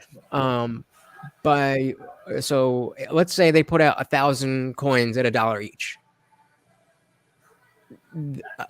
If 500 of those are bought and they burn 100 of the remaining 500, then the value of the 500 that were bought for $1 go up in value because there's less coins. Right, but it doesn't go up in value because of inflation. It goes up in value because of deflation. Yeah. I haven't really concerned myself too much with too much of the crypto stuff, to be honest with you, but now I think it could be interesting. Time. I bought my first Bitcoin at 59K last March, and it's now at like 34,000. So that's why I'm like, fuck, I want more. I need cash. I'm fucking cash poor right now. How much money did you put into it? Overall, I put in like 14K. And I was I was I had almost doubled my money before like at the peak. We're in a bear market now, but next Yeah, but cycle. if you thought that it was going to gain over time, then you're Yeah. not looking to make money today. You're Right, looking to make money 10 years from now. So it's Right. okay. Well, that's It why doesn't have the I value. anticipated that the price would go back down. Around here, they're projecting as low as like 28K, but it happens in cycles, and then Yeah. as adoption, mass adoption, starts to occur, then it just continues to go up because of the value of the coins themselves. The fact that people are willing to use them and buy them, and more people want them, and Right. the price goes up. But yeah, I got in. I think it's pretty common for people to get in when like there's FOMO and like the price is going up. It's like, yeah, Bitcoin, da, da, da, da, and you get Yeah. in at a high price. Right. But then you stay in for a while, and then you pick up more when it dips back down. Right. You know, the time, obviously the time to buy is when it's cratering. Which is like now. The problem is I don't know. You never know how large the crater is, and Right. so like it could get, if it does. Let's say it goes down to 20K, then even the coins that I would potentially buy at 34 aren't going to be as value. But because it's eventually going to go back up, I don't really care that it's low right now. It's just that's the part of the cycle. Right. Yeah. And that's always been, my thought, when it comes to investing. If you are trying to make a lot of money right here, right now, then it matters. But if you're looking to build wealth over the long haul, then you probably shouldn't care about today's price. You should Right. care about the where the market is going, rather than where the market is right now. But I've And so always been like a very long-term thinker as far as like how I live my life. Hmm. So, stuff like that, the price of, any stock today doesn't really phase me at all. So, but that's just like how I approach life. So,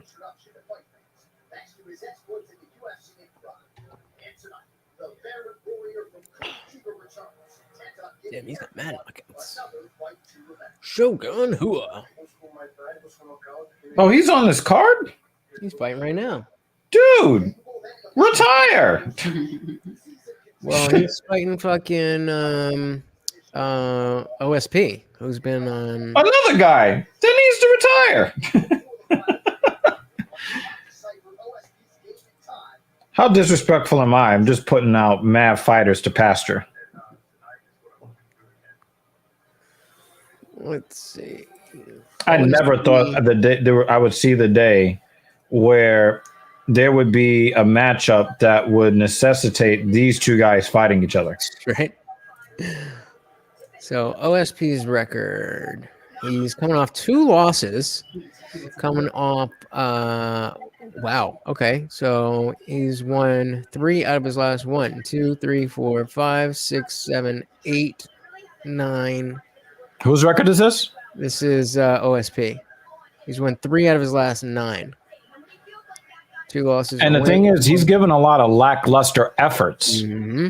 We're not talking about like, oh, it was a hard fought fight. He's just in there collecting a check. He looks like that. His posture, his body language. Like, how do you It looks like he's just in there collecting a check. Tyson who? He beat Tyson who? Scroll up a little bit. Tyson Pedro? Yeah, that might have been that fight where he got injured.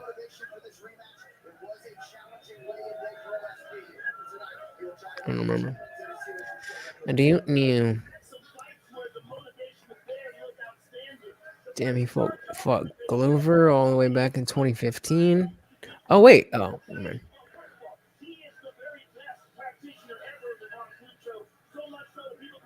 Whatever happened to Gian Vellante? Jean Vellante, He beat remember, Gegard in 2011. he got kicked in the head by that little butterball guy with the fucked up hair. The guy that's like 5'9" or whatever, the little fat guy. He just lost. He lost that where he got, I think, an illegal. He took like an illegal shot, like an illegal knee, a few weeks ago. The little 5'9" butterball looking heavyweight guy. Black dude? Huh? Black dude? Yeah. Yeah, I know you're talking about. I don't remember his name, but That's when we had all of those fights end due to what is that like? Those the scarring branding shit. Is there like a specific Chris like, Barnett is his name. meaning? What? Chris Barnett. Chris Barnett. Yeah. But yeah, do you know what's good with those brands? I've seen them What on brands? like OSP has one on one arm and two on the other. Oh, there's like horseshoe. that might be like some sort of like fraternity thing. Okay. But that's fucking hardcore. Yeah, Jake was like, yeah. And Jake jumped in. He's like, yeah, that is, yeah. Jakey boy. Jake, you went to the last card? That was weird. He couldn't take off his own shirt.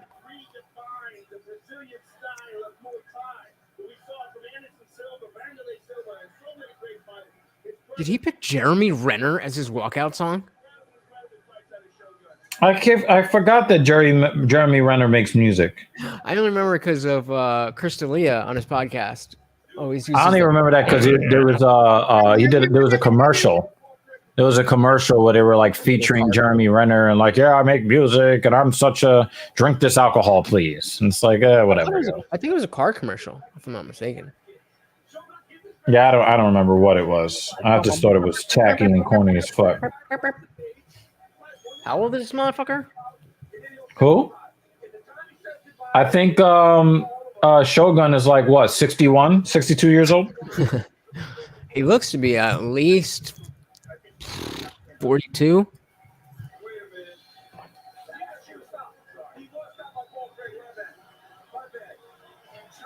I mean, he doesn't even have pecs anymore. He's got titties. It's time to retire. Well, we'll see. Loser's got to retire.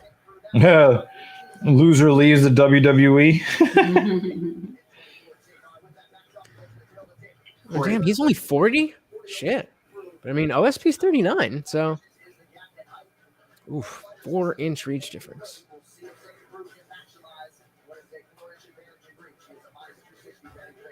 I would have thought he was older. Oof.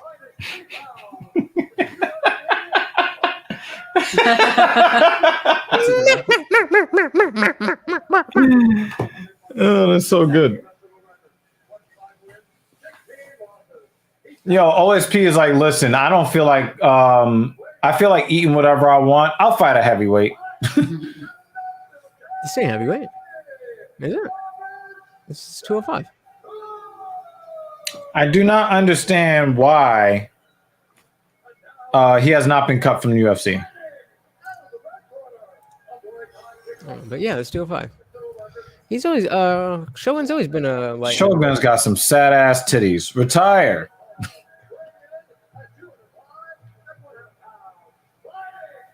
$210 underdog.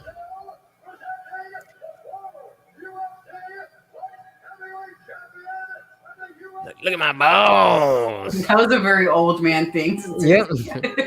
You gotta fix my balls because they're down by my knees. Do a weird wiggle in front of everyone. Oh my God. That was very old manish. He got some old lady titties and he's jumping up and down. You trying Stop. to suck him? Jesus, you obsessed. Brittany Palmer.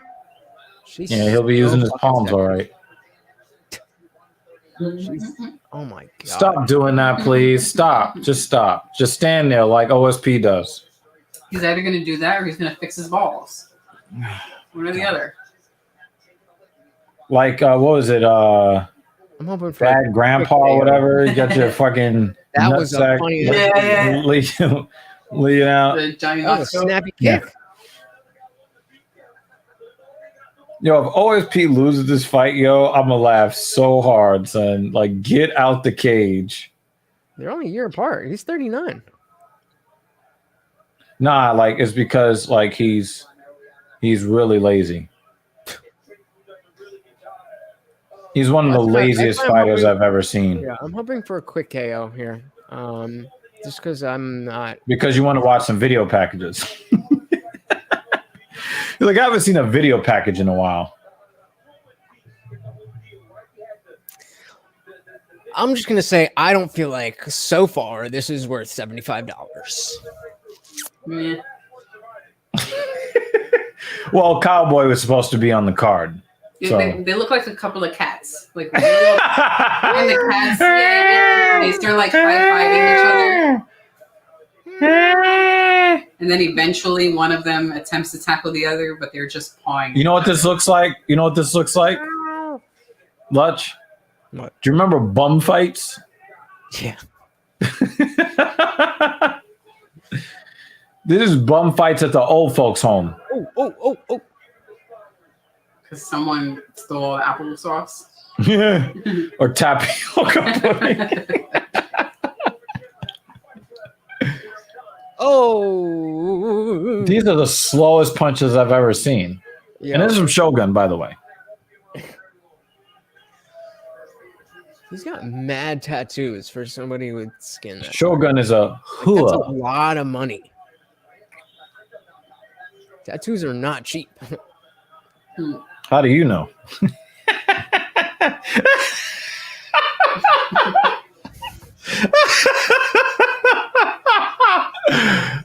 Oh man.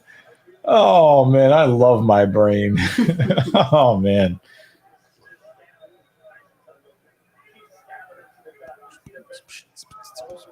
I am shocked that OSP is taking Rua's striking this seriously. He should be walking in on this guy, showing him no respect. Then maybe he can't really strike either, so he got a weird striking mechanic. He looks scared every time he tries to throw a punch. Yep. He's fighting very scared. Although he is really digging to the body pretty hard. His whole fucking stuff. I mean, it's a massive flabby target, so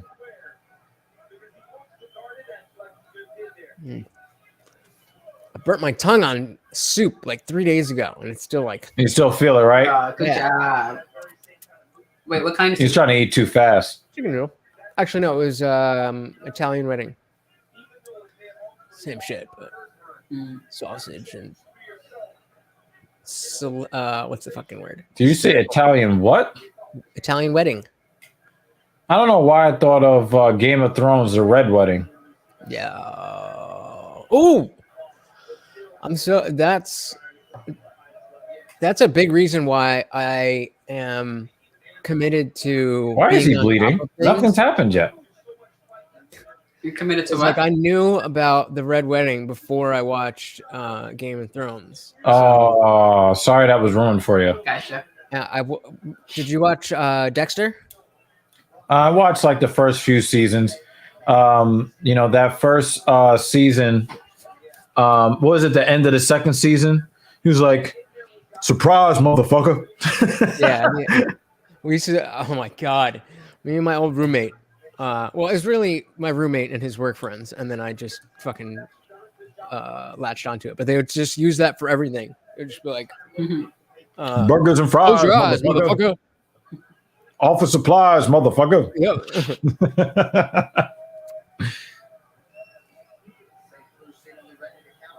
This fight sucks. All the caffeine I had just wore off. At least you know you'll be able to sleep tonight. I have to set my alarm for 7 a.m. Bro. You say for 7 a.m.? Yo, the crowd hates this. Dana, why did you put this for a paid? People are paying. Wait, doesn't your thing start at 7? Are you going 7 to 8? 7:15 to 8. 7:15. You did Yikes. say that. There are times that I do say things at different points in time. And there are times where my brain gets it and refuses to. This motherfucker bleeds by thinking about fighting. Ain't shit happened yet. Yo, he is getting his body wrecked by them OSP kicks, though. Yo, he looks like a fucking target now. We talked about Better Call Saul before, right? You said you watched Breaking Bad, but you never. We'll end up watching that at some point. Yeah, we talked about that last week. It's in the final season now. It's so good. It's so good. And it's like, I was watching Moon Knight. That's the thing. We just finished that. Oh yeah, that. What did you think of it? When we were laughing, I showed her a meme that was Moon Knight related. Yeah. I loved it, and I love Oscar Isaac even more. I think he was great. He was so good. And I don't know anything about comics. So I didn't OSP looks like he outweighs him by 15 pounds. I didn't know what to expect going in. I had heard that Moon Knight was like there was a lot more violence, and so it's like a lot of the question about how they were going to adapt it to Disney is like how much of the violence is going to be a part of it. And I definitely would have liked to see more like actual Moon Knight, but I do like the story that they did. I think they either should have completely left out the Jake altar, or they need another season. They need another season. No, but they left that part open. What part? For the second season? Yeah, they didn't have one. They didn't have one ordered yet, but they left. Right, but they left that thread I would there like to be see pulled. that because I mean. Yo, the crowd is really pissed. That's another reason I'm so excited for Multiverse of Madness is because all of the Disney Plus shows are culminating. Actually, they're doing a good job of stitching them together. God damn it! I meant to watch. The Warriors scored 142 points in regulation against the Grizzlies. I wonder how much I can get through. Maybe I'll just watch WandaVision and Loki before. You haven't seen those? No, rewatch. Oh, okay, rewatch. Loki was definitely the best one. Yes. Did you see What If? That was I think I like that second best, but I take off a point because it was just not as connected to everything. But they're stitching it together. Nah, it is connected. What If? I know, but I've seen the. I didn't like the whole female. What if we had more feminism in World War II? I didn't like that, but overall, I thought it was pretty cool. That you're talking about Agent Peggy Carter. Yeah. That story I didn't mind because it's a legitimate question about Steve Rogers was not a soldier yet. I mean, he's a soldier, but I mean, he wasn't like trained and battle tested. Whereas Agent Peggy Carter had been in the field for a while, so it makes a semblance of sense. But it didn't make sense to me. A lot of it felt forced. They either should have done individual episodes that were not connected to each other, whether or not they're connected to the larger MCU, or make it a serialized thing. Well, doing they this said they half did and try half that. thing. They tried the former. Like the first several episodes, it looked completely unrelated, like it was just a collage of works, and Right, then it got but stitched they're together not, at the end. because by the end of the fucking the octopus looking thing, and you know, as we saw fucking Peggy Carter's in Doctor Strange.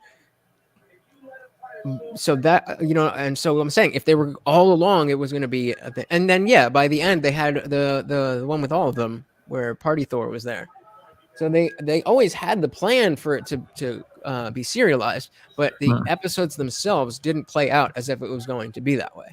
Right. Yeah. And so it was kind of in this middle ground, like think about the zombie episode where it's just like, okay, that's it, and then it's not until the end where they just open spoilers. I really did They just like the open zombie portal and angle. It was a cool episode, but it was weird. Like it was a weird tone. It was too jokey and like I don't know.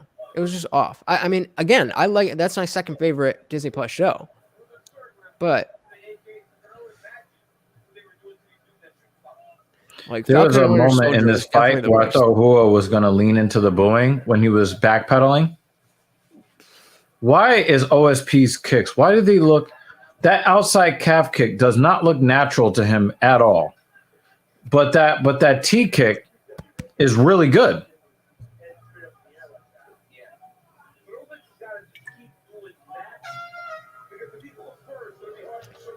Boo! Get him out of the cage. There should be Falcon and other Winter Soldier was definitely fighters. the worst one of all of them, but that's because they had to cut out an entire storyline. Did you hear about this? Who? What? The Falcon and the Winter Soldier. Oh, they had to cut out a storyline in that in season 1.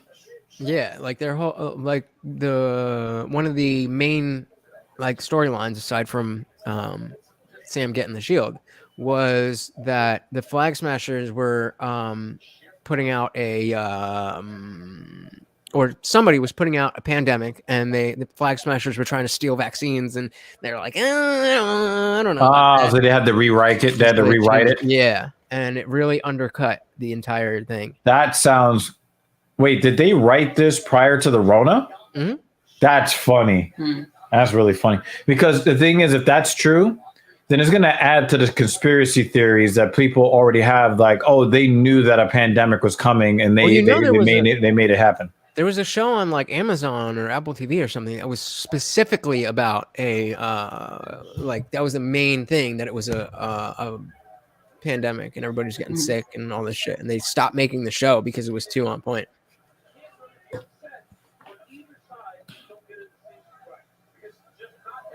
Close, tense fight. Mason Jones, we don't trust anything you have to say. I like what I He's like. like, what let me Teddy just say Adams whatever said. I gotta say to Put get him on my the counter, or he should, because you know ain't shit happening. You know the production team is like, let's choose the tweets where this is not being roasted.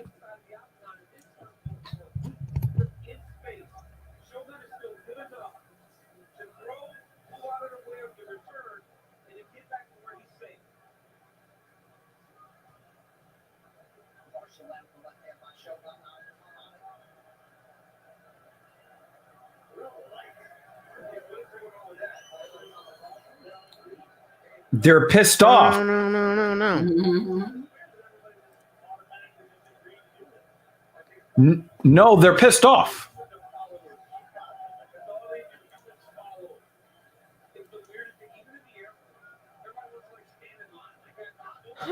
People, this is like the equivalent of doing the wave at a baseball game. Yeah. People are pissed off. What do you want? A fight. That's what I want. I want a fight. Are you ready? Yo, this is. I really want to hear Dana's comments, because the press is going to ask him about this fight. And I want to hear what he has to say. Cut them both. That's exactly what's on my mind. What are you doing?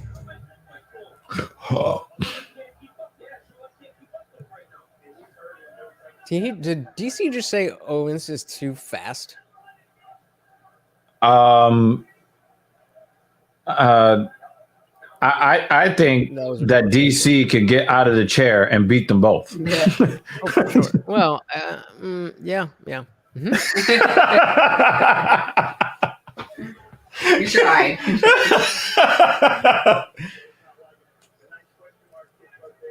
I mean, at this point, he's probably got fucking 50 pounds on him, but out of shape as fuck. DC could cut to 185 and beat both these guys. This is terrible. Yeah, this is awful. This is almost. This is barely better than Derek Lewis versus Ngannou. better, but Yes, barely. yes, absolutely. Because this is better than that. Barely. This is also better than Adesanya and Yoel Romero. I was very entertained by that fight. I think that was one of the most underrated fights. Not because it was that good, but just because of how much hate it got. Like, if the champion is the one stalling, that's one thing. But there's a difference between counterfighting and stalling. And But they both wanted to counter. Right. But if you're the challenger, then you should have the urgency to go and get it. I don't think I've ever watched a fight live that I've seen consistent hatred from the fans. Yeah, right. They just from have the nonstop. first 2 minutes through the whole rest of the fight. Ooh, I got a notification. I don't even think that this fight could be saved by a late KO. From Darshan McAway. Well said. R.I.P. Kevin Samuels.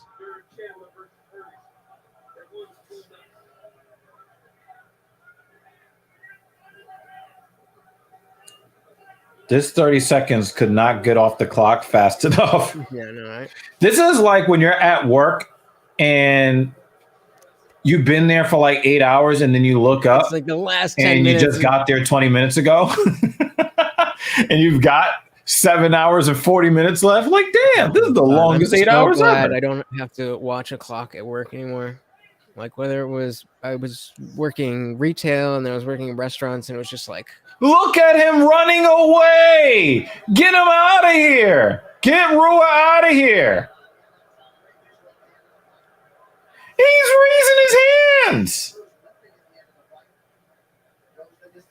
Why?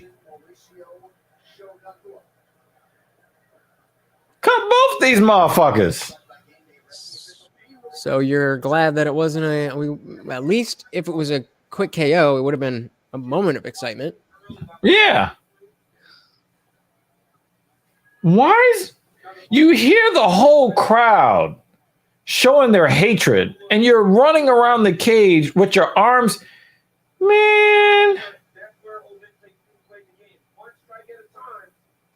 OSP needs to go. They both need to go. I think they're gonna. Well, this guy needs to apply for AARP. I think they're gonna give it to OSP. No, we all lost. I don't disagree. we all I lost just this I fight. think the judges are gonna give the nod Raymond to said fighting OSP. entertainment and turtle, assisting another turtle that was I was just playing- on his back. I was playing Empires and Puzzles, yo. Look at that. Poor thing. And they come and they flip him over. Oh, I wish I had a hair tie. You could use a pen. A pen? Yep. There we go. So cute. How do you use a pen? Put it in a bun. A Yo, the succulent referee wants to go home. They just standing next to each other. bun, and then thread a pen or a pencil through it, and you'll get it to stay in place. Just don't stab yourself in the head. Ow! Good job. Yo, did you see Mark Goddard in the fight at any point? Nope. He looked bored. He went and took a nap. Read the newspaper.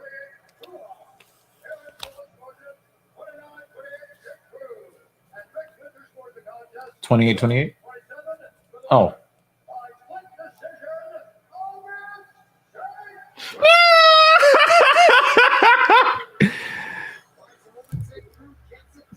Please, please cut both these motherfuckers. Oh, they both raised their hand. I took off Yeah, they did. I thought you He said, I "Oh, wasn't sure if you were Vince," ahead of me. and They then both raised their hands. Shogun is like, "Yeah, I lost." Lauren Murphy, Sandhagen. Oh my God, get him out of here. Yeah, they both need to go. Dwight Howard is just a massive disappointment. He's a living, walking disappointment. Oh, finally, time for the fights.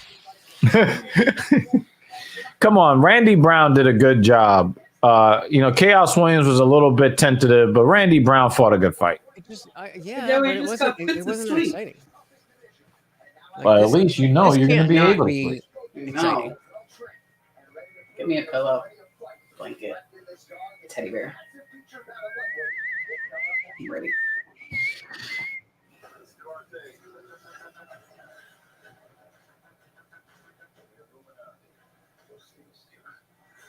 Time for the good fights to start.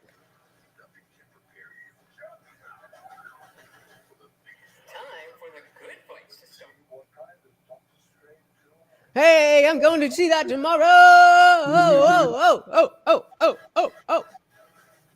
Oh, why did they do that?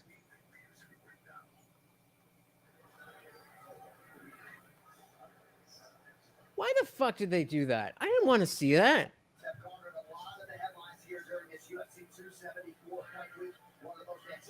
You know what I'm talking about? The fucking Dr. X, or Professor X chair. That would have been Never mind. If you didn't see it, I want to spoil it for you. But they just had a mini spoiler in that trailer. Oh, That's annoying.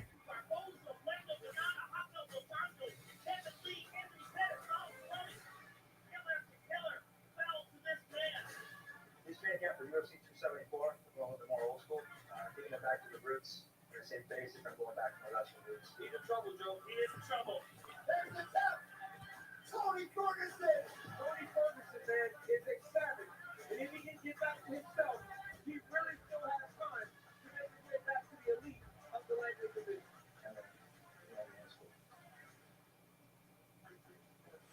Why not? I hit the ground running. Was the backup at UFC 254 fought January. Oh, it's person! May. Oh, no, right, you just told him never down! He's in real trouble. And then, of course, capped it off for the end of the year. That's the swing guard. Part of the year with Justin Gaethje. Oh, shit, getting tested early. These upcoming performances, you're going to see a more calm, composed. Let's go, El Kukui.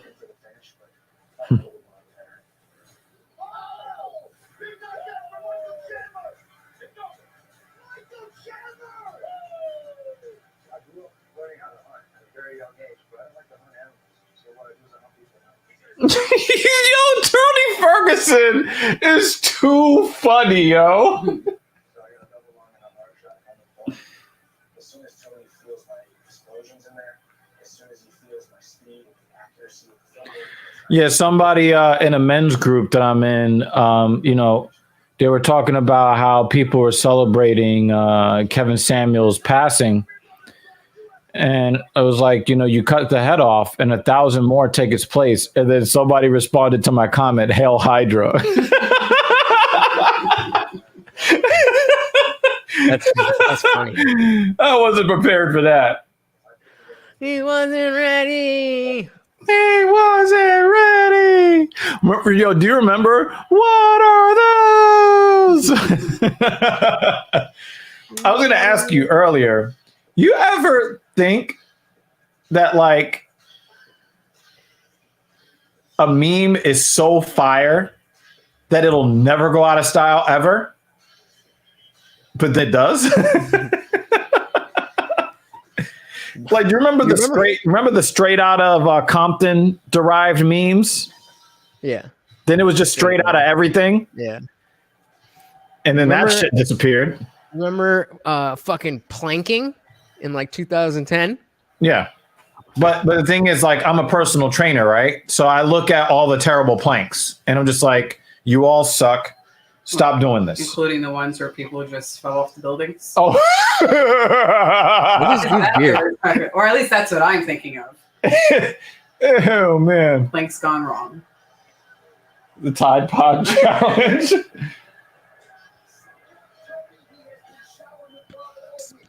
His face looks a little gaunt. I That's wonder just 'cause he how doesn't he have has sunglasses Just because he doesn't have a recovered from the weight cut. Nah.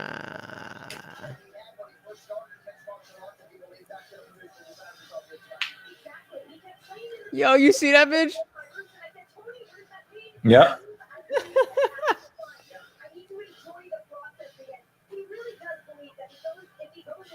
It's nice to see him smile before he gets in the cage, you know? Mm-hmm. He that's what I think he's in a great headspace, and I have high hopes.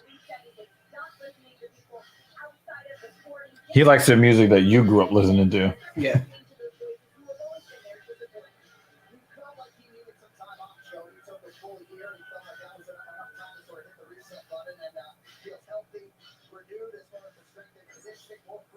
I just wish he talked about Khabib less.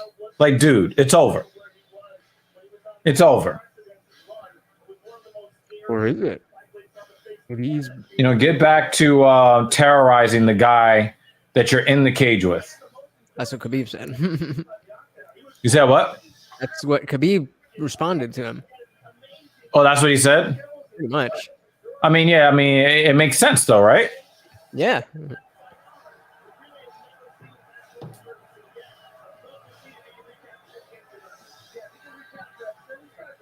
Now, the thing is that I think that the size discrepancy favors Chandler, not Ferguson.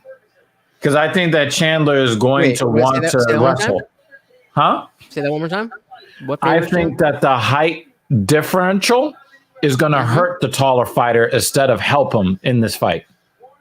It's one of the few fights where I look at it and I'm like, if you're fighting a guy like Michael Chandler, you don't want to be a long, skinny guy. Well, yes, that is true. However, Tony is also a good wrestler and he's got much better jiu-jitsu.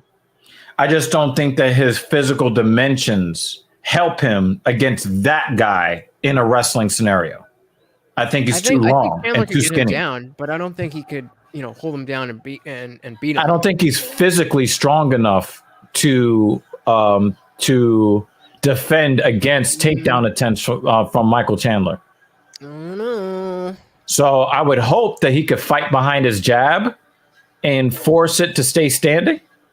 I would hope that he can do that, but I just don't think, especially how compact Chandler is, how explosively athletic he is and compact. I don't think that the reach advantage is an advantage because of the style of fighting that Chandler brings specifically. Yeah. Now, if he was a striker that was that compact, I would say Chandler all day from the outside, similar to Randy Brown versus Chaos Williams. But Chaos Williams is not going for a takedown, right? With Michael Chandler, I think that he might try to stand and bang, but if he starts getting cut up, I think he's going to change levels, and is not really much that Ferguson is going to be able to do. Approach. He definitely has the entertainer side in him. Yeah. And we'll play that game until he can't.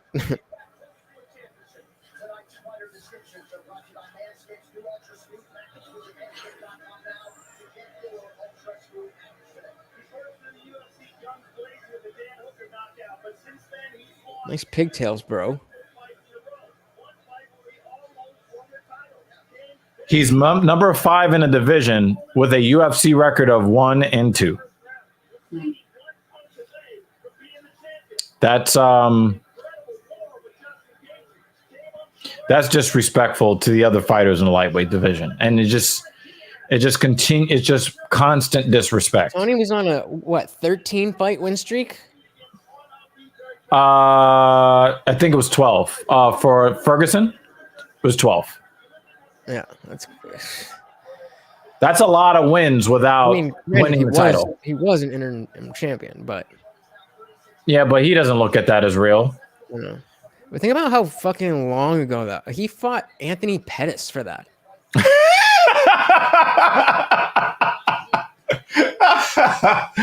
Oh man, Anthony Pettis went up a weight class, fought a few times, went back down, and left the UFC in that time. Since then. Yeah, look at that reach advantage. I just think that, I think that Tony is just a little bit too skinny. Well, I'd be looking more at the height advantage. No, I think that the height is not an advantage for Tony. Well, that's what I'm saying. I'm looking if they were the same height, but Tony had a longer reach, I think that would be an advantage. If they have the same reach and Tony's taller, I think that's a disadvantage. Oh, look, there's Joe Lozon. Right over his shoulder. See that? Wait, what? Joe Lozon was in the crowd. Oh, he's in the crowd. I thought you was over his shoulder as if like he was cornering Tony. I'm like, wait, what?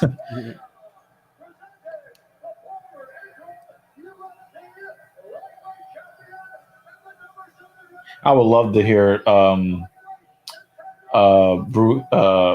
Bruce Buffer call Michael Chandler the former Bellator lightweight champion. That would be really funny. We don't speak that name, yeah. Exactly. Hey, girl. What is good?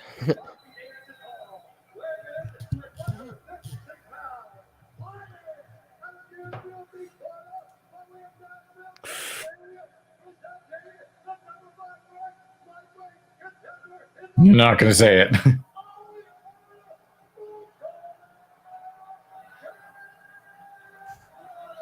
So, I really want Tony to win for two reasons. One, I want him to get reestablished. Mm-hmm.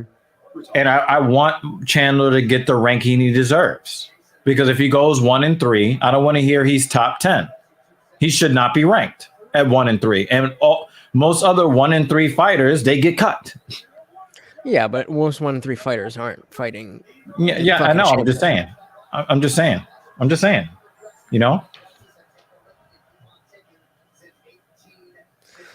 Let's do it. Come on, Tony.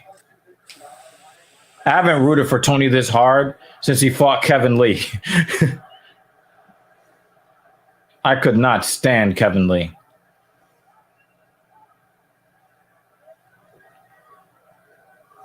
Come on, Tony. I felt bad because Tony, when he fought Cerrone, I was rooting hard for Cerrone. He beat the fuck out of Cerrone, and then Cerrone tries to clear his nose. And he was like, man, I know. He was like, yo, I know better than be doing that. Mm. Look who the fuck showed up. Hey, what's good, Jimmy Dean? Haven't seen you in a fucking minute, bro. Oh! Oh, god damn it. Are you ahead of me? His nose is already red. Oh! Oh! He's touching that chin! You know why the previous fight sucked? Because Jimmy Dean wasn't here. Maybe. Blame there you go. And look, Tony's not overcommitting. Oh.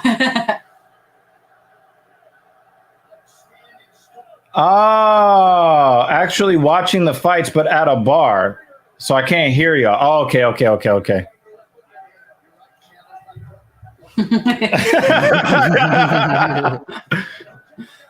You need to get an AirPod in your ear. He can't hear you.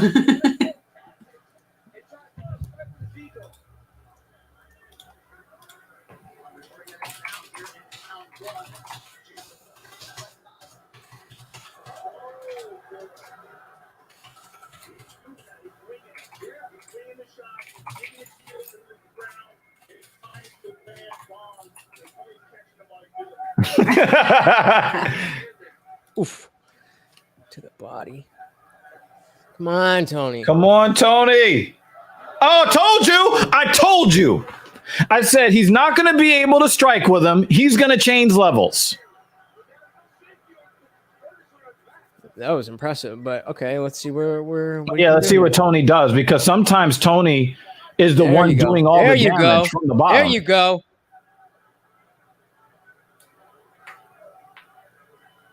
Oof. Uh-oh. Leaking. Uh-oh. Leaking. Oh! Yup. This is what he does. This is what Ferguson does.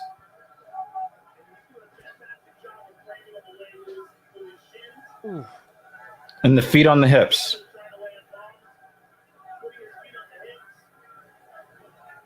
Let's go, T. Ferg. Up kick. He almost got him in the face. There you go. He was trying. Ah. Uh-oh. Isolation here. It looked like he was going for an armbar for a second. Uh-oh, triangle. Yo, you got to get his toes out the cage.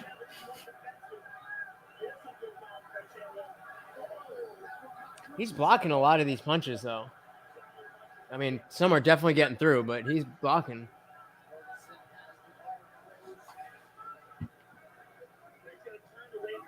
Don't grab the cage, Tony.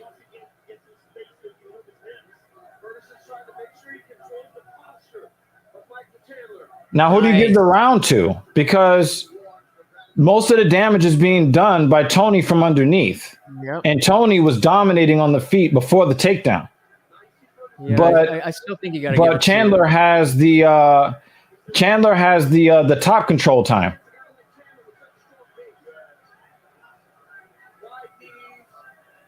Nah, yeah, you got to give this to Chandler. Finally, a fucking fight.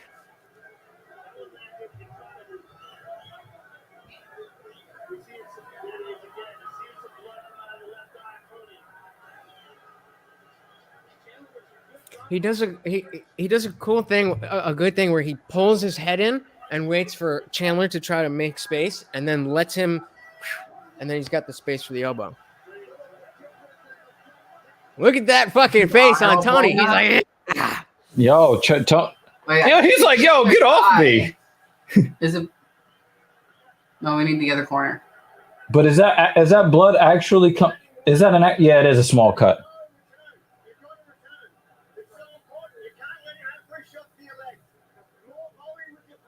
And I did call that. I said Chandler is not going to be able to strike with him, and then when he finds that out, he's going to level change. Yeah, but anybody could have fucking called that. And of course, he's more physically strong than Tony. Does that count as a knockdown? Should. Will it? You know.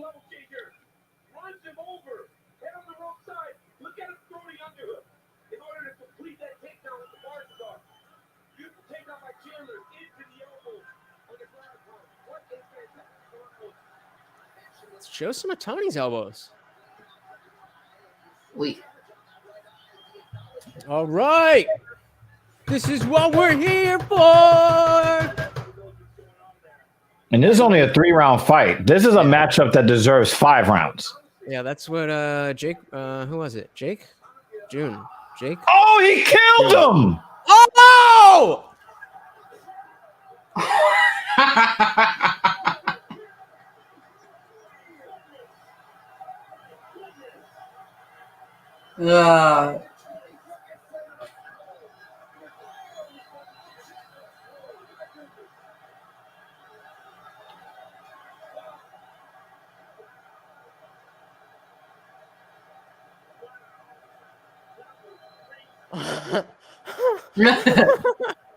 holy shit.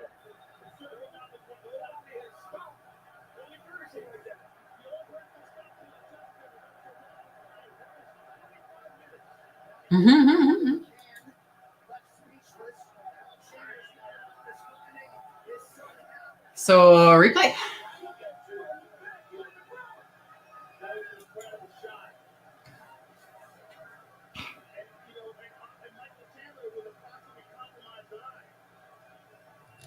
Possibly. We good? You hear me? Can you hear me? Yeah. Froze out for a second. No, I Damn.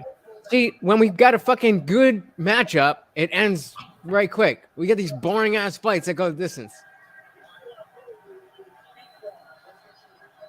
Damn, he's All right, still replay. out.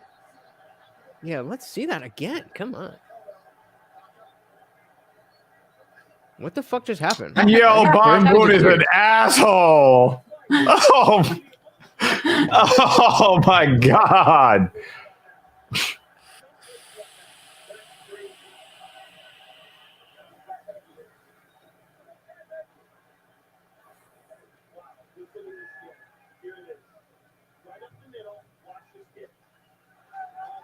Oh, it's a front kick. Oh, that Oh was some my Silva God. Vitor shit. Wow. Nobody saw that coming. Least of all, Tony.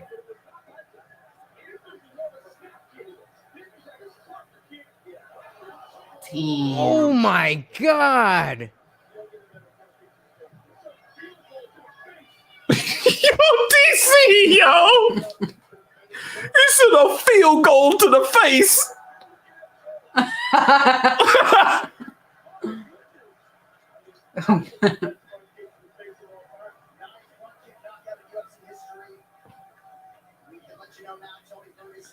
Ooh, I can't do it, man.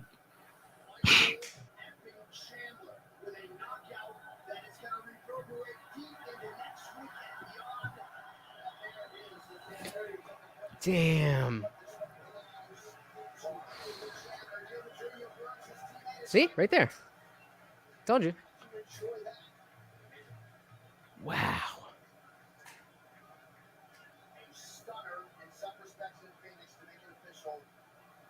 Mhm. Ladies and gentlemen, with 3 kicks in her dog, has no stop to this contest at 17 seconds of round number 2. Declare the winner.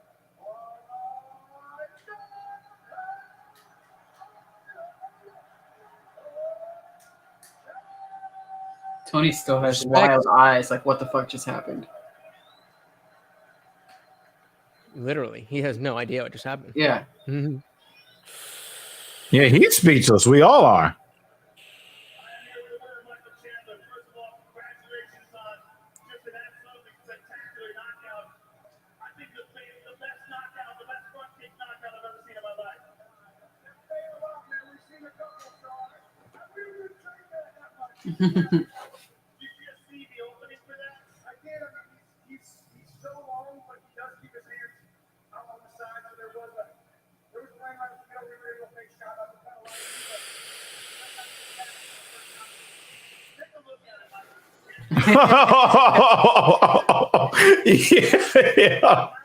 yeah. No, he didn't see that coming. You can see the power behind that. Oh my God! Yo, he man. almost That was tore his so knee perfect. apart with The that strike. ball- Look at the ball. Look at Chandler's knee when he lands that the vibrate. Oh my God!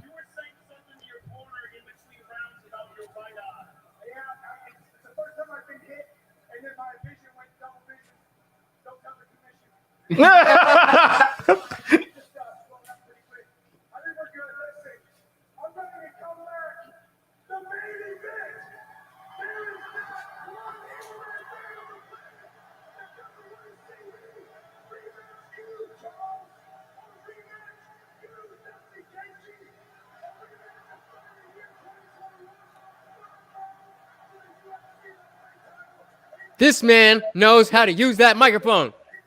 That's why he was already ranked where he was.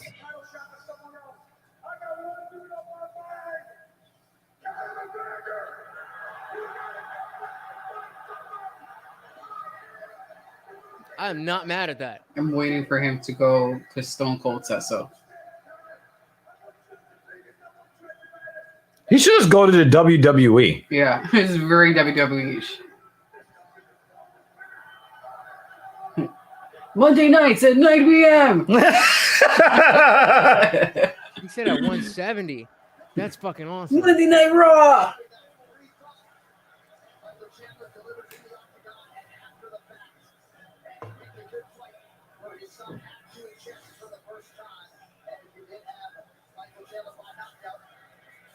Who was saying that he was beta?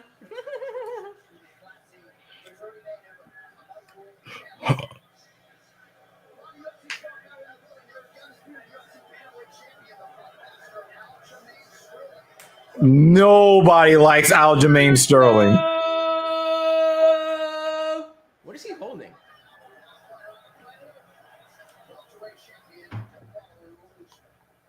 They should just call him number one pound for pound because Who?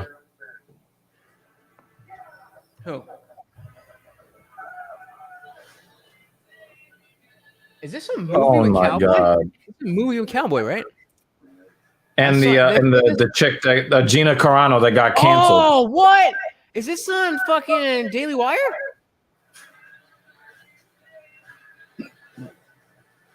He was like, we got movies for conservatives. Hell yeah! I'm fucking watching the shit out of that.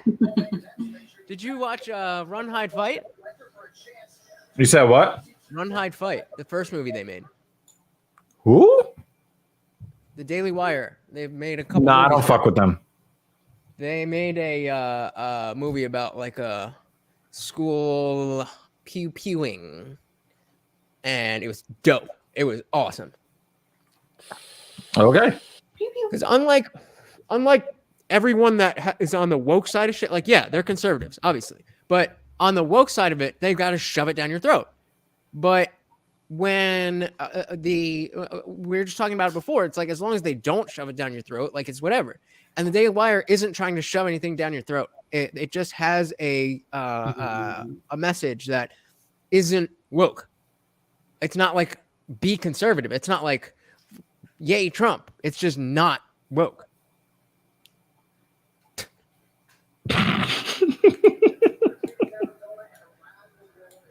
I'm sorry.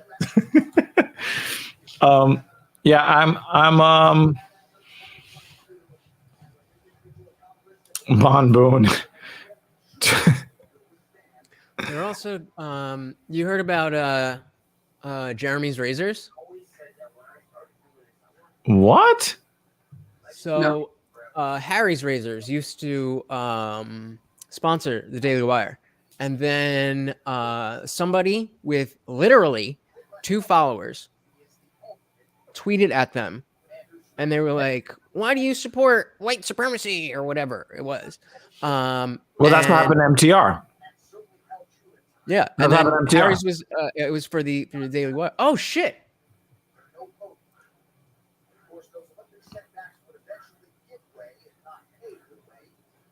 Oh wow, they put him in the Hall of Fame. He's like, hey, I'm a company man.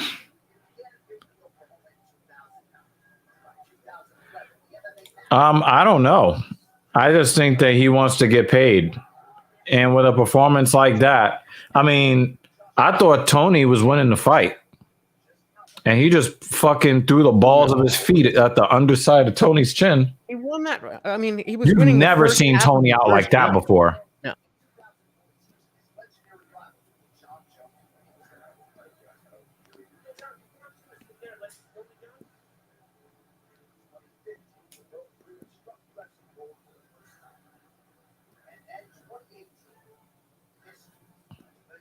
Damn, he looks tiny.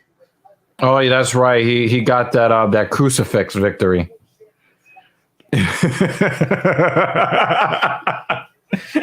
Yeah, for real. Tony was not like. I mean, he had a couple early shots, but no point was he like winning. Nah, he was that dominating on the feet until Chandler changed. Changed levels. No, he was not. It wasn't even close. Like he had him on timing, he had him on speed, he had him on volume. He got a knockdown. It was not close on the feet until his chin got a little bit too close to his feet. Hell no. I think Chandler beats Connor. No, I said in the Tony fight. No, I'm saying Von Boone. Von Boone's. And At 170 too? Like hell yeah. Fucking The thing is, the thing is that Connor, every time he moves up, he loses the power advantage every time he goes up. And you got to wonder about where he would be overall. I think that that speed might be an issue. I think, and the thing is, we're there's a similar issue when you think about John Jones, a heavyweight, him putting on all of that weight. Can you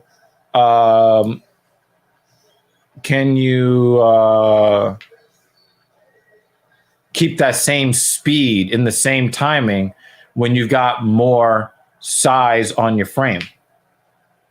But understand what I'm saying, Bon Boone. Understand what I'm saying. I'm looking at Conor McGregor. I'm not talking about Michael Chandler or anything like that. Conor McGregor is actually walking around at about 190 right now. He's not walking around at 170. He wants to fight at 170. But Conor's power shows less and less and less and less from when he was fighting at 135, 145, 155. Like he was crushing. What, at 135, did he? I think he had fights at 135 and then very early on. And then at 145, remember, he was crushing guys with the left hand. Yeah. But then when he went to 155, he wasn't crushing guys anymore. And then when he fought Nate at 170, he wasn't crushing them either. So I just don't think that his power translates properly, is all I'm saying. So going up to 170, is Conor going to be more durable? I don't know. Conor's always been kind of durable. We've only seen him knocked out one time, and that was Poirier in the second fight versus Poirier. But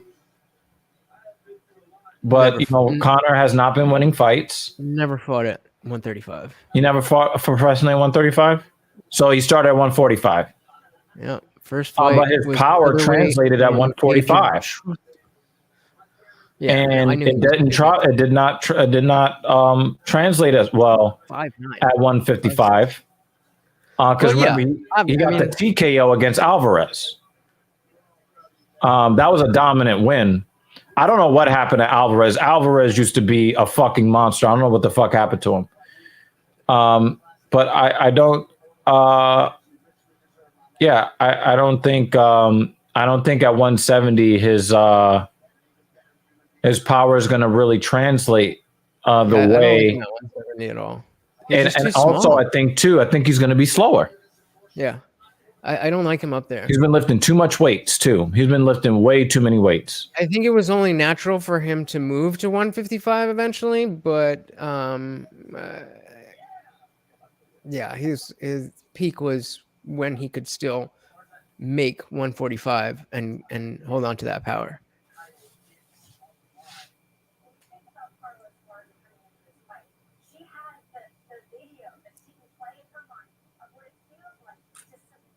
You're wrapped to this one, hey. I mean, it is almost midnight. Yeah.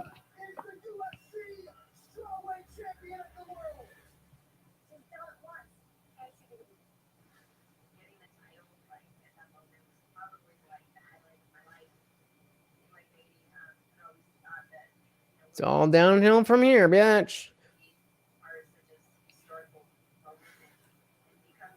Mm. No, we didn't see it. we were busy. We were doing something else. We were talking shit.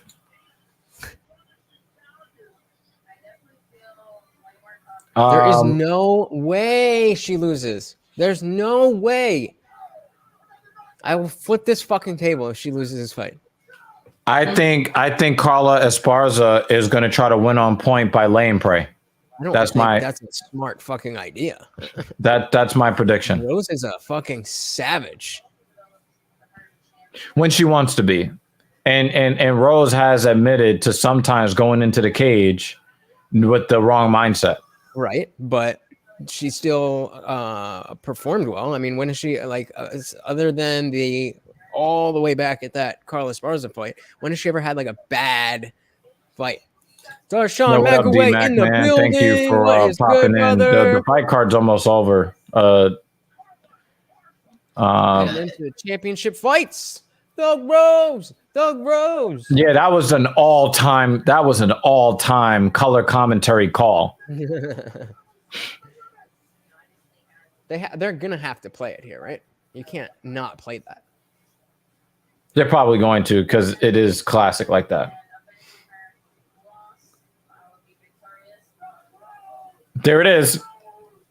Thug Rose. She cannot. There is no fucking way. There's no fucking way. He's so stressed right now.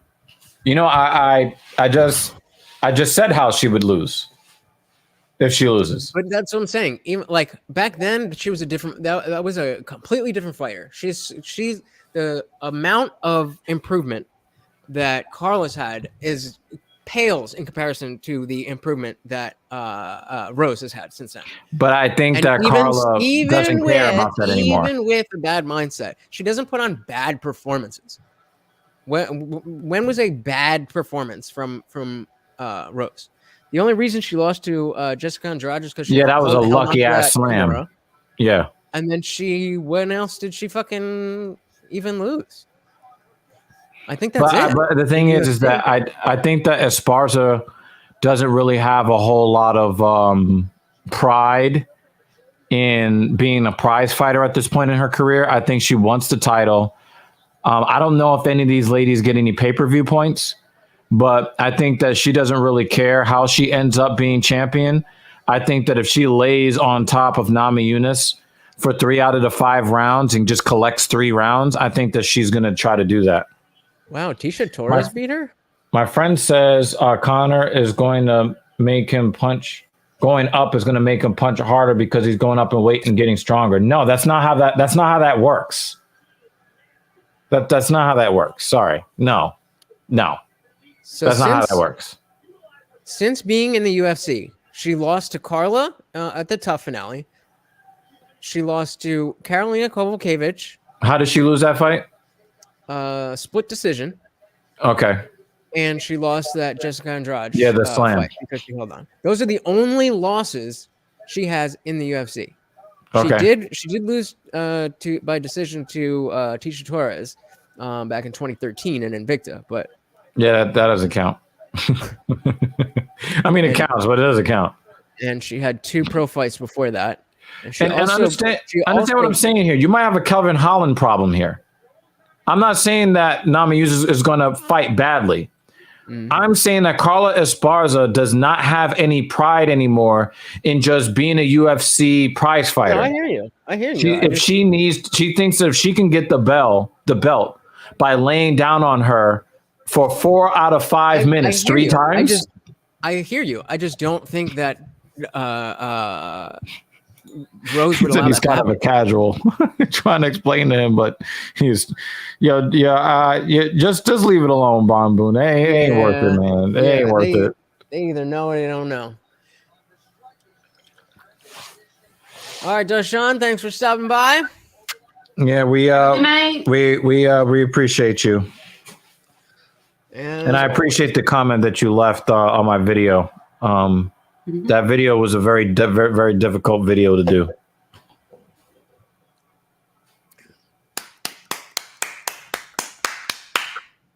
I think that one of the things that kind of soured me on Rose is when she started, talking that she was trying to do that weird fucking trash talk that sucked, and she's Chinese and we don't know what she believes and all of that. I really hated that. That was not at all what that was. Really hated that. That's a complete mischaracterization of what it was.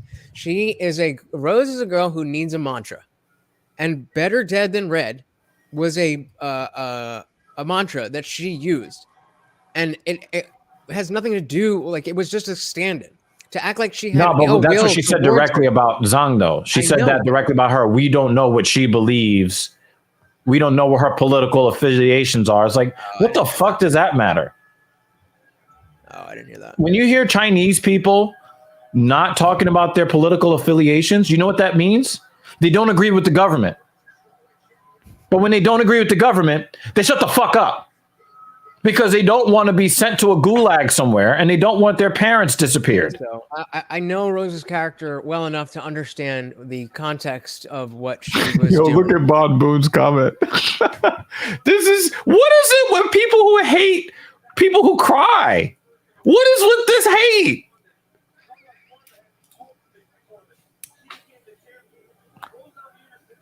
I can't take it, Lutch. I can't take it. Haters. Well, it's better that he's your friend than mine. Wait, didn't what's his face just cry in the last match? Who? Who's Guy that my just friend? won with the kick? He was crying after the match. He cried because he won. Oh, I don't know. Yeah, when he was Chandler- sitting up on the top of the cage, Yeah, he he started saw his crying. son. This You his know what first- it is? Your friend is mad because he can't fuck her. That's why. Oh, his friend. I thought you were talking to me, saying, "Okay, never mind." What were you saying? No, that was weird. It looked like the cut man just kissed her on the cheek. I would do it too. I mean, you know, she doesn't mind getting involved with guys in the fight game, right? So, you know.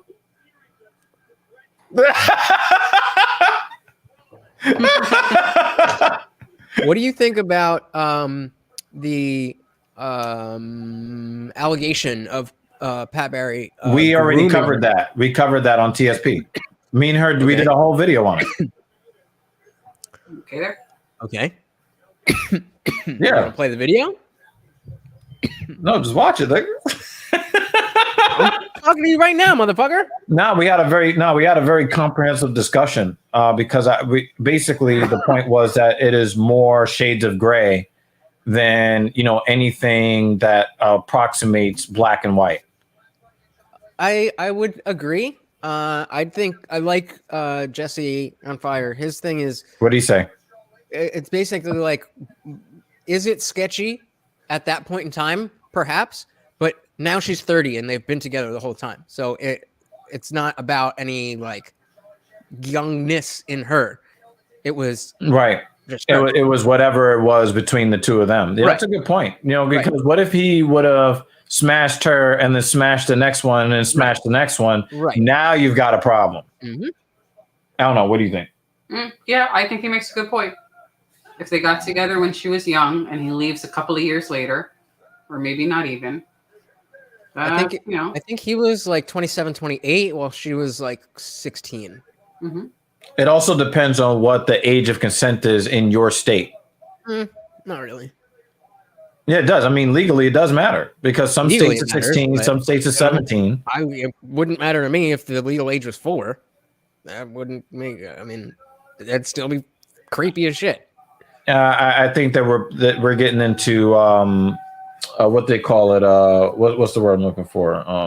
Arbitrary. Now it's just getting arbitrary. I mean, there are some people that believe that the age of consent should be 25. So, you know, everybody's got some arbitrary number and their reasoning for doing regardless so. of what the age of consent is, if a relationship is creepy because of the age difference, then what the law says about it doesn't. Yeah, but make a we don't difference. apply that. We don't apply that across the board. You got Madonna dating some 27-year-old, and she's like 60. Okay, but That's a massive age difference. it's not just the age difference. Once you're past a certain age, then the age difference is It's- irrelevant. what- Which is the what point you that we were said. making before. What I'm saying, So but if what you're you're saying young, is it's still arbitrary. It's still the a law is murky yeah, standard. Yeah, it is. Don't say gay, Cap. We know this not to be true, but I'm putting this up here because Captain Paul is being Captain Paul. That's where do you think this goes? When they want children to be able to consent to. Hey, she's pale as milk too. They want children to be able to consent to medical procedures, and the next logical step. Oh yeah, is, you made if this point on Twitter. if Yeah, you you did can- make that point on Twitter. I saw that. You're giving consent to children. She looks like she's then ready to cry right now. She can't lose. There's no fucking way. if Look she at that. gets No caught way. like Kevin Holland on the bottom with some chick that's heavier He's than not her, gonna get caught laying on bottom. her. What?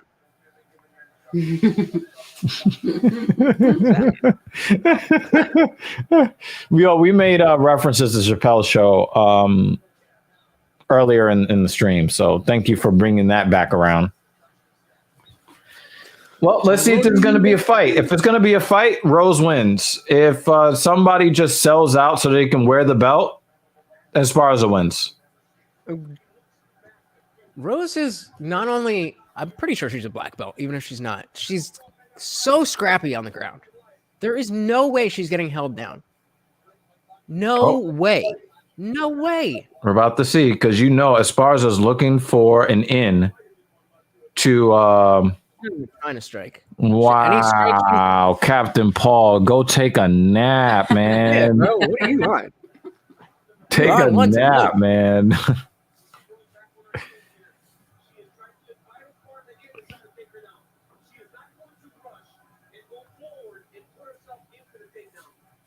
Let's go. Hell yeah. Carla Esparza's arms are just not long enough at this range. Yeah, like fucking T-Rex arms. Yeah, she's definitely T-Rex in it. I will say that Rose does look a little bit more substantial physically than she normally does. Not by a lot, but it's noticeable. I was just small. Huh? I was just small. Yeah, but she looks a little bit more substantial than she normally does. I remember people saying the same thing with Joanna. No, she always looked kind of skinny. The two of them had the same skinniness. I know Cap's ready to see that fucking movie. What movie? The Daily Wire movie with Gina Carano and Cowboy. Yeah, you guys can have it.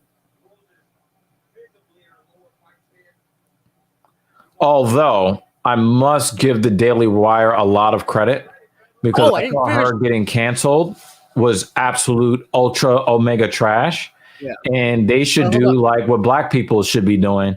If they want to freeze you out of their systems, create your own. That's exactly what they're doing. And he's like, no, fuck that. No, I'm saying I have no interest in it, but I love what they're doing. If that makes any sense. I just have no interest in it. I don't. Because I just don't like stuff that feels like pandering, and it feels like pandering to me. That's precisely what I'm saying. It's not. They're just moving. It feels like pandering to me. So, like, anytime like I see a movie with a bunch of black people in it, I don't watch it on principle. No, but that's what I'm saying, though. That's what I'm trying to tell you. The Daily Wire movies are not political. They're not like trying to get in. But it feels like pandering. I'm not saying that it is political pandering. I'm saying it's a feel like, look at these, gun loving, Little House on the Prairie conservatives that have been canceled and silenced. And, we're going to go back to the old Westerns back when white people controlled the country and there was less racial mixing and all this stuff. No. And it just feels, No.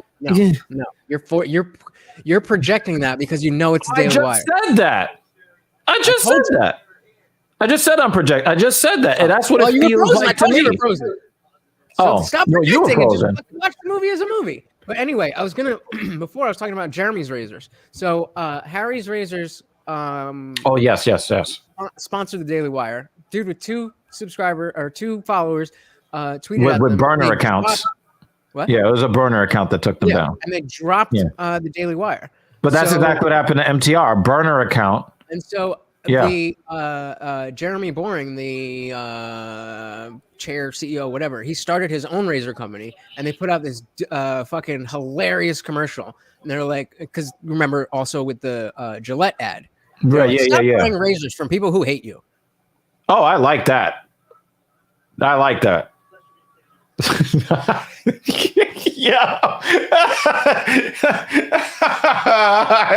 that so much. I was saying that.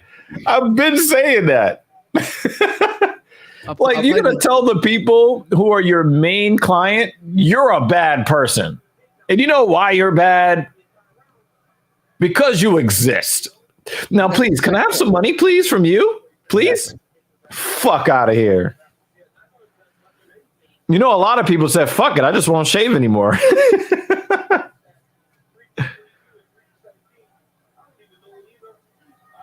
Yeah, Sparza lost this fight. She lost already. Ooh, And now the fans are going to start putting up their cell phone lights again.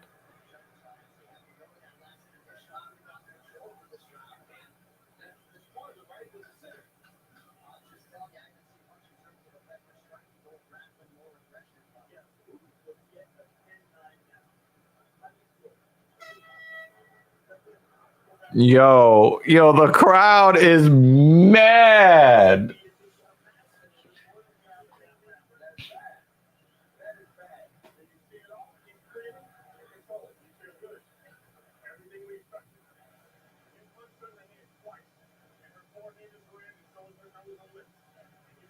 You have to tell the crowd that we did things today.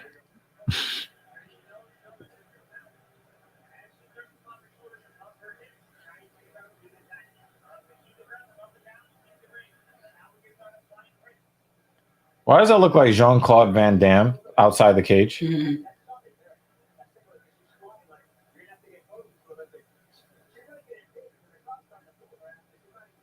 No, they booing both of you. What the fuck? June wanted to know what happened. The answer is nothing. Nothing happened. Nothing happened. I think our guy, I think his internet is like taking a shit right now.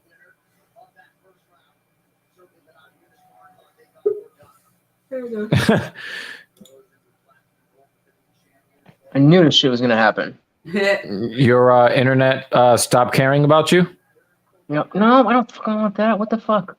Oh, come on! Oh wait, we're back. We're back. Oh wait, that's right. You're actually streaming the fight on your internet. Dude, you've got to be shitting me. What the fuck?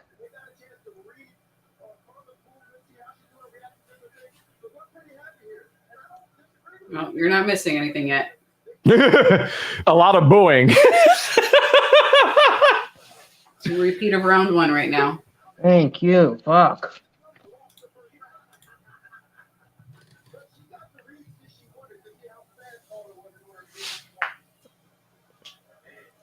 Yo, the crowd is so angry.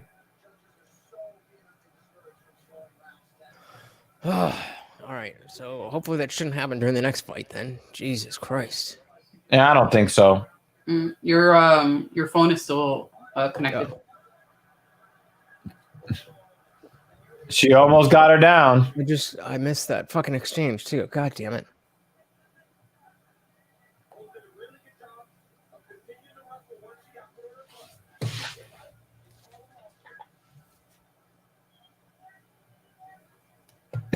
Combat Press says that's a 10-10 round. Pretty much. Yeah. That's not a 10-10. If that's not a 10-10 round, they don't exist. That is a 10-10 round. That is textbook 10-10.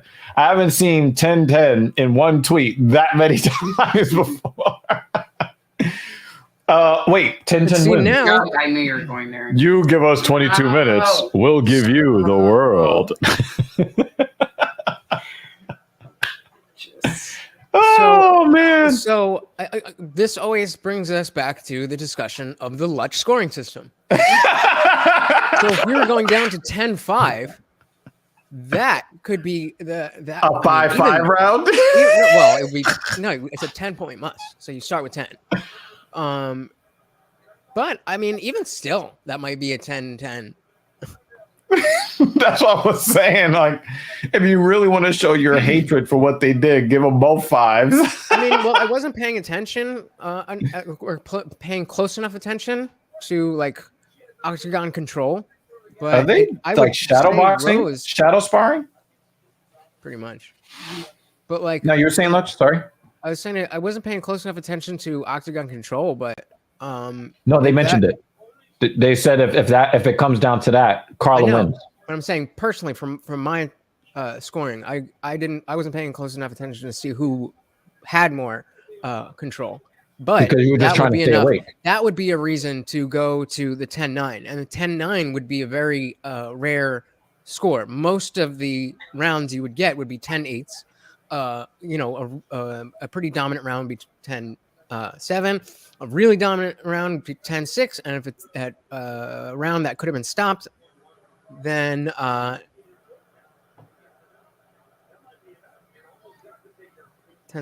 or 10-5. It just gives you more, room to work with. Come on, though.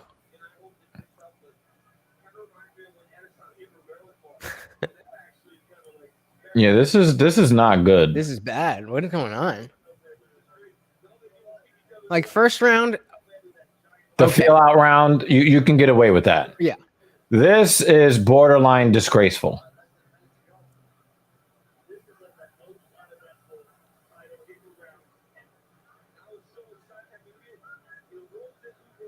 There you go. That one punch gives her the fucking round. That's it. That's actually her second land of the. That's her second significant strike of the round.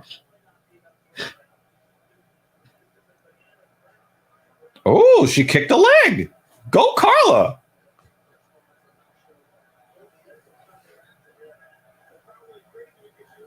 They're doing the wave. Oh, they are doing the wave now. That's bad.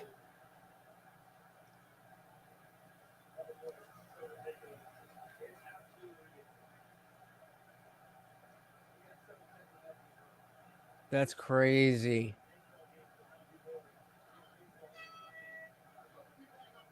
Ooh. Where's that same energy during the fucking fight? Like, she's right there. She stared at her harder than she hit her.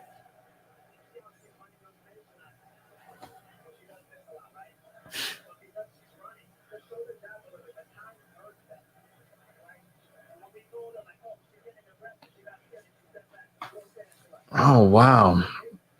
Is this like the worst $75 I spent? Yeah.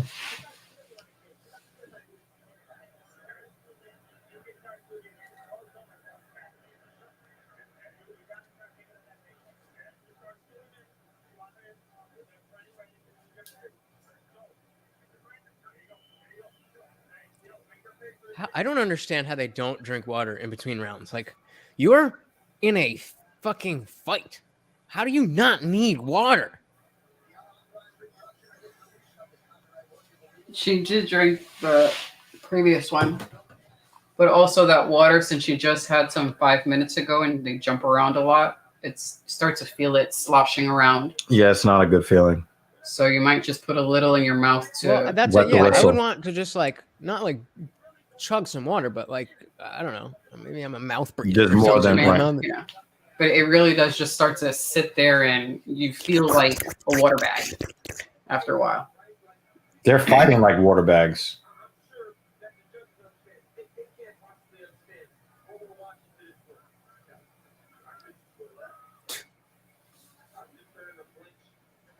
Yo, DC. Oh my God, DC. He said I would turn in a blank sheet. I'm fucking finished, yo. This And is the remember, biggest. DC disappointment. is a Namajunas guy. Oh yeah. So she's gonna, if she listens to this broadcast, she's gonna be like, wow, I was really disappointing. You were saying about these fighters not giving a shit about being entertaining and just wanting to. No, I thought that Carla was gonna sell out for lay and pray. But she looks just as scared as Namajunas is. There you go. And there it is.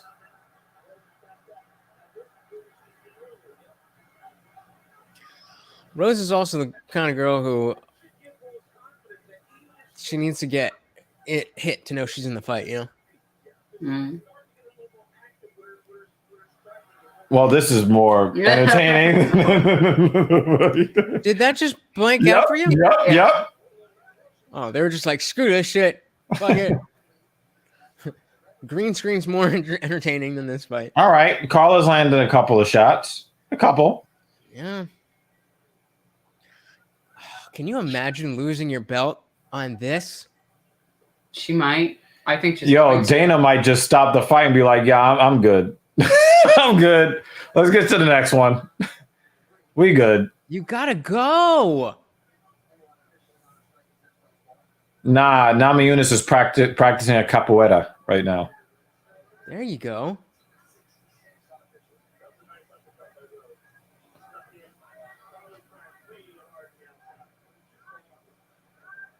Wow, Esparza just tried to pull the.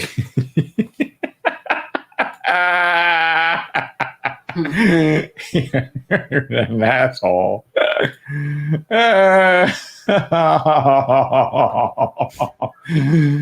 Oh. Esparza tried the T City thing where fake the takedown to then give a nice 1-2 down the middle when they drop their hands. Come on, Rose, please. You might be flipping the table. Or putting somebody through one. No. He said he'd I flip mean, the they've table. got to It should fight be a in loss. order for her to lose. If they don't ever start fighting, then she's not gonna lose. Imagine this has a fucking crazy KO ending. Yeah, What a right. boring ass fight. I'm like, oh my god. I'm it would be really funny if Dana's like, nah, nobody won the title here. This shit is vacant. Well, you can't strip. Just like the look in my She's eyes already the staring champion. at this non-action.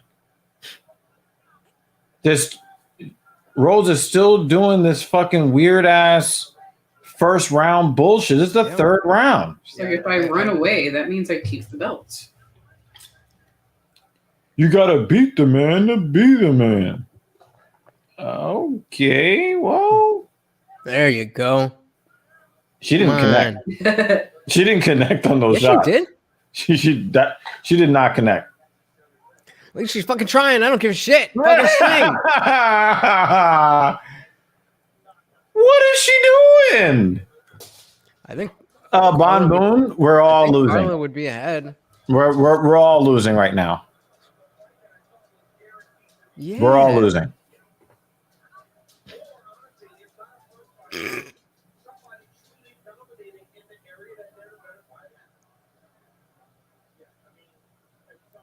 If it does come down to octagon control, Namajunas might lose her belt, yo. She's giving it away.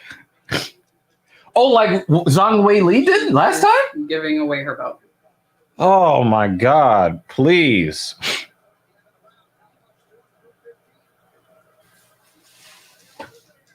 Right. Uh-oh. Mm-hmm. Yeah, like what? Yo, the comments on Twitter. Did you hear what Pat Barry just said? No. He's like, you hear the booing? That means you're doing it right. Maybe we should investigate that relationship. I'm calling an investigation into Pat Barry now because that's some dumb shit. Rose hands the belt away. Just giving it away. Bon Boone said, Joe Rogan, ooh, the air, she heard it. Somebody on Twitter said -2 to -4.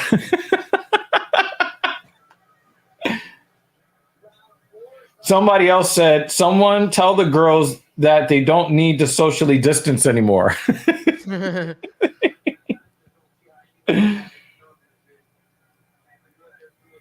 So you said who's winning really, right? This is somebody's tweet.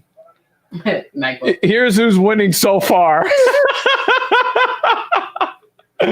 Or maybe they're not winning because they're not going to sell as much.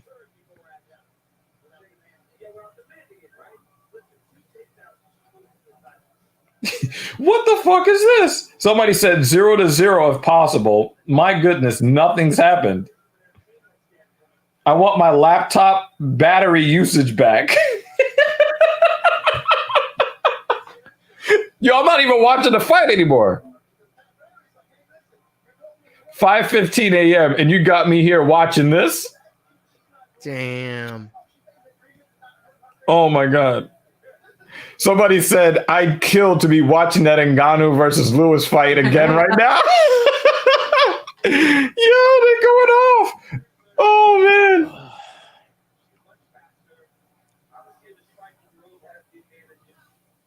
Somebody says what we're watching, and then it's Izzy and Romero. Mahmoud said, Do something. Do something. Scored 0-0.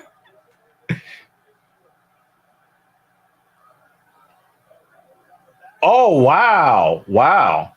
Carla might have won the fight just because that was the closest thing to ending the fight. Damn. No, I'm sorry, Bon Boom. That's crazy. Some guy said, fight of the year contender, nonstop action. The girls are giving everything they have. What a war.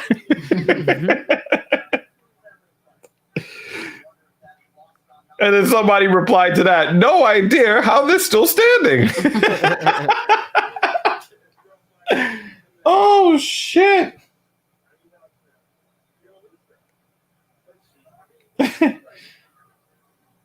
One woman said, there is no way I could watch 10 more minutes of this fight.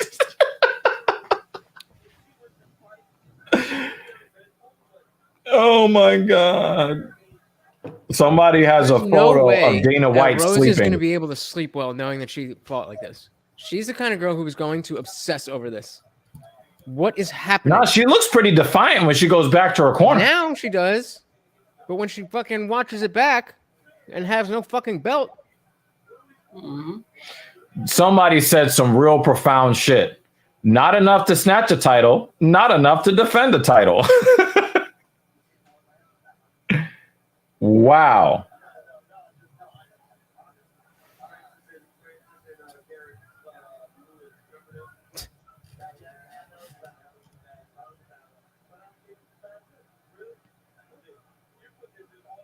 Whoa. The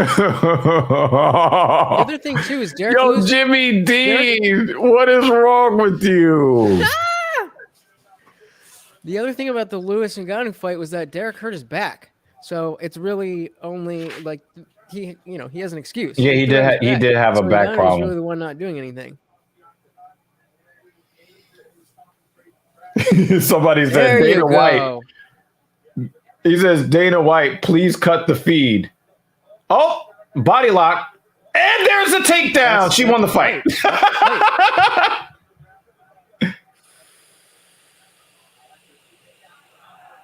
And then she ends up on the bottom? Nope. Oh.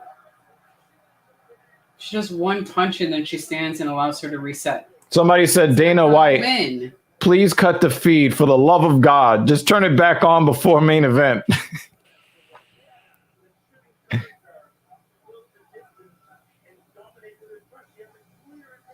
I'm gonna go grab a snack. That was just fucking dumb. Look at this tweet. Look at this tweet. Yeah. Oh my God.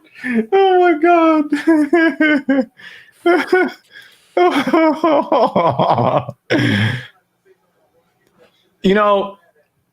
God. Lutch promised not to get high in the stream anymore, but if he does, I can't blame him.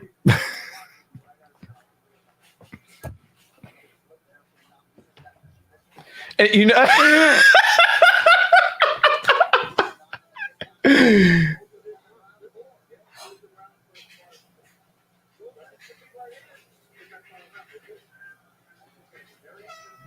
wow, Carla Esparza with the last second leg kick. He's like, I don't know, man.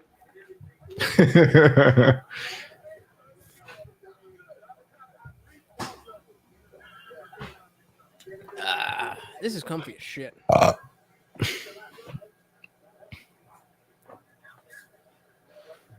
Don't rush. Don't rush. Is that really what they're saying right now? Don't rush.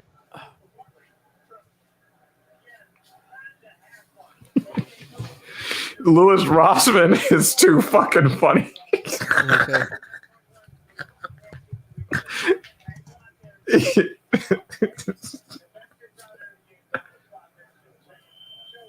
Why are you so dumb? That's not, yeah, and they were saying the coaches for Carlos coaches were saying, don't rush. Like, whoa. Mm-hmm. He's gonna. Yes. Bon Boon said, take your time, Rose. And then it's sponsored by Timex. Oh, no.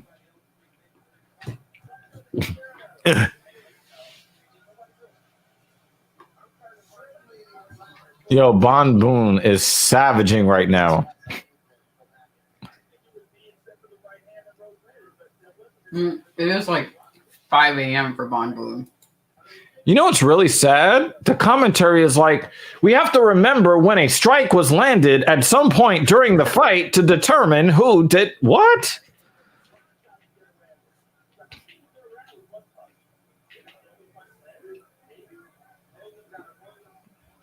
Okay, there we go.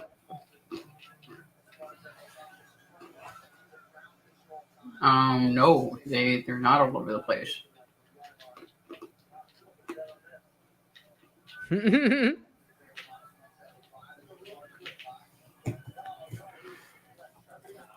Louis Rossman is really pissed off at all the hate that Kevin Samuels has gotten.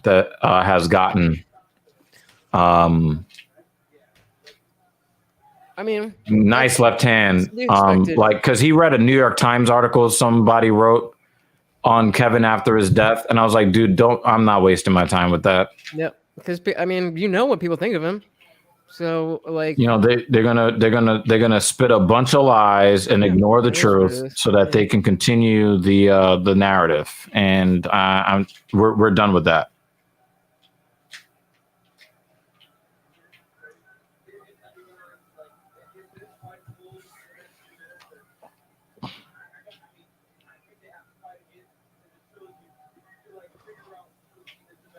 No. Come on, don't put that out into the air, DC. Don't do that. Ain't nobody buying that pay-per-view. Yeah, they're gonna see that shit He's and be like, like, I was nah, trolling you son. guys. They could put Conor McGregor on that card with Francis Ngannou. They could put Conor McGregor versus Francis Ngannou, and people will see this fight and be like, nah, son, I'm good. If they do that, that's our day off. Actually, you know what they're gonna do? If they run this fight back, this is gonna be on regular ESPN. There you go. They're like, we're not gonna. Wait, nobody's done nothing. How does this chick have a bruise on her face? She hasn't done nothing. Nobody's done nothing. I mean, they've landed shots, but it's sort of like 3-4 strikes, like total per round.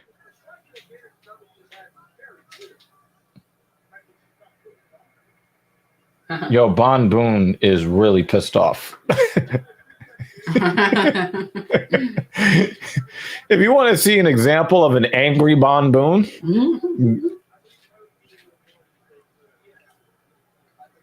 you're talking about That's a a good referee. point. They just mentioned a referee that's not Yeah. there. No, he said Herm Dean would have given them a warning by now. That's how bad this fight is. They're talking about a referee that is not in the building.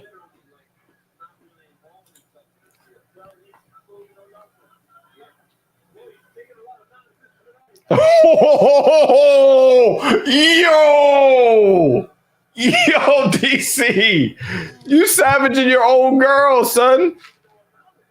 Damn.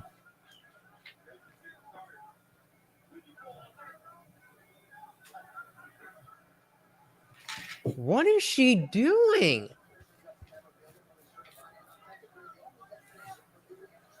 Yo, if she knocks her out with 1 second left in the I fifth bet round. she's gonna come out with some shit like, I didn't want to be champion anymore. It was too much pressure. Yeah, she said that before.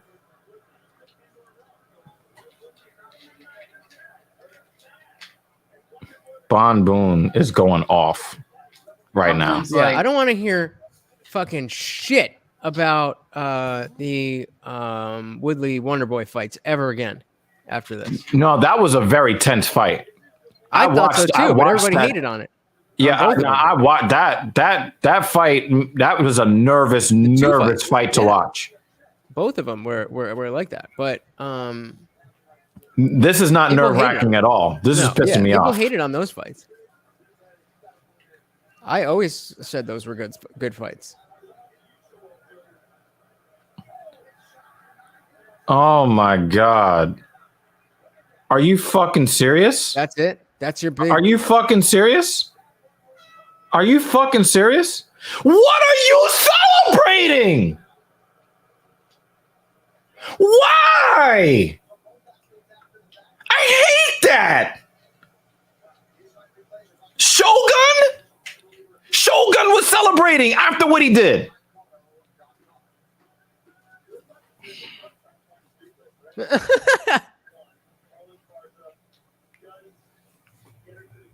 Wow. Yo, Clinks, you want a thumbnail for this event? Unofficial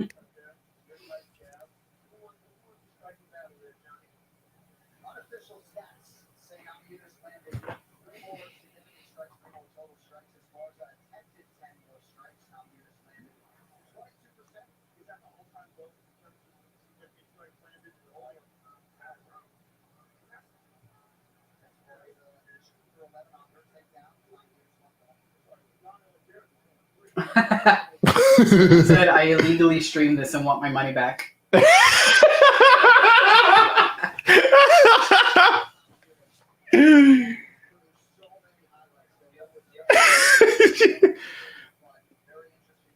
No, yo, Dana is so pissed off. And he has to crack like a wry smile because, you can't be seen in public frowning at a woman if you're a man, especially a man in power. Mm-hmm. But, Pod Pony.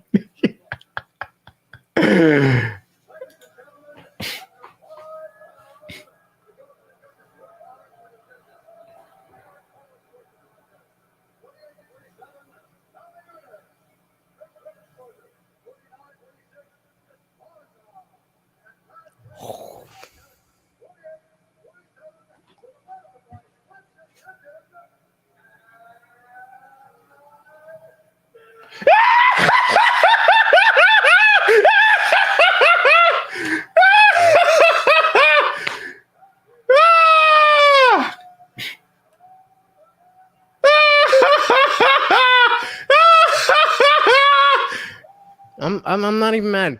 I'm not even mad. Her in her corner. Is she about to take her pants off? Is she about to make it worth it?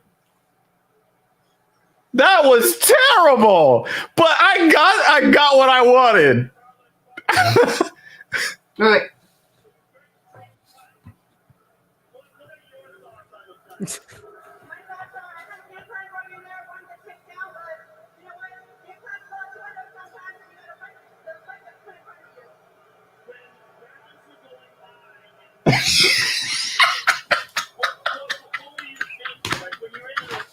What were you thinking?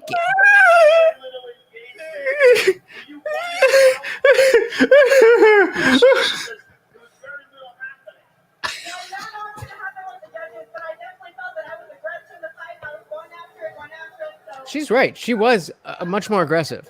Yes. You were going after as much as you could without being reckless. Exactly.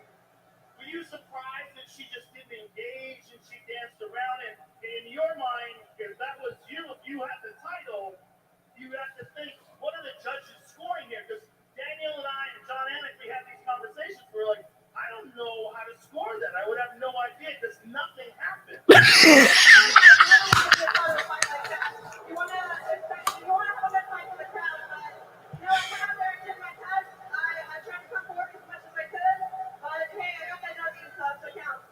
Well, the good news is not only did you get the W, but you didn't get busted up at all, and you're going to get married next week. Yes, I'm so excited. Next week, I'm marrying the love of my life, Matt. I do not give a shit. It's going to be so amazing. Well, congratulations on that. Congratulations on regaining the title. Ladies and gentlemen. Carlos Esparza. The most Nobody boring fight won. ever. The most No boring one. No, fight they. ever. Nama Yunus was stripped of the title. Dana White spit in her face. Bon Boone is not having none of this. Ooh. Oh my God. They're going to look back on this fight. They're going to be really mad that they literally played with fire. Like, you left a fight in the hands of the judges. It really didn't give them much to You didn't leave. You left the fight when the first bell sounded. Yeah. Also, her corner gave her, like, we could barely hear what they were saying, but that was some shitty ass advice. You're doing good. Look at the face. You know, when she's leaning forward, you know, she just back off. That's what they were telling her. They were telling her to back off every time she leans forward. Yeah, and then Pat also goes, you hear them And this is booing? the one time Jimmy Dean goes to watch a fight. This happens. So Twice on the main card, this happened. does this mean she needs a new husband? We might have to make another video. She needs a new camp and a new husband? Oh my God. Don't worry, he'll find another student. Highlight was seeing Patty in the crowd. Oh my God. The one time Jimmy Dean goes somewhere to watch the fight, this happens. There's no way that happens here, though. I was thinking, I saw Gaethje's face, and that's the exact sentence that played in my head.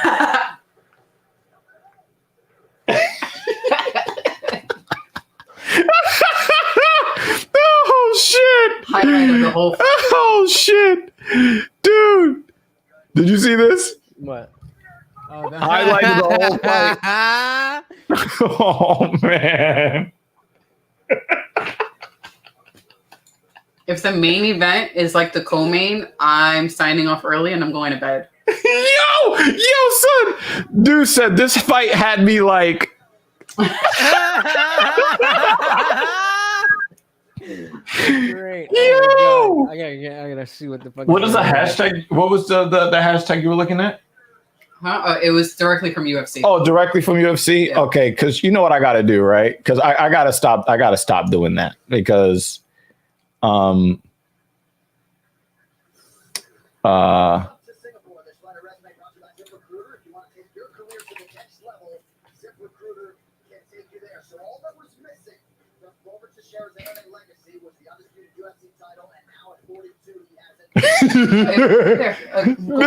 Patty Pimblett showing up to UFC London like, But you got UFC up top. So you could just go straight to their page. Yeah. I didn't want to follow that. No, you don't. I'm gonna go It was here. this one by split decision. Hold on, I'm gonna.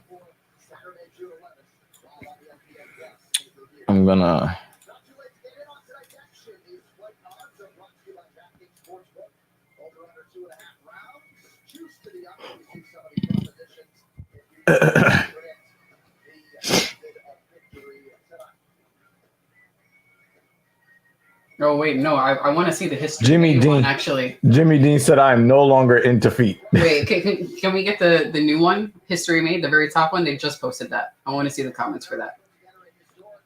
Oh yeah, hold on, I can't. All right. No. Somebody said no.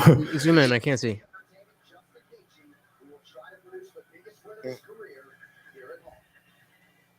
Hold on. Just Control plus. You said what? You're not able to see the thing. Yeah, just Control plus on the. Oh, hold on. Yeah, or that. There we go. It keeps going. Maybe you're just showing me this one. I'm just going through some of the tweets. Yeah, keep going.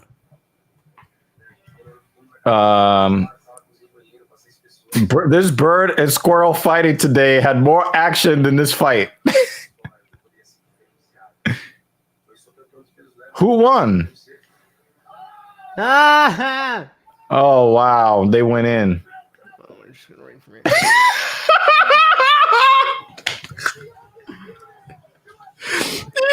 Somebody goes, "Fuck your wedding." Now that the fight is over.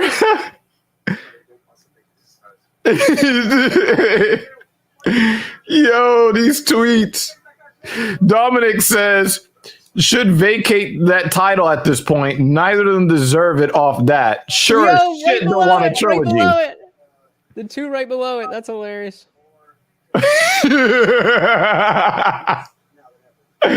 This is too good. This is too good. We want the trilogy. Yo! Everyone after watching that fight. Oh, wait, what does he have? Much? Oh.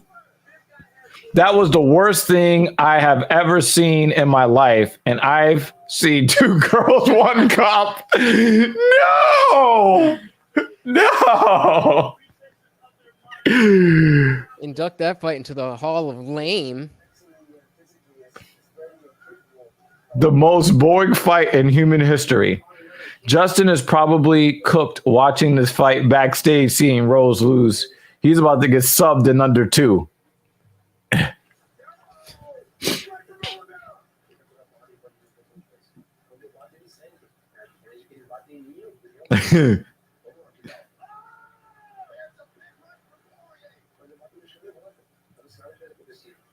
Yo, the Skip Bayless burner says, nah, I'm crying. They really vacated the wrong title. UFC Twitter, undefeated.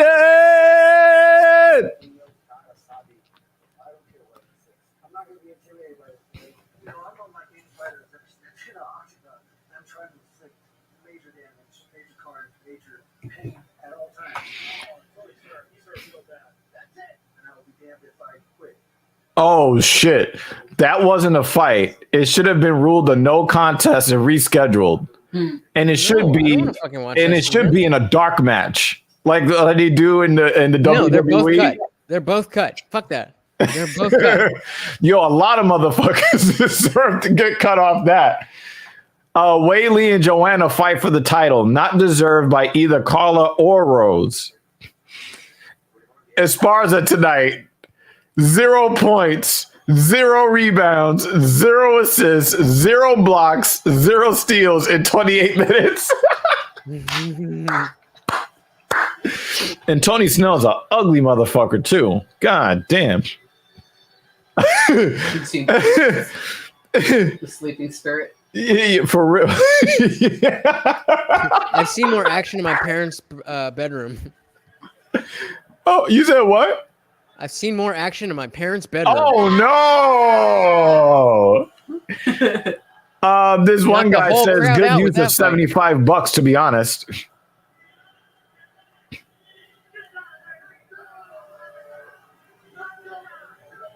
Greatest fight of all time. Oh yeah, JJ gonna be champion again. Joanna champ is back. History was made for having the most fans ever fall asleep during a title fight. That wins the award for most boring fight with the worst corner advice of all time. Yes. Quote, the boos mean you're doing it right, end quote, is literally the exact opposite meaning of boos. Well, that was the worst UFC fight in history, but at least Joanna and Gaethje's gonna get her. Fuck. Because you know Joanna ain't playing that shit. Right. But then again, she tends to run into left hands from Rose. At least so Joanna and Gaethje's gonna get her chance. Fuck. Why do I keep saying it's gonna be a more exciting fight? I'll watch it. Somebody said, ha ha ha, history for sure was made. It was the day we found out DraftKings is paying off fighters to throw fights. Or that fighters are starting to go on strike because they're not paid enough. No! You're getting a like for that, sir. Oh my God. Somebody said, history was made all right. Worst title fight in history. She shouldn't even defend her title on a fight night main card. Ouch. Can I get a refund? That was ridiculously embarrassing to the sport. She won because she was trying to fight and being a champion. She was making distance, which ain't a champion thing to do, but that's her wedding gift already. I did not understand that at all. Yo, people are really reposting this Islam Makhachev. I mean, hey, the shoe fits. Wow. Yeah, Rose left a stain on her legacy tonight. Yep. Absolutely. That was disgusting. What the fuck was she doing? Yo, look at this picture, yo. Is bro dead? Yeah, Thug Rose, more like on drugs Rose. Oh, man.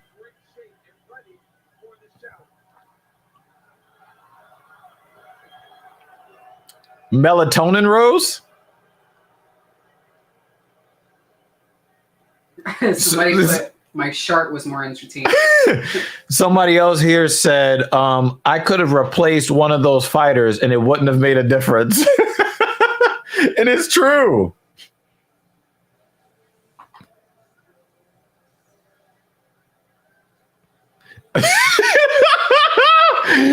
The Sun said, I appreciate the UFC for giving us a full 25 minutes to recover from that insane Chandler KO. Thanks, Uncle Dana. Oh, my God.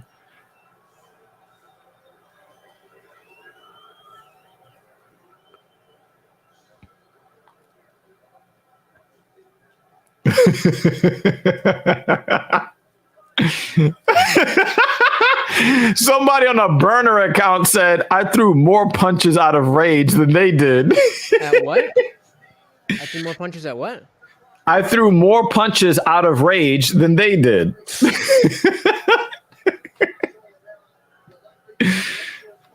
Oh, my God. Somebody said Rose for 5 rounds. He froze. My guy hasn't moved for 40 minutes. Oh, my God. I felt like Tony watching that. Damn, why do I have all these fucking notifications all of a sudden? They got a photo of Andrew Garfield. God, that fight fucking sucks. Mm-hmm. Oh my God. You know, I only know this nigga's name because we watched that movie. I know. Oh my God. Oh my They God. put up so many tweets about this fight. Just stop. We don't need any more. Oh my God. Oh my God. I'm diving into another UFC tweet from that fight. I'm having more fun. I'm having more fun. Something. I like that.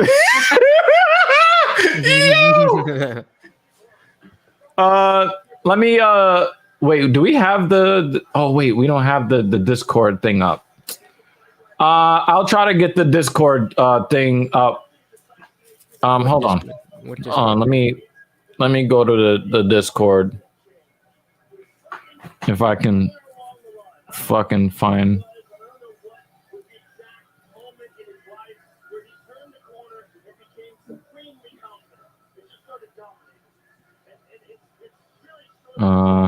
Maybe that was the thing I lost. What are you trying to do? Are you in the Discord? Yes.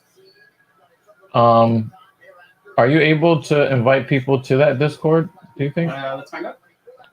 Because you can, I don't know, post it in the comments on the TSP Twitch. Invite, copy link. Where am I posting it? Twitch? Send it to me in my Twitter DMs. Oh, well, yeah. Why? I was just thinking, why am I on fucking Twitter when Instagram's definitely gonna have? Yeah, send it to my Twitter DM because I got Twitter open right now.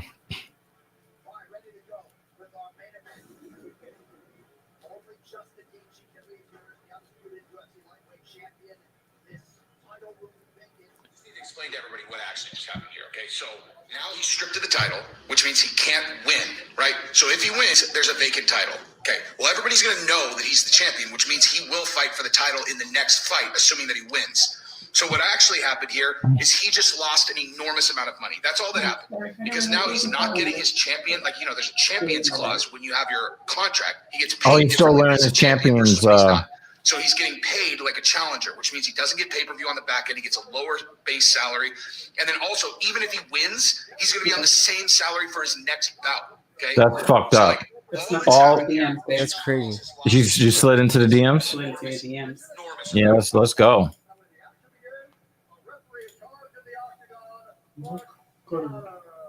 I was about to say Herb D just out of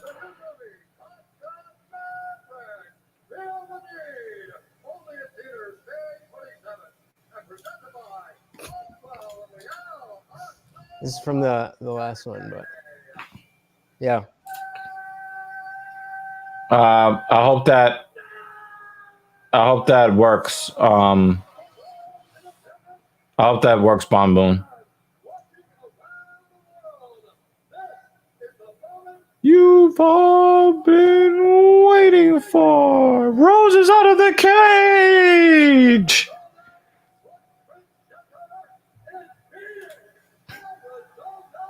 Yeah, this is my favorite tweet.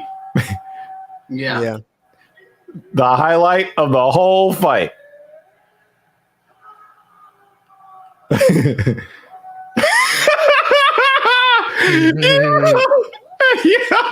Yo, they don't care. I speak for everyone when I say we don't want the trilogy. I would rather listen to an audiobook where Gaethje is the narrator.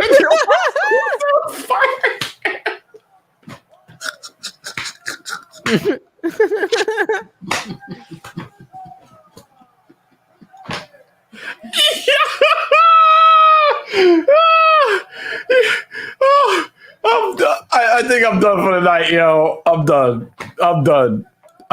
He wins the internet on that one. I'm finished. I'm done. I cannot take anymore. I'm done. We need Tatiana Suarez. That's what we need for that division. She needs to come back. That's a sexy name, right? Yeah, but she kind of looks like a dude. So I'm just saying the name.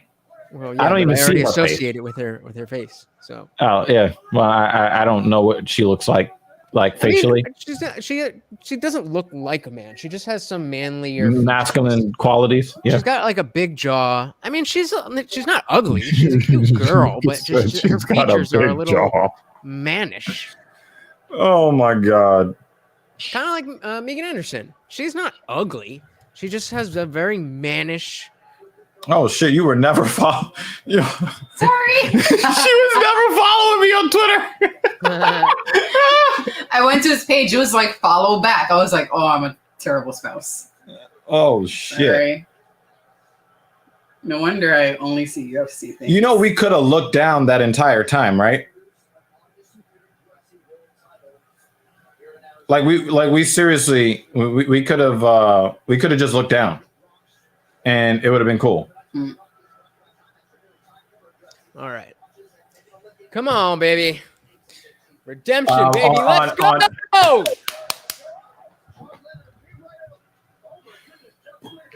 Woo!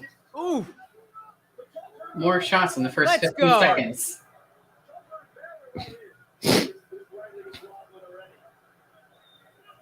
this is a fucking fight. Ooh. Already more action than in the last 25 minutes. Oh, He staggered him. Oh! I think he dropped into guard. I think he did that on purpose. No, he didn't. That was a stiff shot. Oof. God damn, I love the See, I told you. Just got, I told you. He's doing that on purpose. no, but they're gonna call that a knockdown though. I mean, call He's it. not gonna go into your guard, dumbass. I know, right? Like, he's the anti-wrestler. Yo, Like, his eye is already fucked up. But he stung Gaethje right out the gate.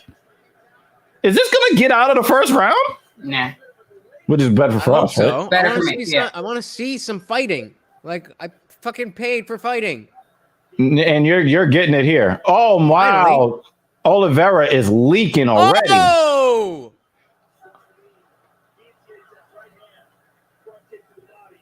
Yo, I love the way Oliveira's Right at fighting. the legs. Oof. Oh wow, look at that Oh! uppercut. Needed a body. Oh! Oh, left hand. Why is he fighting like this? Why is Gaethje fighting like this? He said he's not going to do this anymore. Damn, that looked like it hurt his shoulder. He slammed down and it looked like he fucked up his shoulder. He's like, come on, man. He's like, play my game, will ya? Oof. Yo, his face is fucked up already, son. Wow, nice shot from Charles. Oh, he is fucking swinging. Yeah.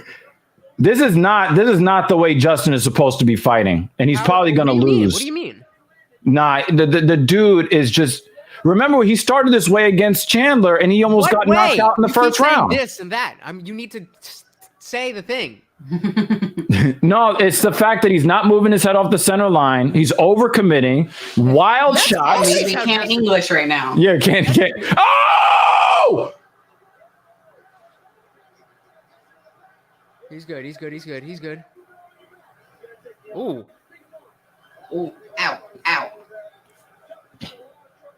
Yeah, this is not a good position for Gaethje to be in. Oh, he's got the triangle. It's over. Is his eye swollen shut? It's over. Get out! Yes! Oh, that's in. And he's underneath the chin. Oh! It's over. No, it's over.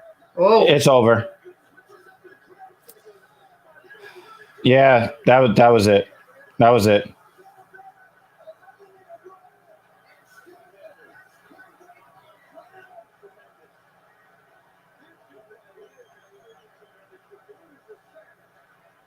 I feel like Justin got he got in his head about Rose's performance, and then Somebody said that on Twitter. Somebody said that on Twitter and thought that he was going to get submitted in the second round. I did not see. Oh yeah, that's right.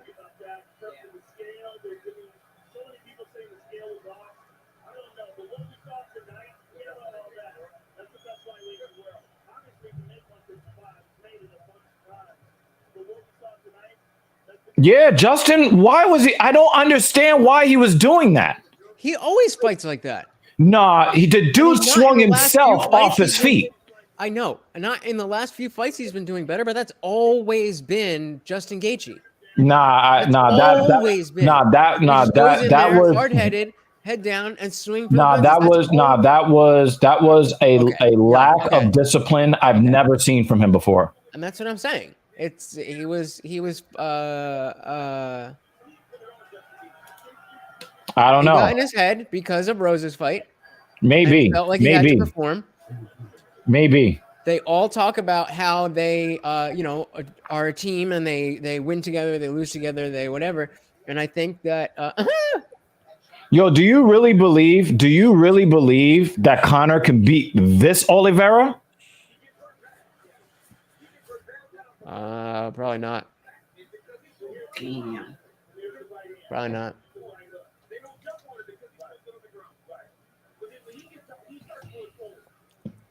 Yo, he was Interesting. stinging Gaethje. I like that new tattoo. Yo, I was very, very. This is super impressive. Now, credit to Gaethje, he really fought the hands on this. Mm-hmm.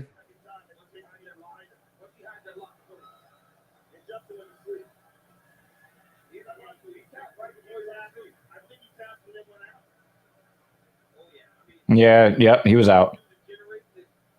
The thing is, Gaethje only taps right the millisecond before he goes out. Why even tap then? May as well just go out.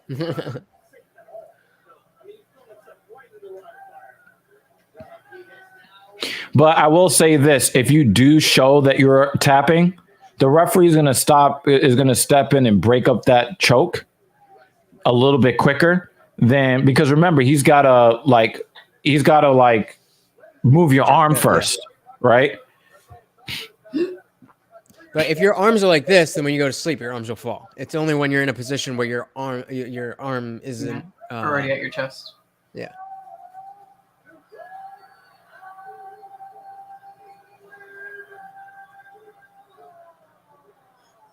That was a sick 3 minutes. That's what she said. I could. Yo, Bob said, Habib, come back and just end this.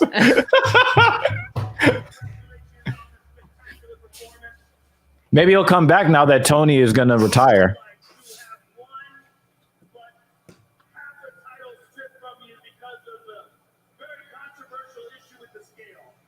Yeah, I want to hear what he has to say.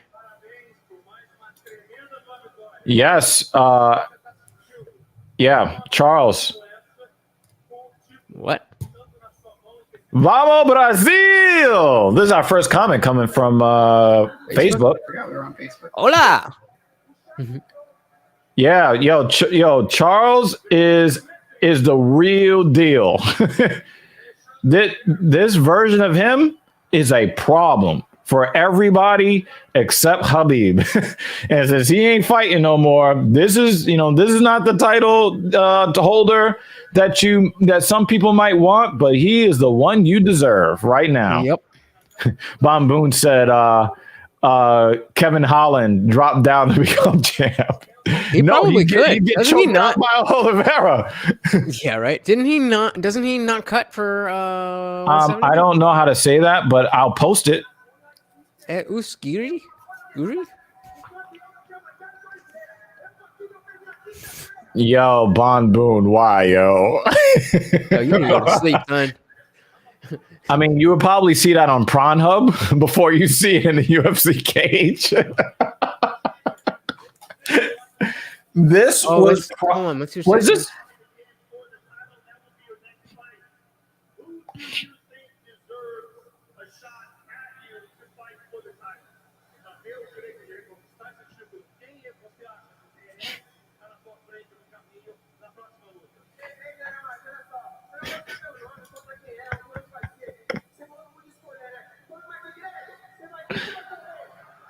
Ooh, it walked off.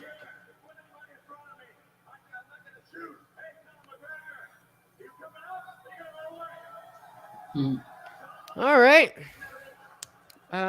So like I said, probably the worst numbered card. I was going to ask you that question. As far as pay-per-views are concerned. Absolutely the worst. Gina Carano. Terror on the Prairie. That's what it's called.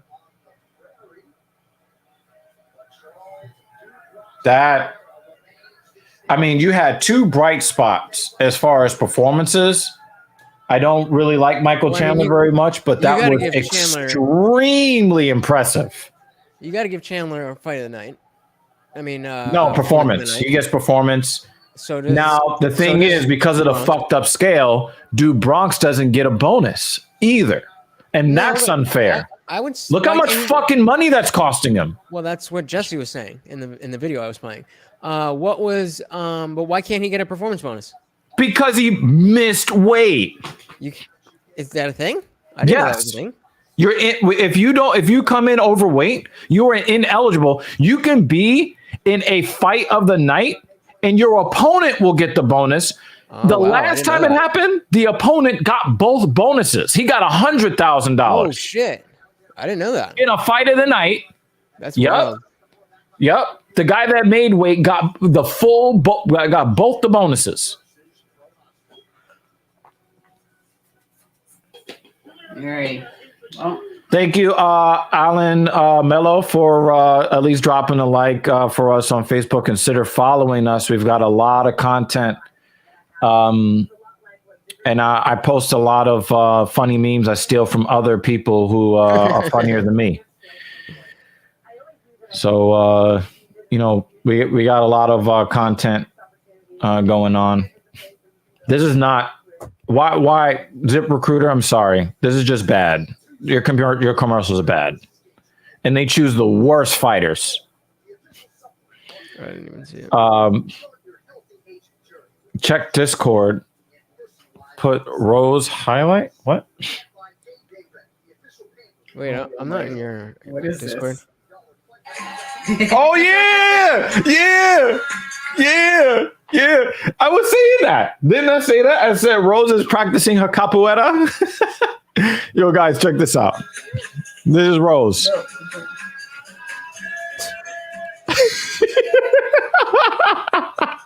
Oh my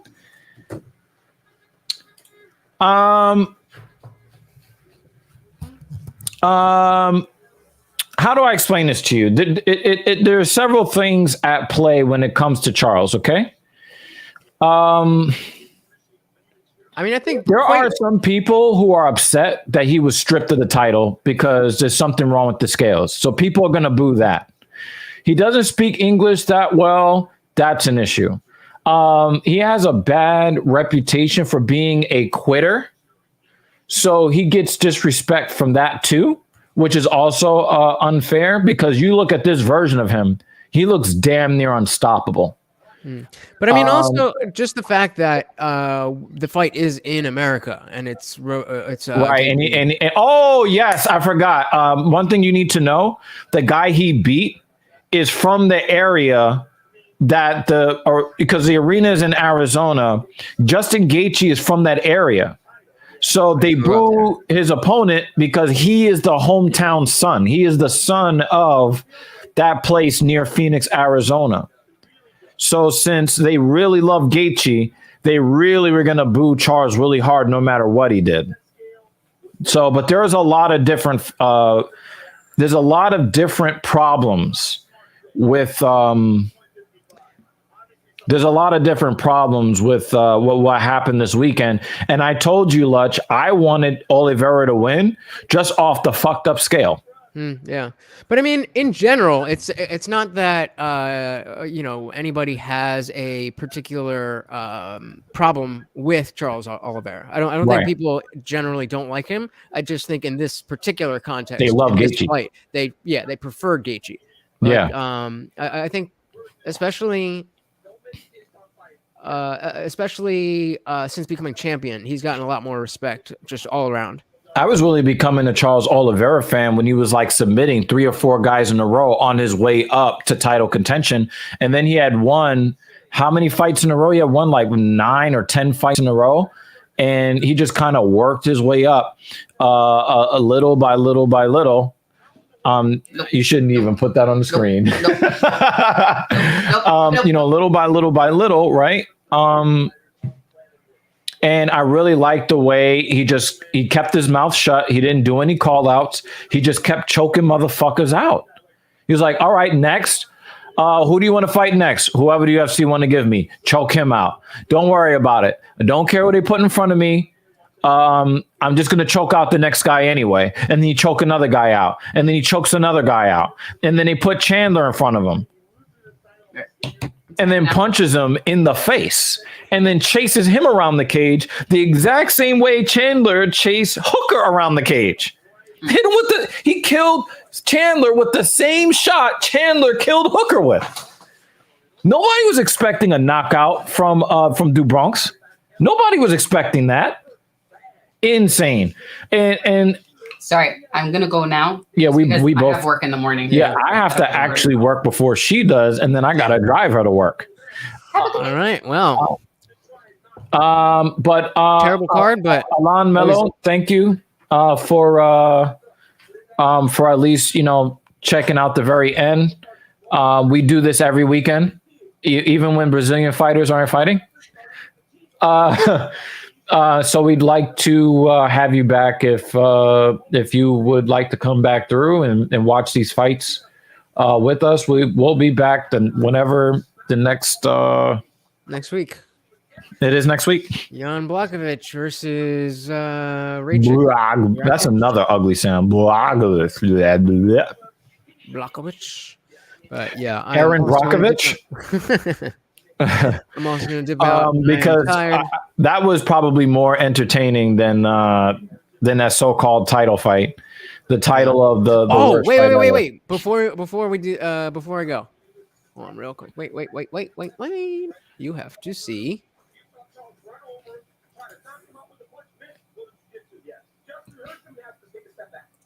What I was talking about, Buffo. All right.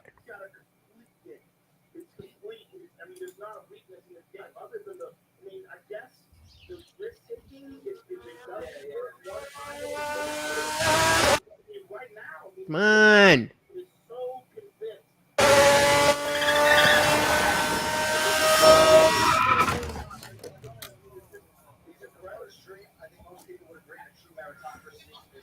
Do you remember when there were two genders and only 1.5 of them had to shave their mustaches? Oh, hi. I'm Jeremy Boring, CEO and God King of the Daily Wire. Harry's Razors used to advertise on our shows. They're a great product, and we were happy to do it. That's before some peon who works for me went and said that boys are boys and girls are girls, and that was just too much for Harry's.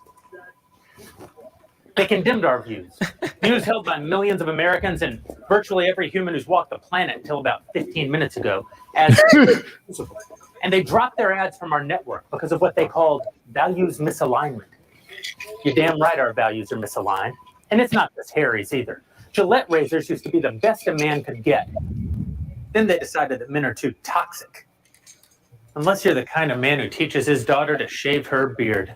If that makes sense to you, keep buying This nigga, yo!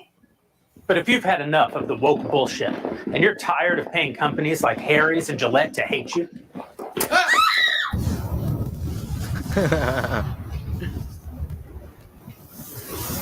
I like the tall, hot chick. then buy my new razor instead. Shut up and shave. Jeremy's razors. Yes, they're real. Yes, they're fabulous. But Jeremy, you say, you're a spelt silver fox with a salt and pepper beard that's the envy of lesser men. You're damn right I am. And I want to be clear that shaving with the Jeremy's razor won't actually make you look more like me. You're giving me fierce. You're giving me power. Could make you look more like this guy. That's the most homoerotic moment you'll ever get. I was about to say, whoa, that was sus. What kind of man shaves with a Jeremy's razor? I don't know. How about cowboys, firefighters, those guys that shot Osama bin Laden? I mean, no, none of those guys have ever even heard of a Jeremy's razor, but imagine how much more manly they'd be if they had. Oh my God. I like the production value though.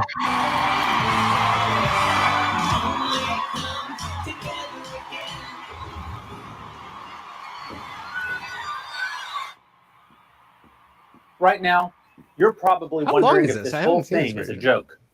Sure it is. That doesn't mean it isn't real, or that it won't be the best shave of your life.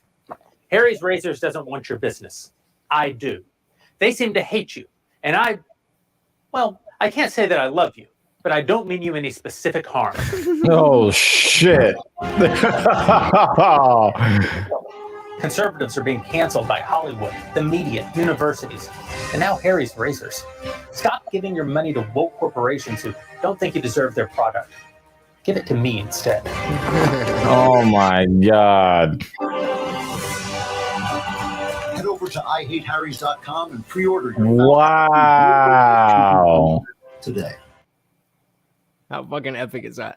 Yeah, that's really good, man. That's really like, you know, that's good. They I call like it. how direct. Yeah. They you know. And so, I mean, that notion of like an in-your-face cultural thing, they're calling it like culture jamming. So, like, did you hear that Tim Cass put a billboard in Times Square that says Taylor Lorenz doxed lives on TikTok? Yeah. I didn't understand it at all. She went on some news show on TV and she was crying about, oh my God, being a woman in this journalistic and in this journalism industry, you get so much hate, and anything that you say, people will use it to terrorize you online. It's really hard. And then the next week, she ducks libs of TikTok. It's like, that's hypocritical. But yeah, I just had to show you that. I'm going to bed. Good fight. Anybody who's still out there, please do go check out the I Didn't Read Your Book podcast YouTube channel. I'm sure you will like it. And I am out of here. All right. And I'm out of here because I'm sleepy. And thank you to Mrs. Evil, who folded up the chair and didn't return it back to the living room where it belongs, because she's tired. Much love and respect to all of y'all. We'll see you next week.